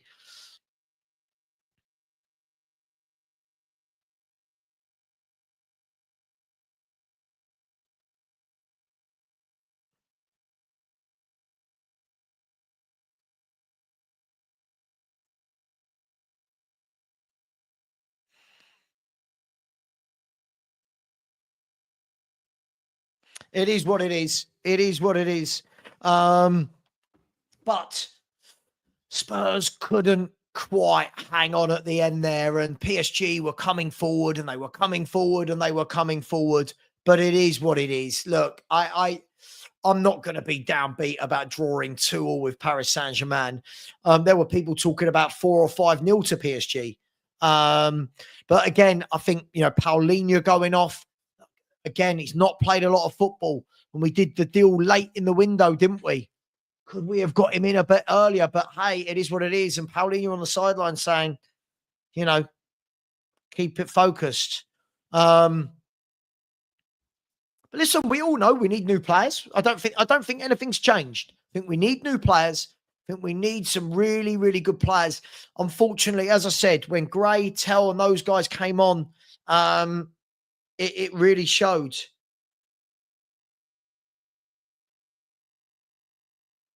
It really showed for me.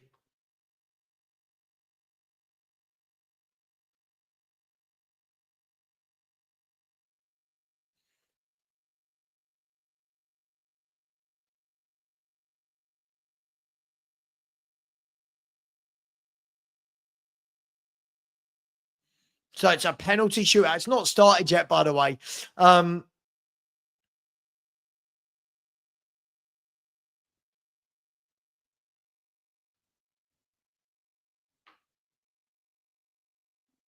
Listen, I think that was a really good performance from Spurs. I thought that was a really, really good performance. Look, we know what we've got to bring on. We know what we've got to bring on off the bench isn't good enough. We know that. We know that. But what do you do? I said penalties, and I said Romero winning penalty. Let's see how right I am.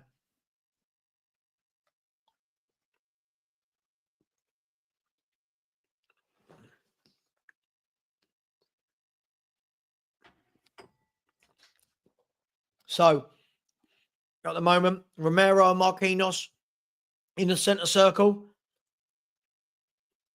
The referee's going to flip the coin for the penalties. It's the lottery now, isn't it? The penalty shootout.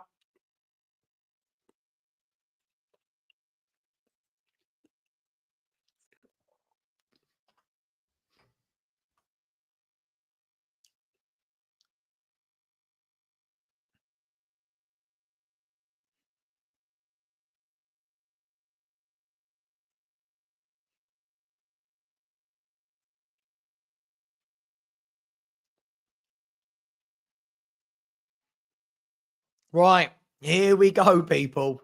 Penalty shootout. God, I can't even remember the last time Tottenham were in a penalty shootout. Anyone remember?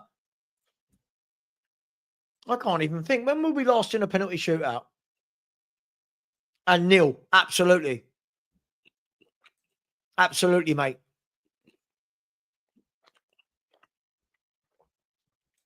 Absolutely.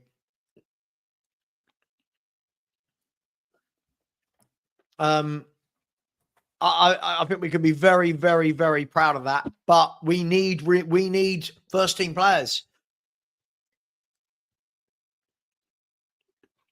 As I've said before, I don't think the Tells and the Greys were good. I think it's a lot of wasted money for me. Lubo will defend it till he's blue in the face, but when Gray came on, he looked absolutely lost for me. Anyway,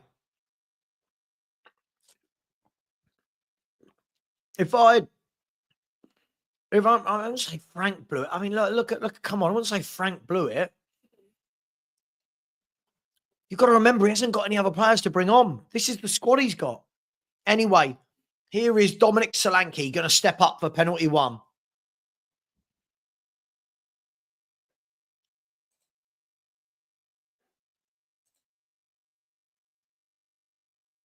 Let me get rid of that. So Dominic Solanke is going to take the first penalty for Tottenham Hotspur. Not a big run-up. Their new goalkeeper in goal. Here we go. Dominic Solanke, great pen. 1-0 Tottenham. Really good pen from Dominic Solanke. Not a lot of backlift at all. There you go. Look, two-step run-up and puts it, where the goalkeeper can't get it. Really good pen that from Dominic Solanke. Over to you, Vicario. Time to make yourself a hero.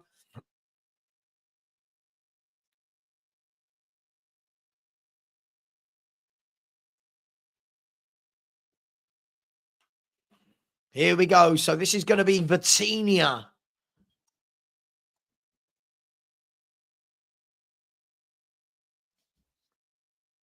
Vitinha. Strolls up.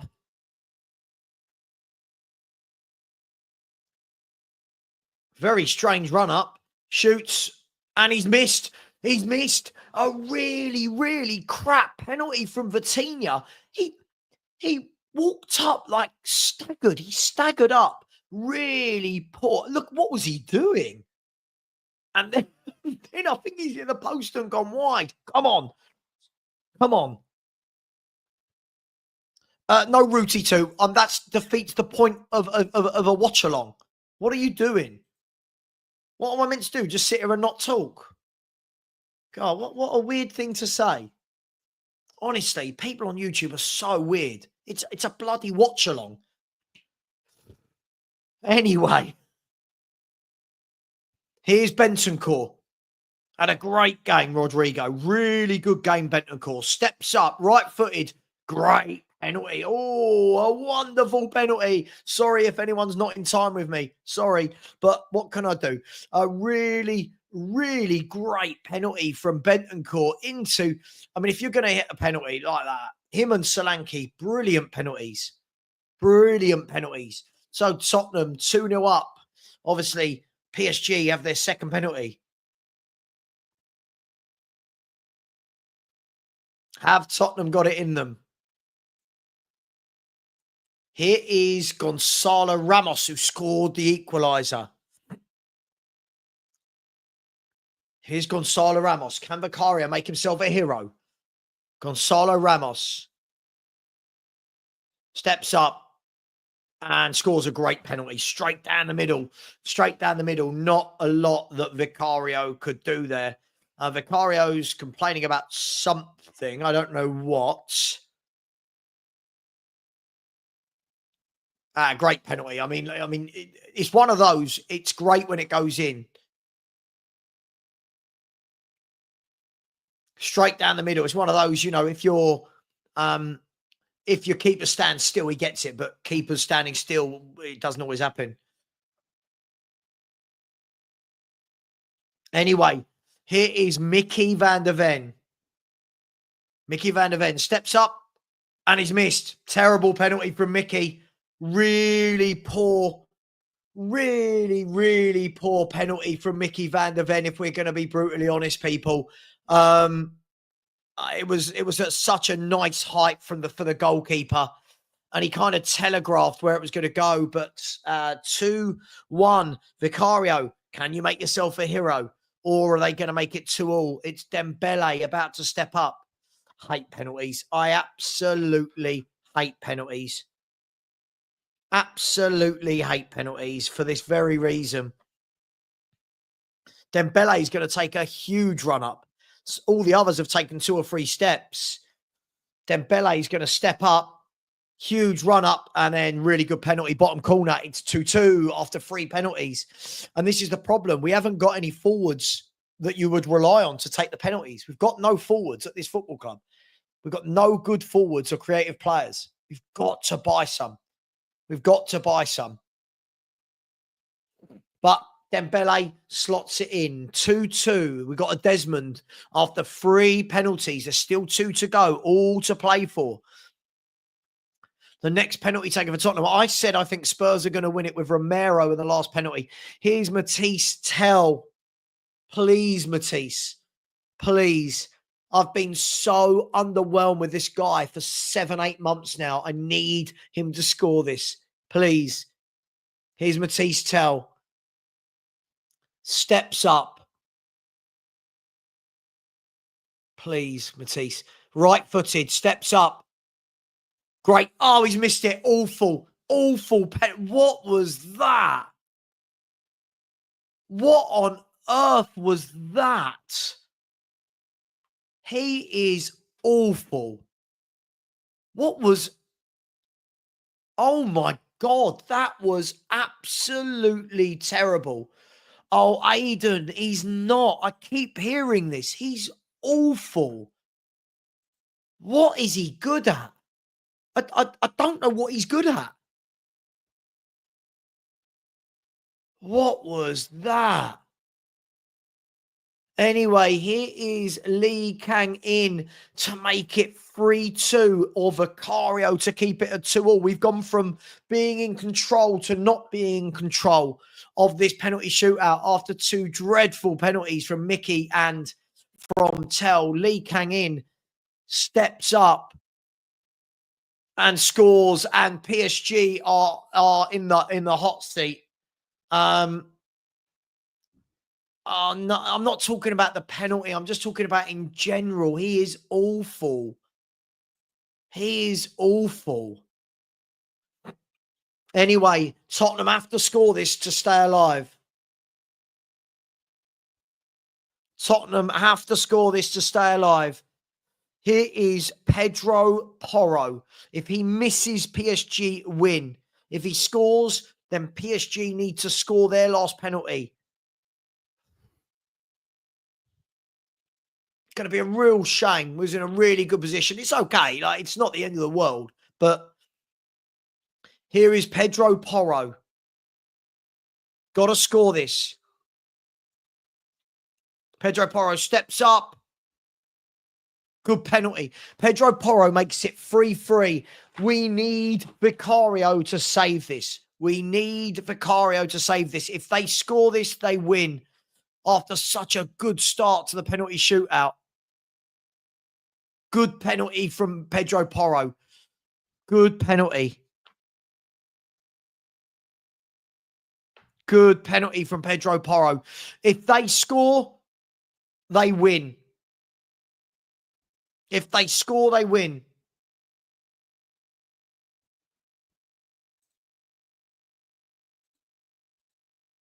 I've just put Matt in a timeout. He's just an idiot, isn't he? Anyway, here is this Mbaye? Is this the youngster?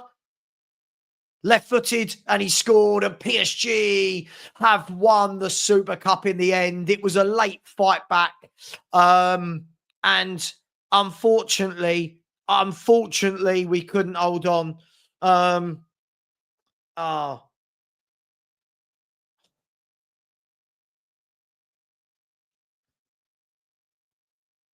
Oh my God, are we really doing this? Are our fans really doing this?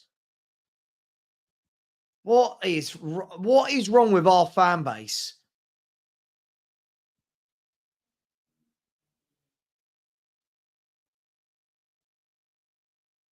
What is wrong with our fan base? I've got people already going, see, can't win a trophy like Ange.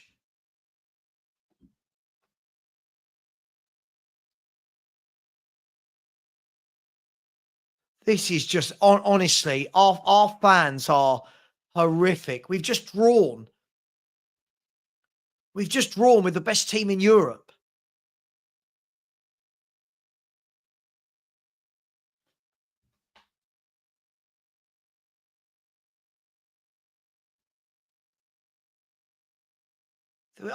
Come on, guys. I mean, are we really going? Look at the positives of that. Look at the positives of that. And we're really mocking it. We're really mocking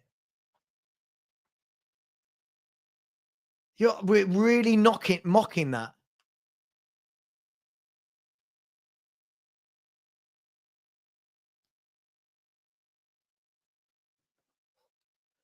I've got fellow YouTubers messaging going, "Oh, told you Thomas Frank's not a winner." What are we doing?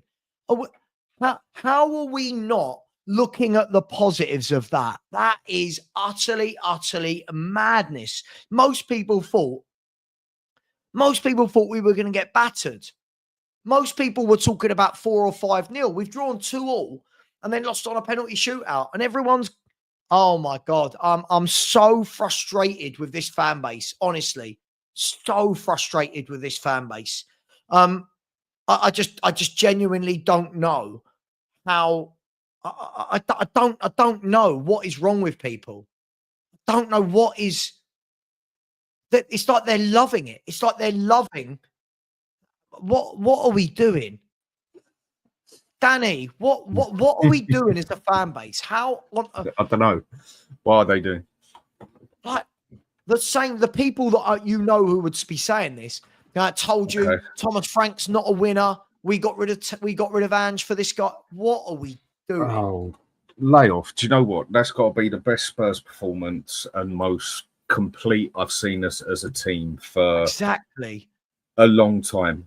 I mean, I don't want to use. I've been screaming for us to play like this for 2 years with 5 at the backs using wing back counter-attacking football, and it looked good. It looked entertaining when you do it properly.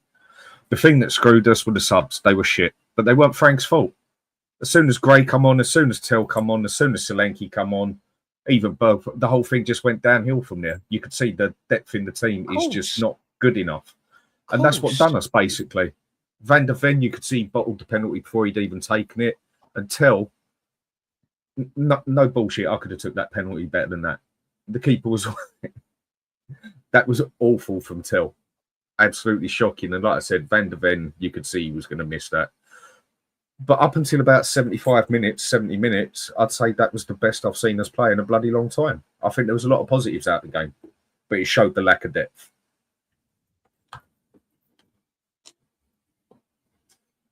I mean, if we can get a bit of depth in our team and that, you can see there's a team now. I'm absolutely staggered by the childishness. I'm staggered. I'm genuinely staggered by it. There are people rejoicing in this. Like, there are people rejoicing in this. There would be. We knew there was going to be. It's a points war now for some reason, whatever, isn't it? It's a points war. I mean, look, anyone who can not look at that and look, if me and you can pull positive out of this and say it's more positive than negative, then surely there's a lot more others out there that should be doing it as well. I usually pick a game apart. There was a couple of negatives you could pull out of it. A couple of, I even like the way we played. When in doubt, kick it out. How long have we been saying that? None of this tic tac crap at the back. Punt it up the other end, and we got done by last 15 minutes. They were the better team, hands down. But that was because the subs were made. I'm so proud of the boys tonight. I thought that was a wonderful, well-drilled performance against the best team in Europe. And do I expect the 11 players we've got to play tick-attack of football, to keep the ball, to create? I thought we were brilliant to a man tonight. And unfortunately, at the end, what you saw was the difference there was the players they can bring off the bench and the players that we can bring off the bench are very, very different. Very, very different. The people going, this one's on Frank, poor subs. You do realise Paulina's played like 68 minutes of football in 6 months, right?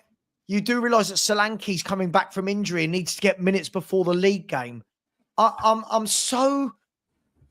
This fan base is just so strange.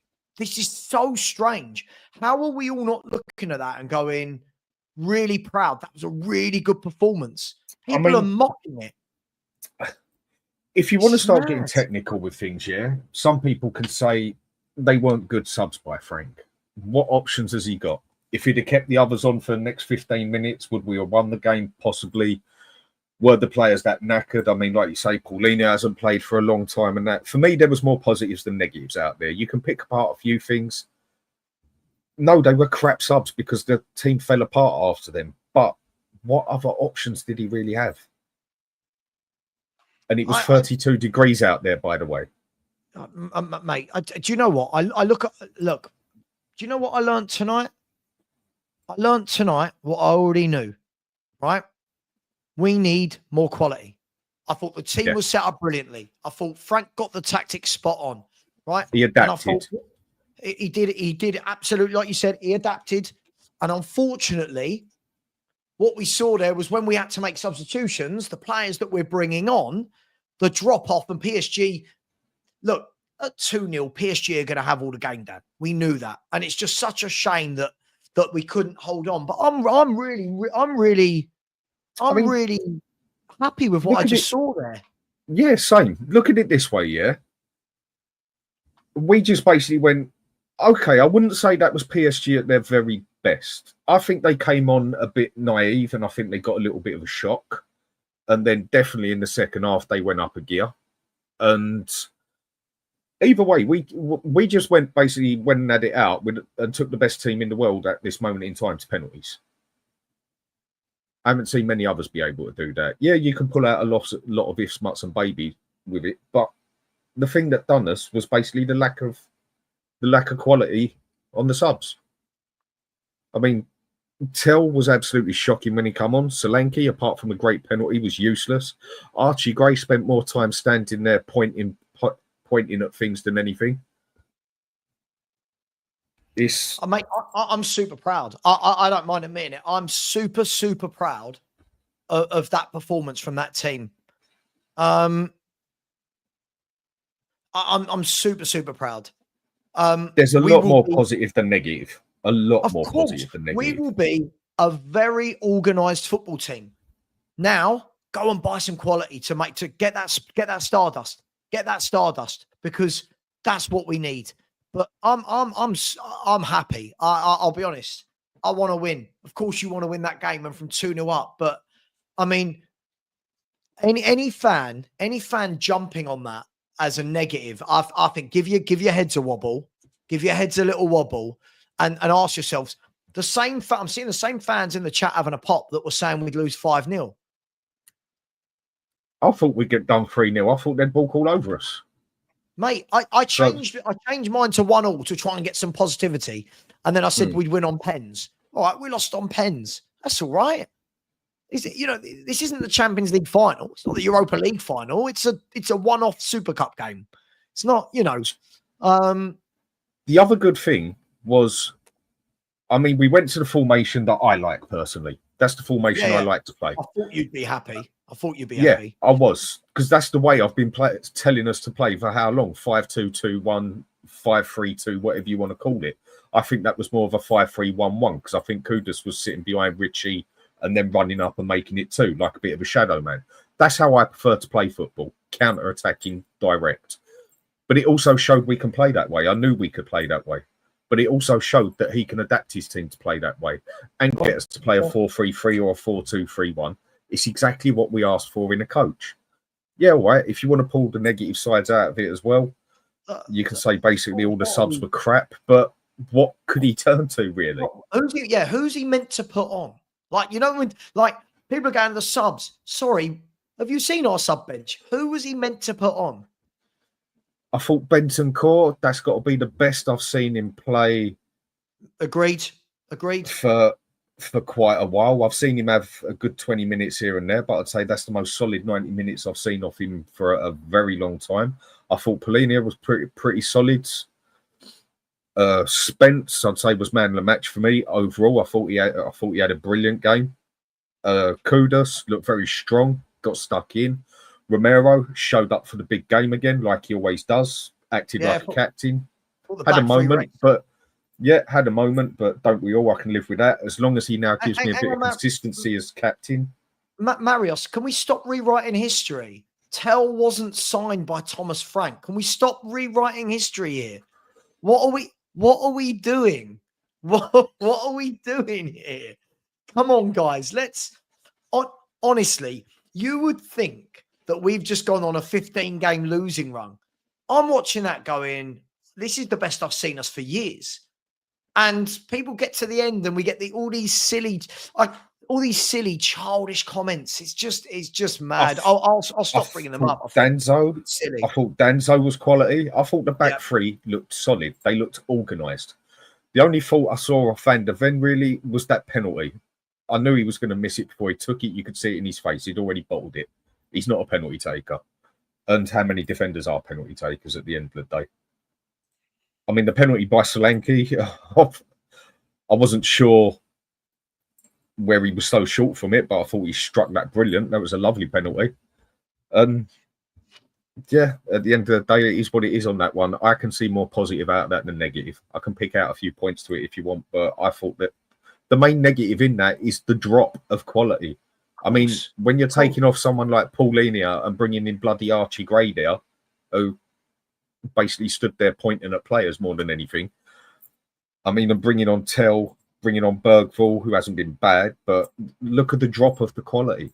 And it showed, didn't it? Mate, we played the best team in Europe and drew with them, right? We played the best team in Europe and drew with them. The problem with our fan base, if we had lost that 4-0, they would have wanted to jump on him.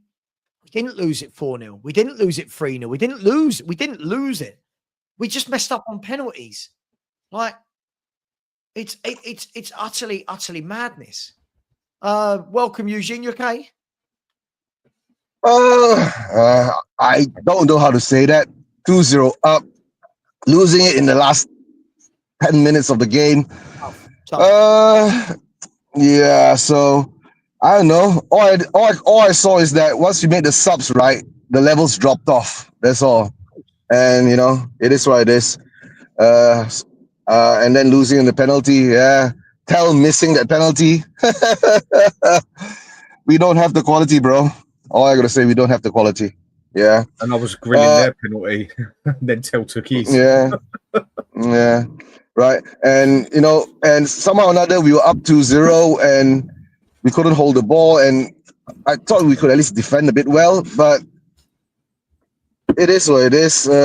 We've seen it before. We've been there before. We've been through it before, right? And PSG is a quality team, right? The players they brought on and all that, that's the difference that made the game, right? So like you were saying earlier, get in Eze, get in Savinio, then maybe we'll see the levels go up. If not, we'll be stuck here, same place at the same time, right? Doesn't show any difference. And the fear is that we're going to the Champions League, Sava, with this. So, yeah, let's see how that goes. At the moment, you say that, Eugene, going to the Champions League with this, we get another 2 players in there, get some depth. I'm scared now. Yeah, if we do, that's the problem. If we don't, then I'm not saying scared, right? Then I expect us to be what we are. You get what I'm saying? And the thing is that if this game, right, we could see in the first half, PSG was rusty. They weren't composed. They were losing the ball, giving the ball away. They were off keys and all that, right? And we scored the first goal. I was happy. Then in the second half, I was saying we need to get the second goal. If we get a second goal, I feel a bit more confident. You get what I'm saying? We got that second goal, and somehow or other, it was our turn to switch off. You know what I'm saying? And they switched on. I don't think we switched off, Eugene. I think we've got to remember a few things here. I don't think we switched off. If anything, we switched on. When a team like PSG goes 2-0 down, they're bound to then have all the football. The problem is the subs that they can bring on compared to what we were bringing. Yeah. The levels. Paulinho's played like 45 minutes of football in 5 months. He can't play 90 minutes yet. And again, this goes back to the problem of if you sign players this late in the window, you don't get the opportunity to get the minutes in the legs. Solanke had to come on because he's had no minutes. So I'm not sure what we were expecting, but I think we're again sort of it's people who don't understand football. When you're saying why subs, because players get tired, players need minutes in their players need minutes in their legs, Marios. Paulinho's played no football for months. Playing 90 minutes like that is tough. Honestly, I know I shouldn't care so much what chat say, but when you look and you just think some people have clearly never ever played football. Like it's madness. Why make subs? If he hadn't made subs and we had drawn, we would have got he didn't make subs. Come on, people. Come on. Yeah. No, the subs had to be made. The subs had to be made. You know what I'm saying, Sena, right? But the problem is that the subs we brought on, right, wasn't at the levels. You get what I'm saying? So now it comes to this point. Yeah. Now it comes to this point, right? If this game was the other way around, you get what I'm saying? PSG went up 2-0 first, right? And then we fought back and it was 2-2 and we lost in the penalties, right? That wouldn't have hurt that much. You know what I'm saying? But it's because we got that 2-0 lead. We couldn't hang on to it. That's why it hurts that much to me. That's all, right? I was happy that, we will be getting another trophy, but no, it is what it is, right? I thought Paulinho, he had a very good game and it showed, there was a couple of moments on there where it showed he was not up to fitness as such, but it showed why you need, if you want to call him a ball-winning midfielder, if you want to call him a DM, whatever role you want to call him, but it showed why you need that sort of player there. And you could see the difference in just him being in the game. I thought him and Bentancur worked together brilliantly. Yeah. And when you brought on Archie Gray, right, you saw that drop off straight away. You get what I'm saying? Huge drop and that's not digging at him. It's just, I'm sorry, he ain't ready. He's not ready. Yeah. You know who they've given man of the match to, which I can't believe. Right, let's hear it. I turned it off. Spence or Bentancur for me. They've given it to Dembele. And I thought Spence put him in his pocket for most of the game. He did. Yeah. Spence was awesome. Yeah, that's true. Yeah, Spence was good. Yeah. There were so many good points, man. Like it sucks that it ends up the way it did because I feel like all of the good things that we saw in that match that would have been true whether or not we got through and actually won. Now they're just overlooked and it's like they don't even matter. When in reality, win or loss, there are so many positive things I think you can take from that match. So yeah, bummer. Like that's to me, that's the worst part is all that progress, all the work that we've seen. They've clearly been making behind the scenes with the team, with formations, with our pressing. I don't know. I was amazed. It didn't look like Tottenham out there. Everyone expected us just to go and get absolutely flattened, be backs against the walls for 90 minutes. you know, and in fact, we were in their faces. We were pressing like crazy. We were winning balls high up the pitch. It was But Colin, not what I expected. but Colin, you have to admit it, right? PSG was rusty in the first 45 minutes, right? They gave the ball away. We pressed them like crazy, and that affected them. You know, so but when they gave so the ball away, the difference was when they gave the ball away, or when we actually went in for that second tackle. Whereas before, in our previous way we played over the past 2 years, we'd have just stepped back and let it go, or be running up the pitch and leave it there. We went in for every tackle, and then even the tackles we didn't get, or when they lose the ball, we was in there again. I think this is the first time in ages you can look at a game that you actually lost, and you can actually pick more positive out of it than negative out of it. And in that aspect, the annoying thing is you can't even say we lost to the better team in that aspect, because we were better over the 90 minutes. And then we didn't lose. You understand? We drew. We lost in the penalties. You know what I'm saying. You know what I mean. Yeah, I know. Right, but of course we know the different levels. I think when you break it down, right, the emotion for everyone because we were 2-0 up is mad, right? Yeah, that's the part. But let's be brutally honest. If I had said to you at the beginning of this game, Spurs are going to be 2-0 up, right? We might end up drawing the game and we only lose on penalties, but we have more shots than PSG, more shots on target. Everyone would have bitten my hand off. Everyone would have bitten my hand off. How many shots did they have in the first half, Sava? If I remember right, they had one shot and none on target in the first half, wasn't it? Or two and none on target in the first half? Yeah, they were rusty. That's what I'm saying. Vicario didn't have much to do in that first half, not at all. Offside, the one offside goal, right? That was in the first half, where they scored, but it ended up being called back for offside, or was that in the second half? It's all a blur to me already, but yeah, Let's have a look.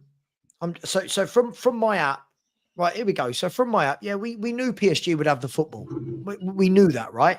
But we had 13 shots to their 12, and we had 5 shots on target to their 3. I'm listen, I'm the one that gets called negative. I'm well proud. I am well proud of that performance. 9 of that 11 were part of a team that lost 22 games last season, 26 in all competitions. They put on that performance against the European champions, right? That for me is, and then have you noticed when the 2 players that we signed in the summer came off, it all went wrong. Yeah. That's true. What does that tell you, right? When it went wrong, we went back to last season's. You just said it. What does that tell? What does that tell you? I think Tell looked awful. And who signed off on that 40 million or whatever he costs? Like that seems like wasted money now. You know, he hasn't started. He didn't start against Bayern either. Tell's the club buying. We all know that Tell was the club buying, right? But all I can say is that it's the way that we lost. We're up 2-0. That's the emotion part. But to tell the truth, right, Sava, we were saying we're going to get smashed, right?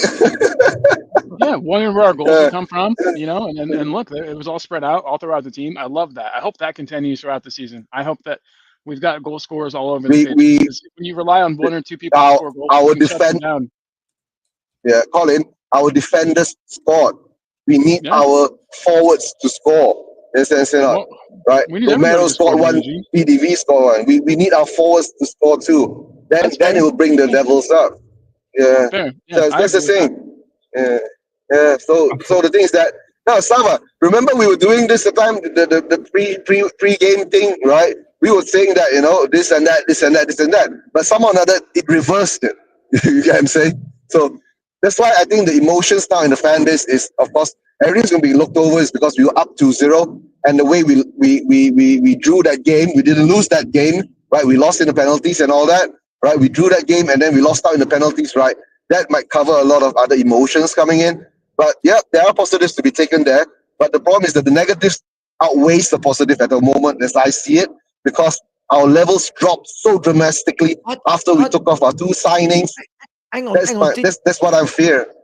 Hang on. Did you say that the negatives outweigh the positives? Based on the substitutes coming in, the levels that dropped. Sure, but what about the kind of first 75 minutes where we looked absolutely drilled, organised, defended well, won every tackle first, won every header, went 2-0 up. But I think Sava, I can contribute that, right, to PSG being rusty. No, they look rusty. I think they look rusty. They look a bit disheveled in the first 45 minutes. No, I'm not trying to find. I'm just saying the drop off of the subs, right, brings so much of that negativity that it's not saying negativity. It brings me like, that doesn't outweigh everything good you saw tonight. Shouldn't be outweighed because of the subs that we saw come on that we know aren't ready for the first team. Surely we can't just go all of these brilliant things, but Gray and Tell and that came on and it was poor. Surely. That's what I was saying. That's what I was saying. I think that's what it was. No, I understand the positives are there, but if these positives, right, if they can be maintained and all the way through, right, if every game we go 2-0 up, we make these subs, right, and we drop to the levels at that level, right, we're not playing that brings me fear. We're not playing PSG every week, PSG every week. Yeah, but we're not playing. PSG wasn't at 100%. Oh, come on. Think about it. Come on. I'm not. Man, it sucks. Two people can be right at the same time, and like you're right, PSG weren't at 100%. But yeah, I mean, that's my opinion. That's my opinion. You get what I'm saying, right? Yeah, that's fair. But this is what I was worried about. I was worried that because we lost all of these positives, and there were so many. Sar looked amazing, but all the positives are now going to be put to the side because we got tired, because we're playing an entirely new system. This is what Frank's 4th game in charge of these guys, 5th game, and we're playing an entirely new system. These guys aren't used to pressing like that. Like that was insane. And of course levels are going to drop off, but I think there's so much good, and I still think the good outweighs the bad. Like I'm going to stick with that. Okay. Even if PSG were rusty, let's just go with that. Yeah, I don't think they looked up to their proper standards in the first 15-20 minutes. And then after that, they proper tried to come into the game in the first half. We kept them out of it. And in the second half, especially when we made the subs, they started getting better and better and better. Right. But then how organised have you seen Spurs play like that for a long time? I haven't seen Spurs be that organised at the back. Yeah, the organisation, yeah. That's one positive. Exactly. And I haven't seen that for nearly 2 years. I haven't seen that for 2 years. No, I thought we were outstanding, and look, I mean, we can get into talking about the fact that we still need to make signings and all of that stuff, but I think I'm just coming off of that performance and just thinking that was an outstanding performance against a brilliant team. Don't let what other fans are going to say about PSG only just coming into their pre-season and all of that, because they played in the Club World Cup and they played loads of games in that. They've had a couple of weeks off, but it's still PSG and they're an outstanding football team. And for us to go toe-to-toe with them with a really aggressive 3 at the back with wing backs in that first half, pressing high up the pitch. We didn't just defend. We were the better team in the first half. I think in the second half, obviously, as players started to go off, Paolini could never have done 90 minutes in that game because he's just coming back to fitness. We had, we still don't have a number 10. Solanke's just coming back to fitness. So look, I'm just coming away from that and going, look, this just proves to me beyond any reasonable doubt that Frank is the man that you need to back. Because you see with the 10 there, proper coach. Yep. You see what you say with the 10 there. The way I saw that game, it wasn't so much the 10 we missed; it was more the striker. Now, this is what I'm saying. Frank has got to make these cards work with what he's got. The question I've got now, I mean, I thought we played that well. It sort of makes you look, do we look better with wing backs or is it wingers we need? What is it we actually need more? Because I thought we looked absolutely solid with the formation we used today. And the main thing I think we missed there was actually a striker was the main thing. I don't even think, yes, obviously having a great 10 there would have helped in that, but I don't even think that's what we had missing so much. I thought Kudus covered that pretty good. There's no conduit between midfield and attack. You've got it. The number 10 is the most important position on the team. Yeah, but I don't think it was the most one we missed there. Richarlison had about 3 chances. He could have gone forward and banged that in and screwed it. Yeah, sure. But Dan, it's in those moments, like in those last 10, 15 minutes, when that ball goes into a playmaker, a number 10, they don't just give it back immediately the way that Tell did, the way that Solanke did. That. if you get someone with a little bit more guile on the ball, they take the press. So Kudus is the perfect example. When Kudus went off, Yeah, that's true. the ball didn't stick. Kudus is the one, when it goes into him, strong, he's powerful, it sticks. That's what Maddison can do. Not the strong and the powerful. Totally. The ball goes to him and it sticks. That's what Christian Eriksen was excellent at. Gets the ball, the ball sticks. If you don't have that in that midfield and do a counter attack from it, right?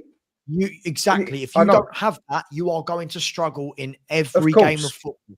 I was just saying, in that game particular, I mean, you know me, I said we need a 10 more than we need a winger. Again, that's just my opinion. Agree. Right. But in that game, it wasn't the 10 that we missed. It was the striker. 3 chances. Richarlison. We made it work. Richarlison had 3 chances to put it in the back of the net and screwed it. A good striker there would have put that in the back of the net at least once. But that's not just what a number 10 game is. This is, again, it's under. I'm only talking for this game. This game or any game, that is what we missed. Every time that ball went centrally, there was no one there that could hold on to the ball. This was, honestly, I don't know if anyone's not seeing it, I don't get it. We need a top winger. We need a top number 10. And both of them are absolutely fundamental, because you can't play wing backs every game. You can't do that formation every game, because against lesser teams, so to speak, that park the bus, there's no creativity that you've got to open it up. But listen, we all know the Chelsea a season. Pardon? It won Chelsea a season. And I'm not saying we're Chelsea, but you can play that way in significant games. Yeah. You just push your wing backs forward. Okay, but now think about what you've just said, right? What did Chelsea have in that team? Yeah, they had a brilliant team. I'm not denying that. Chelsea had Cesc Fabregas. So everything you've just said that wasn't the most important thing in that formation, they had a Cesc Fabregas in the middle of the park who just pulls the strings. I think you've got to have a bloke who pulls string. That game, we need a 10. And I said this to you the other day. We need a 10. We need Eze more than we need Savino, as far as I'm concerned. It's an opinion, nothing more. But in that game in particular, I don't think it was the 10 that we madly missed. It was a good striker, because even though we didn't have a 10, we still gave, fair enough, but we still gave a solid figure in there. 3 chances that you're missing had. The point of a number 10, Dan. This is the problem. No, I'm just saying this game. As all I'm saying. He couldn't use the striker part, I understand. But the thing is that, when we were being pressured, right, we couldn't even build a counter attack. You guys say not? There wasn't even a use for a striker. I know that. I know you all know that I'm saying we need a 10 more than anything on that bloody pitch. Is all I'm saying in that game. For me, it was the striker we missed more than anything, because he had 3 attempts and screwed it. In the first half, I don't think Frank could have got any more out of this team tonight. No, I don't think he could have got any more out of them. I think Frank played it perfectly. I thought the formation was right from start to finish. I thought his substitutions maybe could have been a bit later on. Choice about that. I felt that Bergvall should have come on instead of Gray. I thought that's true. I thought Gray was like a rabbit. I thought he was like a rabbit in a headlights. He didn't know what he was doing in the midfield. But other than that, I couldn't knock the boys tonight. I thought they were fantastic from minute one. I thought we were the better team for the majority of the game. And it's unlucky. It's unlucky at the end of the day. Who would have expected us to beat PSG tonight? Exactly. PSG, everyone writ us off tonight. Everyone was saying 4-0, 5-0, 4-2. Yeah. I didn't hear anyone expecting us to get as far as we did in this game. And you got to credit the boys tonight. And let's not slam other players that missed penalties and stuff like that. It's not the time for that tonight. I thought the team played really, really well, and that's what we should be concentrating on. I'm with half of what you said there. I'm a huge critic of Richarlison. How do you improve? You say what's great, but then you got to pick on the negative points if you want to improve. Signings, if you want to improve problems, you got to talk about the problems. And the problems were more than anything the subs. It was the subs that were the problem because isn't this week, Dan, the perfect time to get these signings in now? Because this is a bit. The players will be hurting from this. We were 2-0 up. We were that far away from lifting the trophy. They will be disappointed. They'll be gutted. Frank needs to obviously rally the troops now. But these two signings that we're after, Eze and Savinho, they need to get them over the line this week before the first game. Just to give them that little bit of a boost and a little bit of hope going into the season. Hey, I gotta go, guys. I just want to say big up to everybody. Much love, respect to all you guys. Yeah, take care, Colin. Yeah, take care. Back to work for me. I'll be watching, guys. See you. It showed that we got a manager who can adapt as well.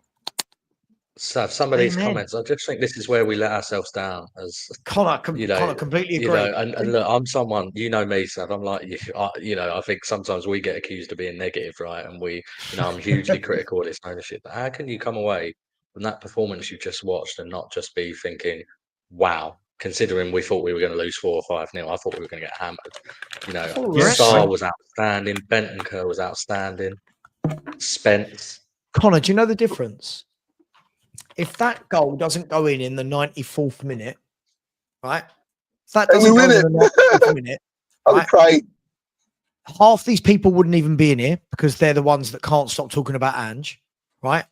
And everybody else would be feeling gutted. What I'm seeing football fans, I'm seeing YouTubers that are almost happy that this has happened. Almost happy. Like, I've got people messaging me going, see, Thomas Frank's not a winner. I'm sorry, we've just played PSG and I thought we were brilliant. I thought we were excellent for 90 minutes. Yeah, the last 10, 15, you're expecting the champions of Europe to come on and really take the game to us. But if that goal doesn't go in at the end, we've got everyone going, oh my God. But up until that point, sorry, I'm fucking furious at the state of this fan base at the moment. Not all of it.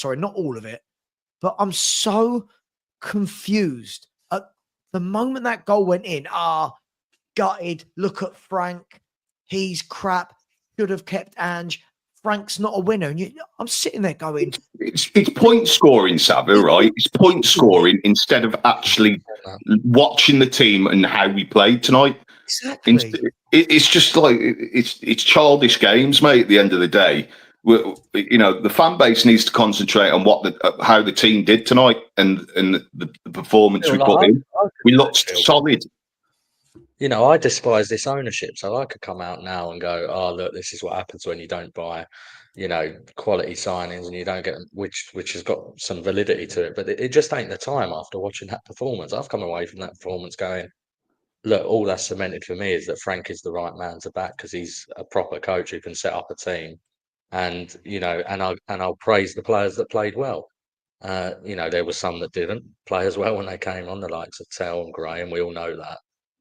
But let's talk about Sarr's performance. Let's talk about Bentancur's performance. Let's talk about Spence's. Yeah, Bentancur was great, even Richarlison, who I take your point, Dan. He missed some chances, but even he put in a shift tonight. And he did hold up the ball better. Second half, he did. I thought first half he was led the line well. To be honest, he was our worst player. But second half, I thought he came on and got his act together. First half, I thought he was crap. Our only poor player. But second half, I thought he came on and really put on an effort. But he did miss. And he was isolated a lot to be in his defense. Yeah, fair enough. He was. So, but a decent striker there. But guys, I got a question for you guys, right? What if we have really brought in Eze and Savinho, right? Would you think we would have won this game today? It would have been a completely different team, different setup. Yeah. I don't, probably not, if I'm honest, probably not, because we adapted to counter them. Yeah, to play five at the back to counter their style.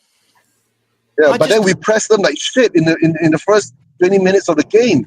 That's why I was surprised, Think about it. Right, Sava, when we saw the lineups, right, we were saying we're going to sit back, low block them and all that, right? But in the first half, we came at them, right? We pressed them, you know, and we won most of the balls, and they were making mistakes. They are due to their rustiness and all that, right? So I don't know, but all I can say is that, right, positives are there, the bill is there, we can see the improvement is there, right? The organization is there, right? The only thing is now is that we do need the quality. That's all. Because once the subs came in, we saw the drop off in the quality. Simple as that. We were talking about PSG not being 100% tonight. We weren't 100% either. At the end of the day, I mean, you know, the thing is, right? Though PSG, let's face it, right? They had a pre-season tournament, basically the Club World Cup. So they did have that, right?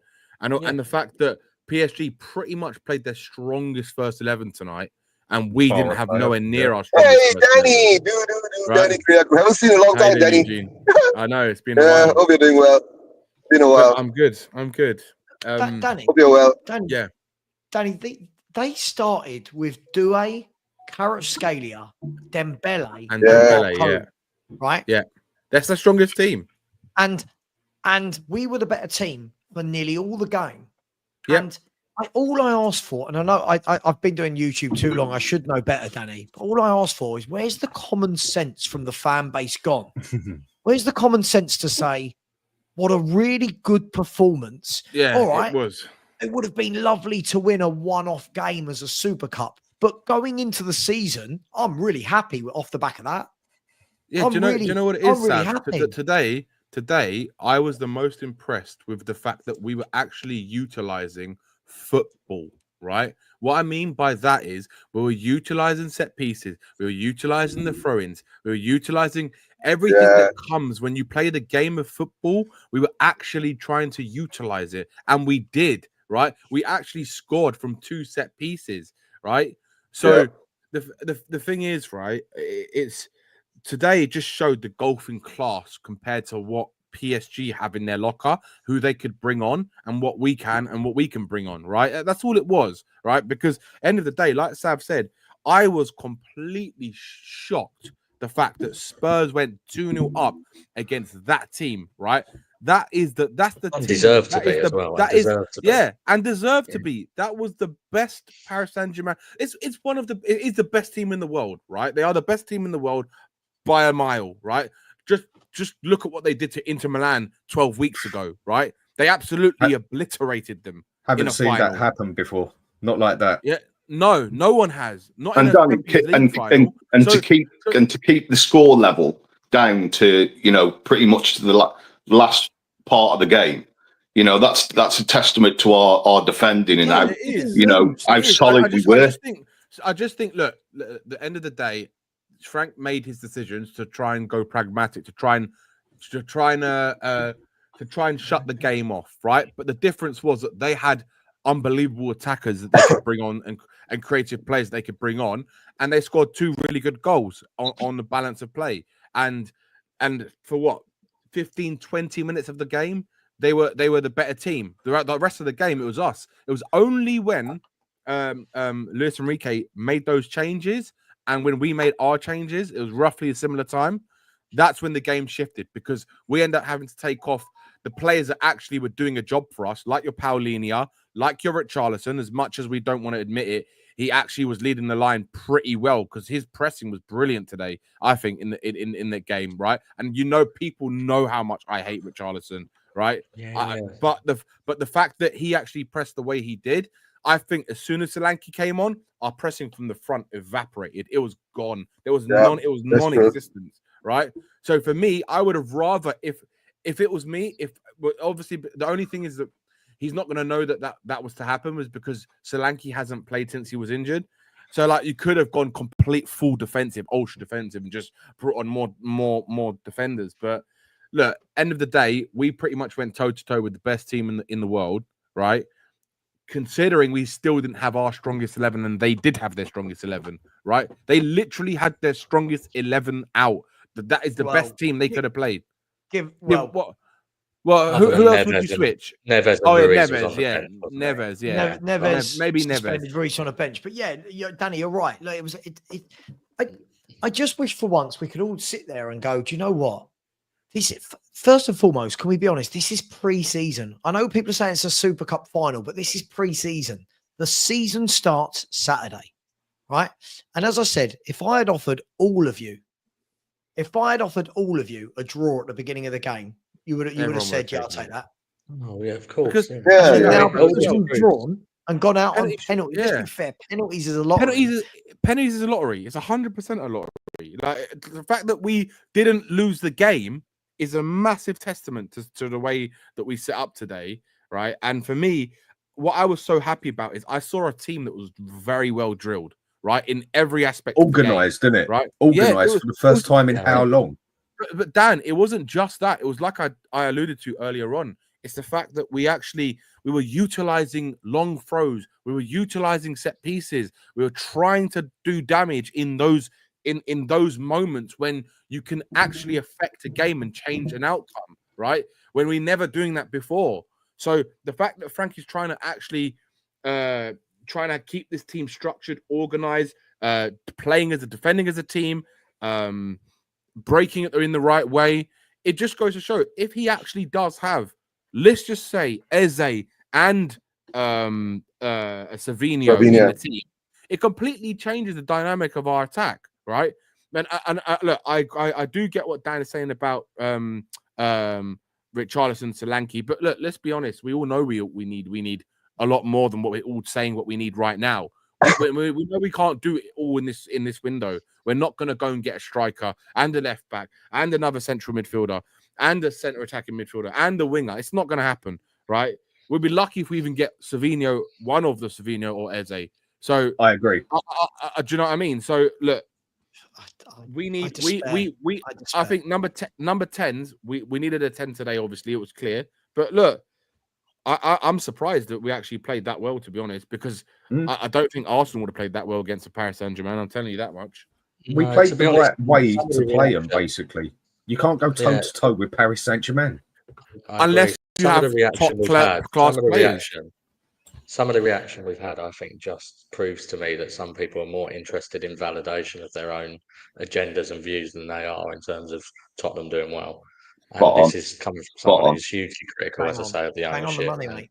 Yeah, I mean, if you want to go by penalties as well, who on that pitch, apart from maybe Solanke, who actually takes a regular penalty out there, who actually is a penalty taker? Don't get me wrong, I thought Bentancur's was good as well.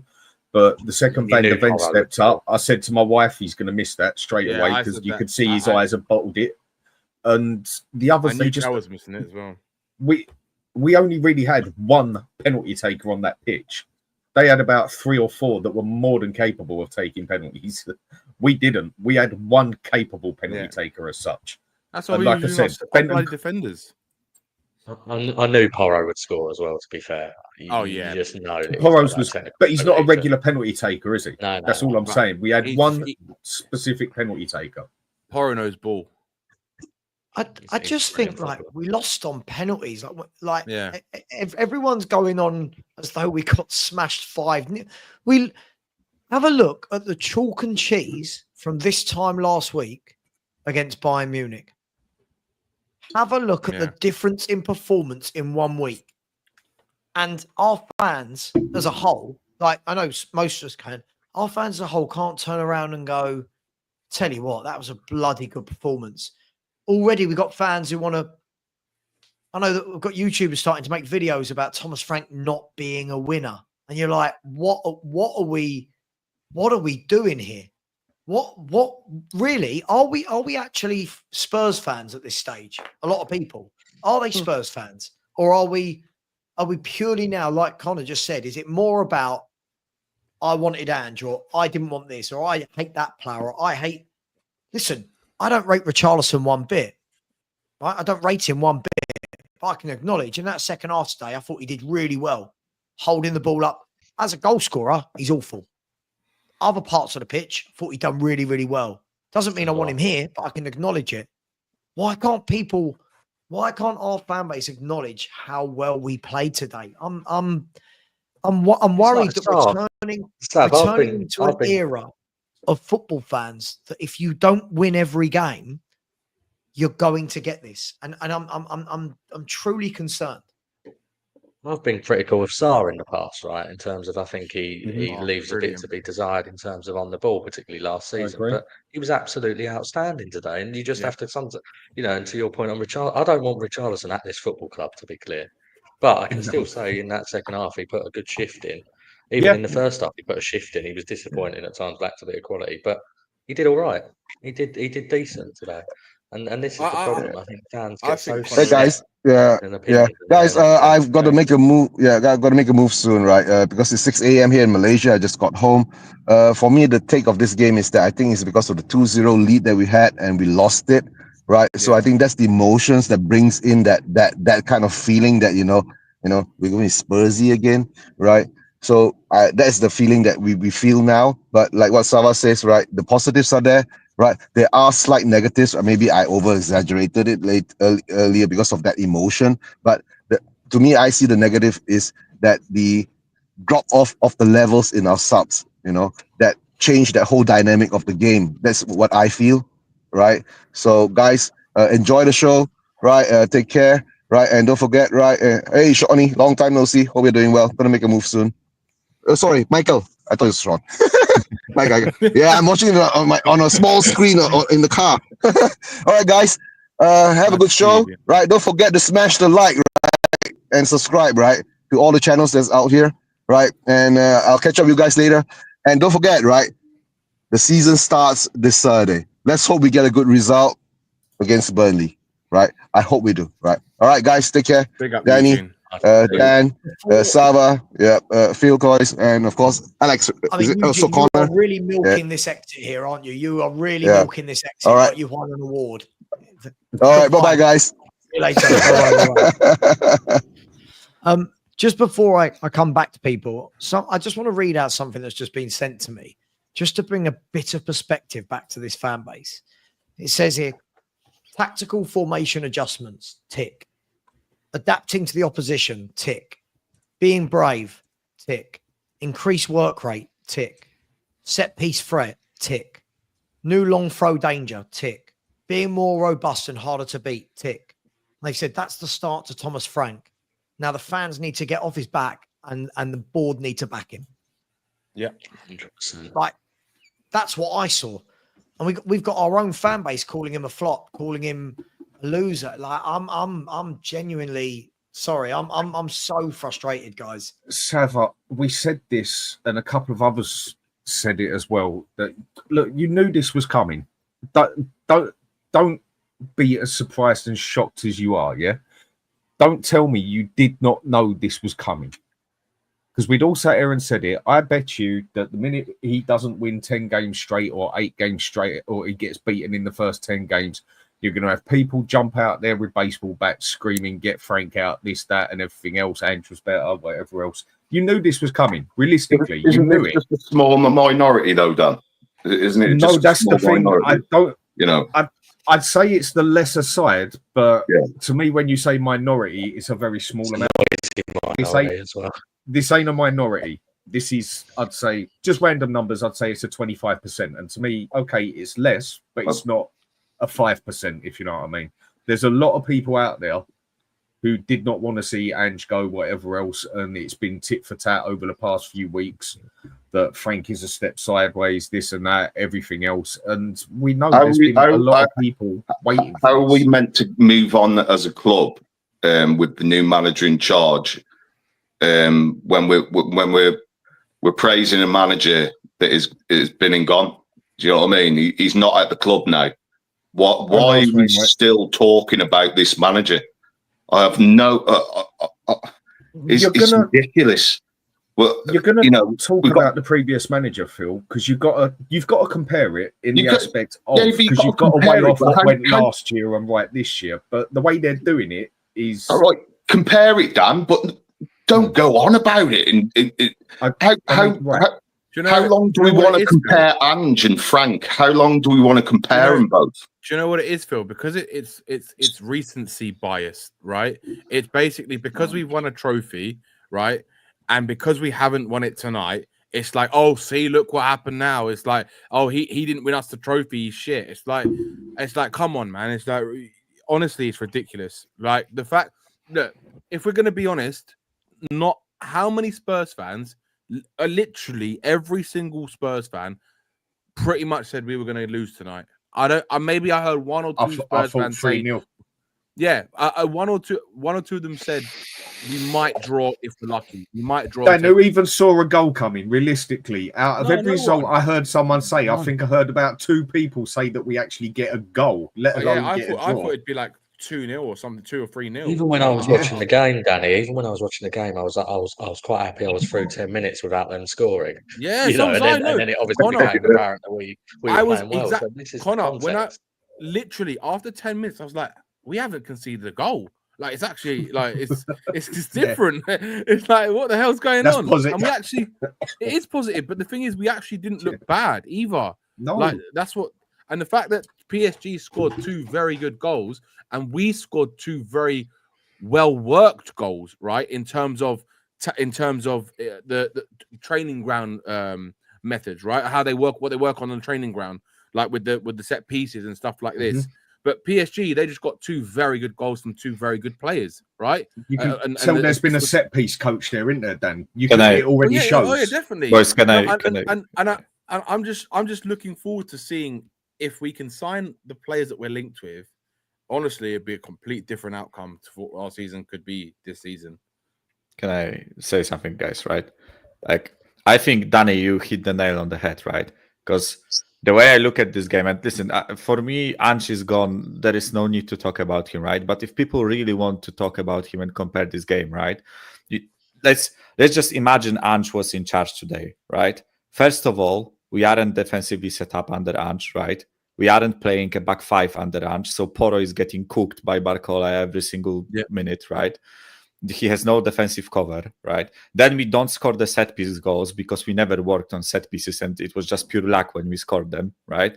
The midfield would be an absolute shambles if we did, right? We would probably sit on the halfway line trying to play ball with PSG, get hit on the counter and lose 4-0, right? So I don't know what, like, honestly, I haven't, as you said, Wes, I haven't met a person who said we are going to draw today, right? Not even a win, draw. Like people weren't saying, oh, like I never saw anybody saying we will go to penalties with PSG, right? It was just 4-0, 3-1, 5-1, 5-0, 3-0, like me included, right? I thought we are getting smashed today, even though they didn't have a preseason game in their legs, right? So, like, I just don't know what people's expectations are towards Frank, right? Like, let's be honest about it. Our front line is absolutely shambolic. We had to, have 2 center backs scoring goals for us, right? But still, we actually utilized the stronger side of our team, right? Which is the defense, which all of us agree on, right? And we made work with it, right? We defended well. We used the height advantage we had against PSG, and we scored 2 well-worked goals, as you said, right? So, like, what are people's expectations, right? 30-second difference, Goncalo or the Ramos being slightly offside, right? And we are sitting here celebrating a Super Cup, right? So, yes, I know it hurts, right? I've seen plenty of like YouTubers from opposition teams saying, "Oh, back to Spursy again" and all that stuff, right? Listen, maybe, right? Maybe, but for me, performance today, I was so happy watching that, right? Because for once, not for once, but I haven't been proud of this team for 2 years, except for the Europa League final, right? Like, I was watching this team and I was embarrassed every single week for the past 2 years, bar a few weekends, right? So right now, after watching us take the European champions, the real European champions, sorry to say that, right? But we are just the Timu version of European champions, right? We took the real European champions to a penalty shootout, right? So for me, yes, as I said, it hurts, but listen, we move on, right? Let's bring on the season. I am actually happy and looking forward to the season after that. And I think the other thing we need to recognise, that wasn't the low block that Ange played in the Europa final against a poor Man United team. That was an aggressive. That was how far we got pushed back at the end of the day. In the last bit, we got pushed back like that. Pressing. it was. Look, it was. I mean, I've just seen a comment. Someone said PSG reserves 2 days back off holiday and hung over. It weren't their reserves, was it? They were missing 2 players, and we were missing more than 2 players. So I'm genuinely. use our I'm brains sure here. this fan base never used to be this stupid. I'll say it as it is. This fan base used to be proud of a performance like that. And I think it's this new era of fans, because we've got people. Spurs bottled it. Did we? Oh, Frank bottled it. Did he? Like, you've got Paulinho. He's played like 45 minutes of football in like a year. In like 6 months. He had to come off. We saw the other day he wasn't 100% fit. You could see today it was getting to his legs. Yeah. Right, Solanke had to come on and get some minutes today. It's the last chance before the Premier League start. He had to come on and get minutes. Listen, we can argue Tell versus Johnson. Would Johnson have really done anything different? Like, you know what I mean? Like this, I don't understand. This is essentially a preseason game. Surely we should be looking at that going, yeah, look how much he's worked on in preseason. Surely. Set pieces. Corners, set pieces, throw-ins. The defending, I thought, was magnificent. Yeah, Papa Sarr, whilst I don't think he's a great footballer, his tackling, his work rate, his interceptions, Bentancur, best I've seen him play. But we all know the issues. The issues are that we don't have. Last year, Maddison was playing, or Kulu was playing, right? Or Son was playing, or Solanke was playing. None of those 4 playing today. And I said, we won't score. We can't score a goal. How's this team going to score a goal? I said it loads of times, didn't I? Can't see it. And something else as well, Sava, about Van der Ven. We're talking about Van der Ven, with his recovery and stuff like that tonight. He was very good. I actually saw him defend. Do you know what I mean? Not just because of his recoveries. I actually thought he was, a proper defender today. And it's a question we've asked, isn't it, Phil, for a while? Can he actually do it that way? Because look, for me, this just proved a sort of point in that aspect of you play a team the right way to their abilities, get the formation right for the game, get the formation right for the players, and get the players playing to what they're actually good at. Like Porro and Coot going up the sides, Spence up the side, not inverting to a number 10 all the time and everything, and that you make an all right team actually look pretty good. And I thought we looked good tonight. No, I don't think we would have dogs bollocks sort of thing. And that you can see there's improvement there, but we looked good. Why? Because you could see he played with the cards he's got, and he played every player on there to the best, to what they're actually good at. Okay, if we had a decent striker, I think we could have been another goal up on there. But we haven't, and he still played the players to what they're good at. Whereas with the other way we played, we had about 9 out of 11 players every game playing totally out of sync and not to what they're best at. Dan, like, to follow up on what you just said, right? Like, okay, first of all, let me start with 2 quotes, right? Because I really want to say that, right? Because Luis Enrique, after the match, said, Tottenham played a great match. They were stronger than us. I don't know if the outcome was fair, but that's how football is, right? I know there is a bit of like, PR and all that stuff, right? But these are words from the opposition manager, right? Do what you want with them, right? I'm talking to everyone that is so highly critical of the performance today, right? Not any of you boys, but to the chat and to other channels, right? Like, the opposition manager is praising us, right? But also, like Thomas Frank said, we had them exactly where we wanted them for 80 minutes. We would like to strengthen the squad, no doubt about it.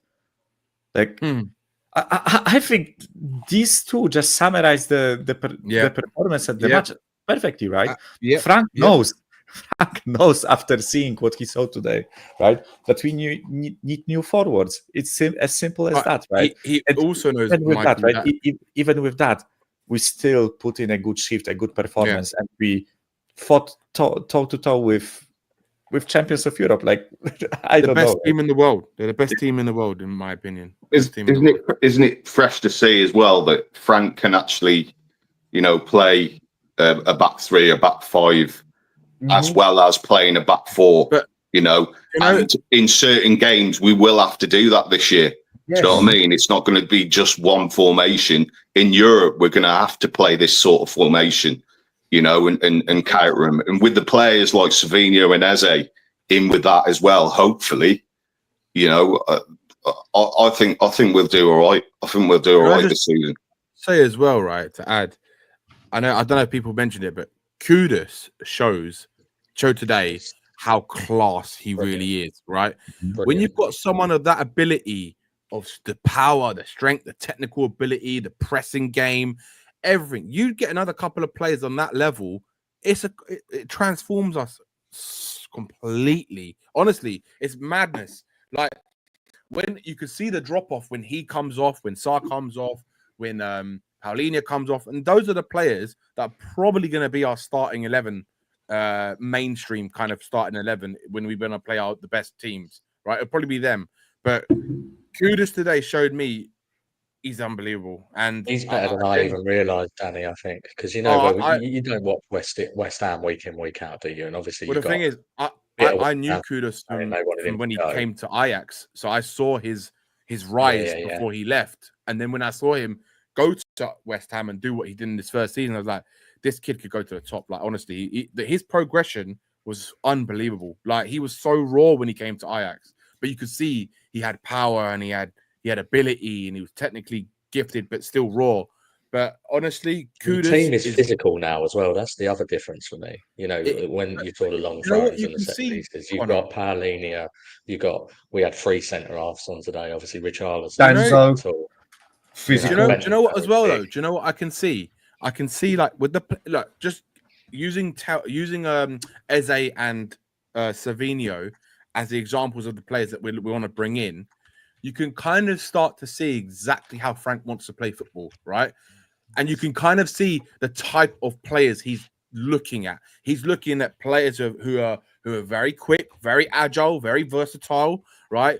Powerful, who are very technically gifted, good dribblers, because those are the type of players. It's like literally imagine having those 3 in that team today. I think we'd have won the match. If we had Eze, Savinho, and Kudus, we're winning that match, I think, personally. I mean, Kudus, one thing he showed for me today, which I think, for me personally, what I was watching that stood out more than anything, was I've always said our best ball holder is Kulusevski, or he was up until last season. I mean, at one stage, I used to see him play even when not at his best, and he'd have 2 people on him try and get off the ball, getting sandwiched, and he used to hold them off. And then he's gone down a bit in his physicality since then as such. But Kudus, enough times today, I saw him hold people off the ball, and then even when he got knocked off it a bit, straight back on it, got the ball back, and then got the ball back, 2 people on him, got a penalty, got a foul for it and that. I think the best thing I actually saw of him today was the way he actually held the ball. I know there was a lot more to him, but I'm just saying what I was personally looking for. Dan, and we haven't had a player like that for a long time, have we? I mean, Kudus the other thing to remember, Dan, as well. Yeah, the other thing to remember, I mean, is Kudus was being marked by Mendes, who is arguably the best left back in the world, who marked Salah. He was bullying him at times, though, Connor. That's what I was going to say. He was bullying him. I remember there was a couple of times where he barged him like he wasn't even like he's a stick. Like it was like what the well, honestly, this is a guy who pocketed Salah, by the way. Just exactly. Yeah. Just a friendly reminder. Look at what Spence done as well. And Saka. What Spence done. Yeah, What Spence did to Kvaratskhelia tonight was different gravy. And I think for me, I've said it a million times, he's our best left back. I think he's nailed on left back. I think he has to be. He has to be. And by the way, you know what's good? That Udogi is a good competition for him. I think Spence is better, but I think we actually have good competition for Spence in Udogi, right? If Spence drops off and Udogi, and especially because we played the back 3 today, finally we played the back 3 for once, right? And we have 2 brilliant wing backs in Porro and Udogi, or Udogi at least he was in Udinese, right? We haven't seen that for almost 2 years, right? But I still believe there is a player in there, right? It was just so nice to watch our team play, right? And not be like depressed basically. Because it's true. I shit you not, I was depressed for the past like couple of months, right? Watching us play, watching us just get abused on the pitch. I've always said that, right? We were abused by the opposition manager and opposition players, right? Like in the previous season, right? We would just go, do whatever you want in the number 10. Like, we don't care. We won't put a guy on you, right? Poro, you can handle Barcola one-on-one. You don't need any support, right?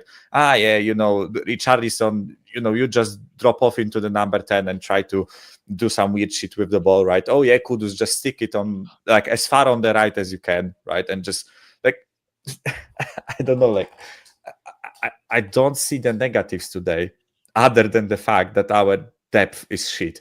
Right? This is the only negative. Everyone knew their job. Everyone knew their job as well. Exactly. That's what I've been saying, Phil. Put people in their right position to where they know what they're doing. You could also see on there that other players knew where other players were going to be. There was, how'd you say it on FIFA as such, there was a chemistry there, basically, Yeah. Whereas the way we played under Ange, and sorry, you got to keep comparing it if you're going to weigh up one to the other, where we're doing better or not.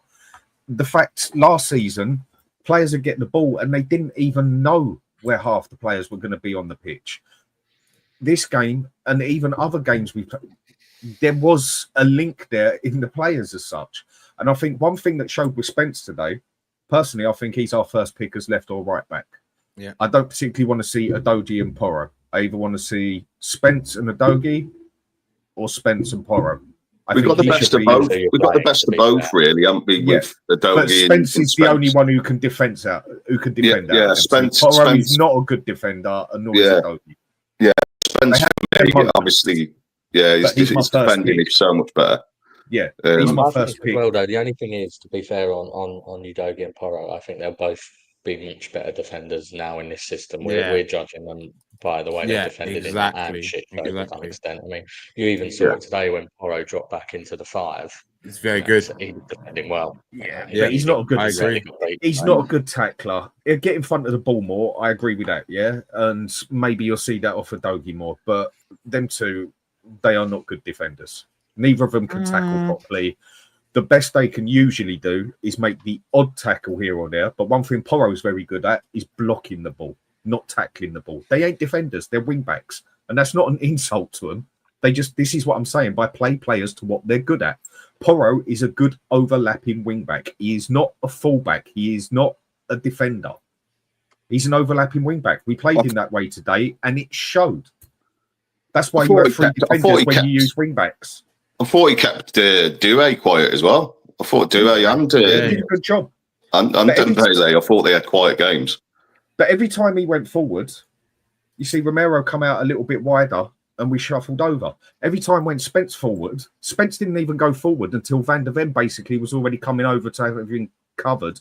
And then Danzo comes across. That's how you work with 3 at the back and you play wing backs. Mm-hmm. How good was Spence? How good was Spence? He had a brilliant.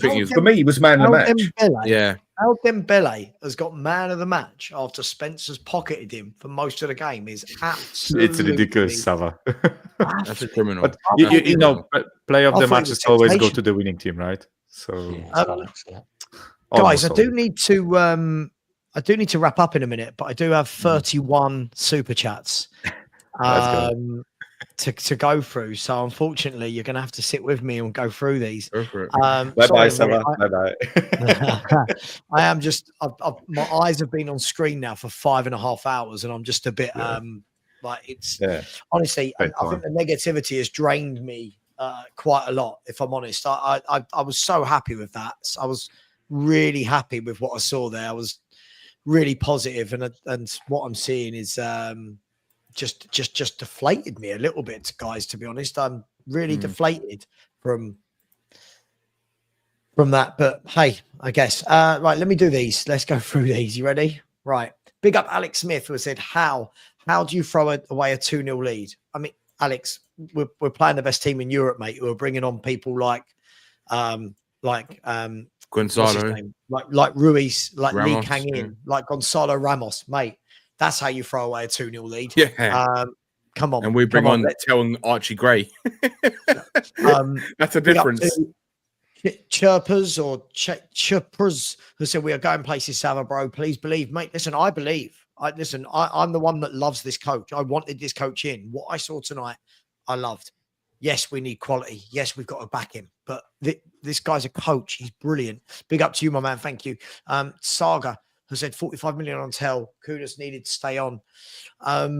Listen, I haven't got the energy for a Matisse Tell conversation. Said it at the time. Absolutely horrendous signing. It was. I genuinely don't know how anyone is defending this man anymore.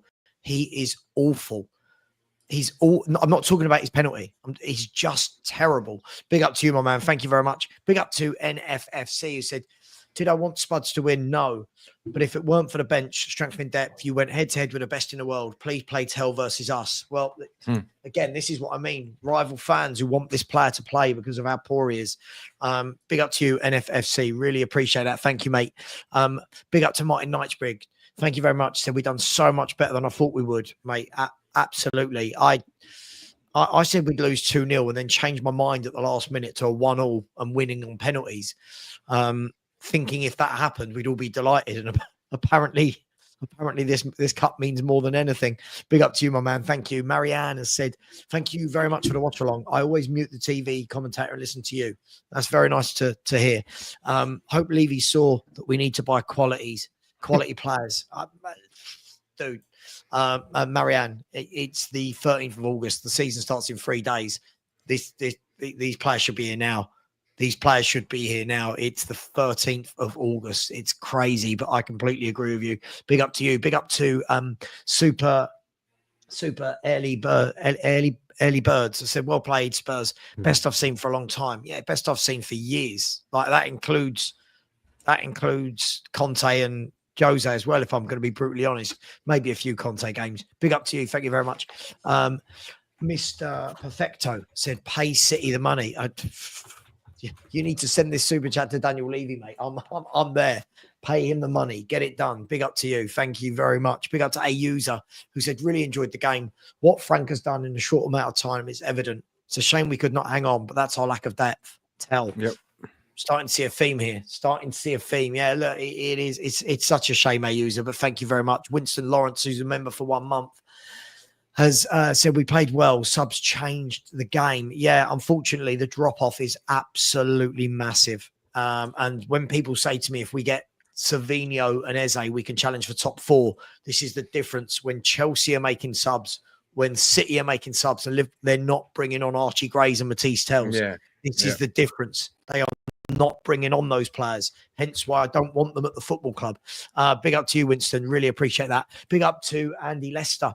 Said we played really well. Great discipline. Well organised. Spence, Sar, kudos to a man. They looked coached. I really like what I saw tonight all in. That's the positivity I need before I go to bed. Big up to you, Andy. Absolutely spot on, my man. Bang on. Big up to Robertinho. We'll sign you. You sound like you can play. Can you play a bit? Are you a winger? Are you a number 10? Said big up Sava, was rooting for you lot. Those Paulinho and Kudos subs killed you though. Thomas the Frank engine is class. Now give City the money for Savio already. Oh, yes, mate, please. If we've got anything about us, we'll have them both in by Friday. If we've got anything about us. Big up to you, mate. Thank you very much. Cat Fun said PSG beat Liverpool as well on pens. We did great. Try telling some of our fan base, yes, they beat the champions of England, and they battered the champions of England. By the way, they played them off the park. Yeah, we had more shots. We had more shots on target. I thought we were excellent. Big up to you, Cat Fun. Big up to Rob. Said state of this comment section tonight. Oh, Rob, don't. Honestly, as soon as we lost the penalty shootout, the numbers went from here to there, and it was all the you're in the mud. And Jin, and it was like, oh, what are we doing here? Big up to you, Rob. Really appreciate that. Kusyed 81 has said we were in total control to the subs. Not good enough. Completely agree. Completely agree. Hey, we'll see what the club do. Big up to you. Big up to Faz 4-1 Spurs. Big up Faz. I said get Savinho and Eze. We're cooking. Sar consistent now. Well, listen, we'll see if Sar's consistent over the Premier League. But yeah, he's looking. The issue will be is how many games will Sar start when you actually bring in a playmaker? Because when you bring in a playmaker, one of those midfielders is going to drop out. And I don't think it's going to be Benton Court, and I don't think it's going to be Paulinho. So we'll see. Big up to you. Really appreciate that. Hang on, where are we going? Where's that gone? There we go. 17 to go. Don't worry, guys. 17 to go. We're nearly there. The big Benji, thank you very much. He said buzzing, 9 out of 10 performance and execution so far. Listen, Benji, it was great at the time, wasn't it? Absolutely great at the time. And then it all went downhill. Big up to you. Alf has said, Forza Spurs. Thanks, Alf. Man City fan. Big up to you. I'm getting more praise, by the way, in my WhatsApp from my Arsenal mates, Chelsea mates and Liverpool mates than from Spurs content. I know, that's what's mad. That is mad. That's ridiculous, mate. They're all saying, look how good Frank is. You guys have got a good manager. My Arsenal mates are saying, wish we had him instead of Arteta. That speaks volumes. Speaks volumes, that does. Exactly. Pat Funt said, come on, you Spurs again. 2 defenders scored. Yeah, listen. Well, we haven't got any forwards, so we've got to utilize what we have. Big up to you, Cat Funt. Exactly. Big Benji coming again and said, my effing captain. Let's see them RG Pitts. Listen, yeah, I thought he was excellent tonight. I thought him, Danso, by the way, I thought was absolutely superb as well. I thought they all played well to a man tonight. Big up to you, Benji. No nonsense centre back. Big up to Paul Shark, who said, I'm getting so many what the F messages from rival fans. Exactly. Why can't our fans see that as well? Big up to you, Paul Shark. Big up to Chirps, has come back in and said, better than a 4-0 loss. Yeah, we only lost on pens. We lost because Van der Ven and Tel couldn't take a penalty. That's all it was. Big up to you. Big up to Tony, who said Tel and Gray are not even squad players. Mate, I told you, Tel was a waste of 45 million. And for me, Archie Gray should be out on loan playing week in, week out. You know what? This guy is not ready for Tottenham Hotspur. When you think about it, we spent how much? We spent nearly 100 million on those two players. It's what 80, 90 million between the two of them. It's insane. It's mental. Insane. It's It's insane. And look who Chelsea have signed for 80, 90 million. Yes, yeah. Danny, it's Eze plus spare money. So when fans like Phil Coys above you are saying, I don't mind Tel, well, that money needs to be going on Eze. But anyway, listen, it is what it is. Big up, Tony. Big up to Mr. MB. Says you bottled it. Sav, as simple as that. I mean, yeah, cool. Thank you for the money. Curly Norman has said, imagine what Frank could do with a proper squad. Exactly, man. Exactly. Ryan McFarlane's been a member for 3 months. Said the subs absolutely killed us. Such an awful squad. Tel should never play for us again. He was a man down. Completely agree. I don't care how old he is. He is not a good player. I think Solanke was awful when he came. Whoever scouted him should be sacked from this football club immediately. Big up to you. Jamie has said Basuma has arrived in Udinese wondering what time kickoff is. Big up to you, my man. Thank you very much. Paul Langley. God, last 8. Paul Langley has said a little bit gutted, but more positives than negatives on tonight's performance. Come on. You Spurs, absolutely right, Paul. Really appreciate that. Thank you very much. Phoenix said, I wish the board signed some decent players instead of kids. This board is just so... Anyway, very solid defence. No more pant pulling by teams like last season. And that's the point, isn't it?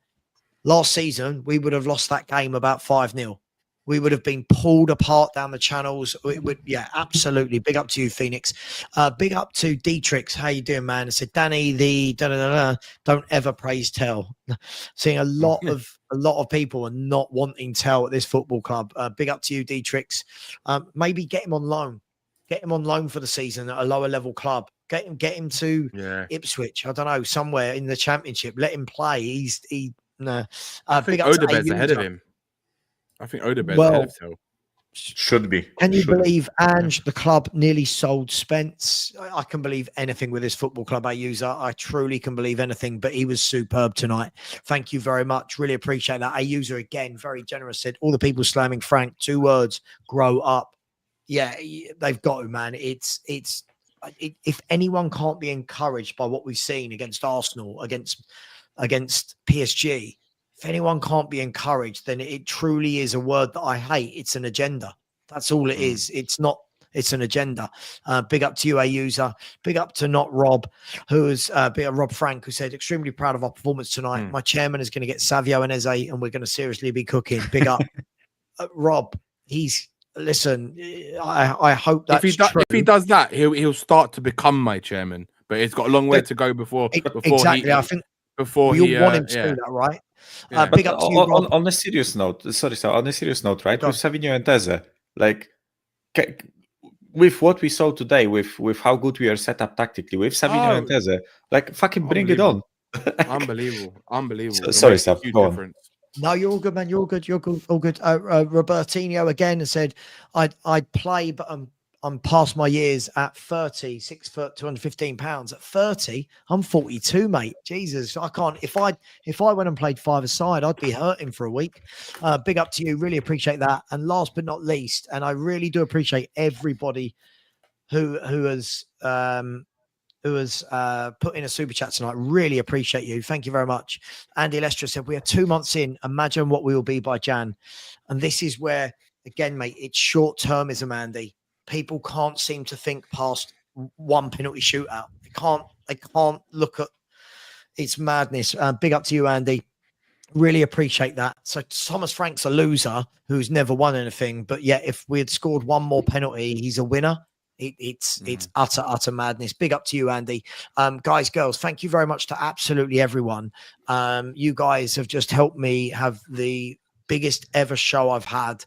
We've had 1,600 likes and 77,500 views across the 5 hours, and we've had over 150 subscribers in the night. So thank you very much. And now, honestly, my eyes are like that. My wife probably wants to go to bed. My dogs probably want to go out for a piss. I want to piss. Connor, Danny, Phil, Mikhail, Dan, Eugene, Colin, everyone who's been on, you, the other Eugene earlier as well. Thank you very much to you all. I'm going to send you over to the 2 Mark show. Do me a favor when you get there, guys. Get those guys to 1,000 subscribers. I know apparently I like to monopolize the YouTube community, but if you could get over there, subscribe to them, smash the like button, show the love. Thank you very much. Unlucky Spurs. Take care. And as always, Thomas Frank is my coach. And come on, you Spurs. Come on, Spurs.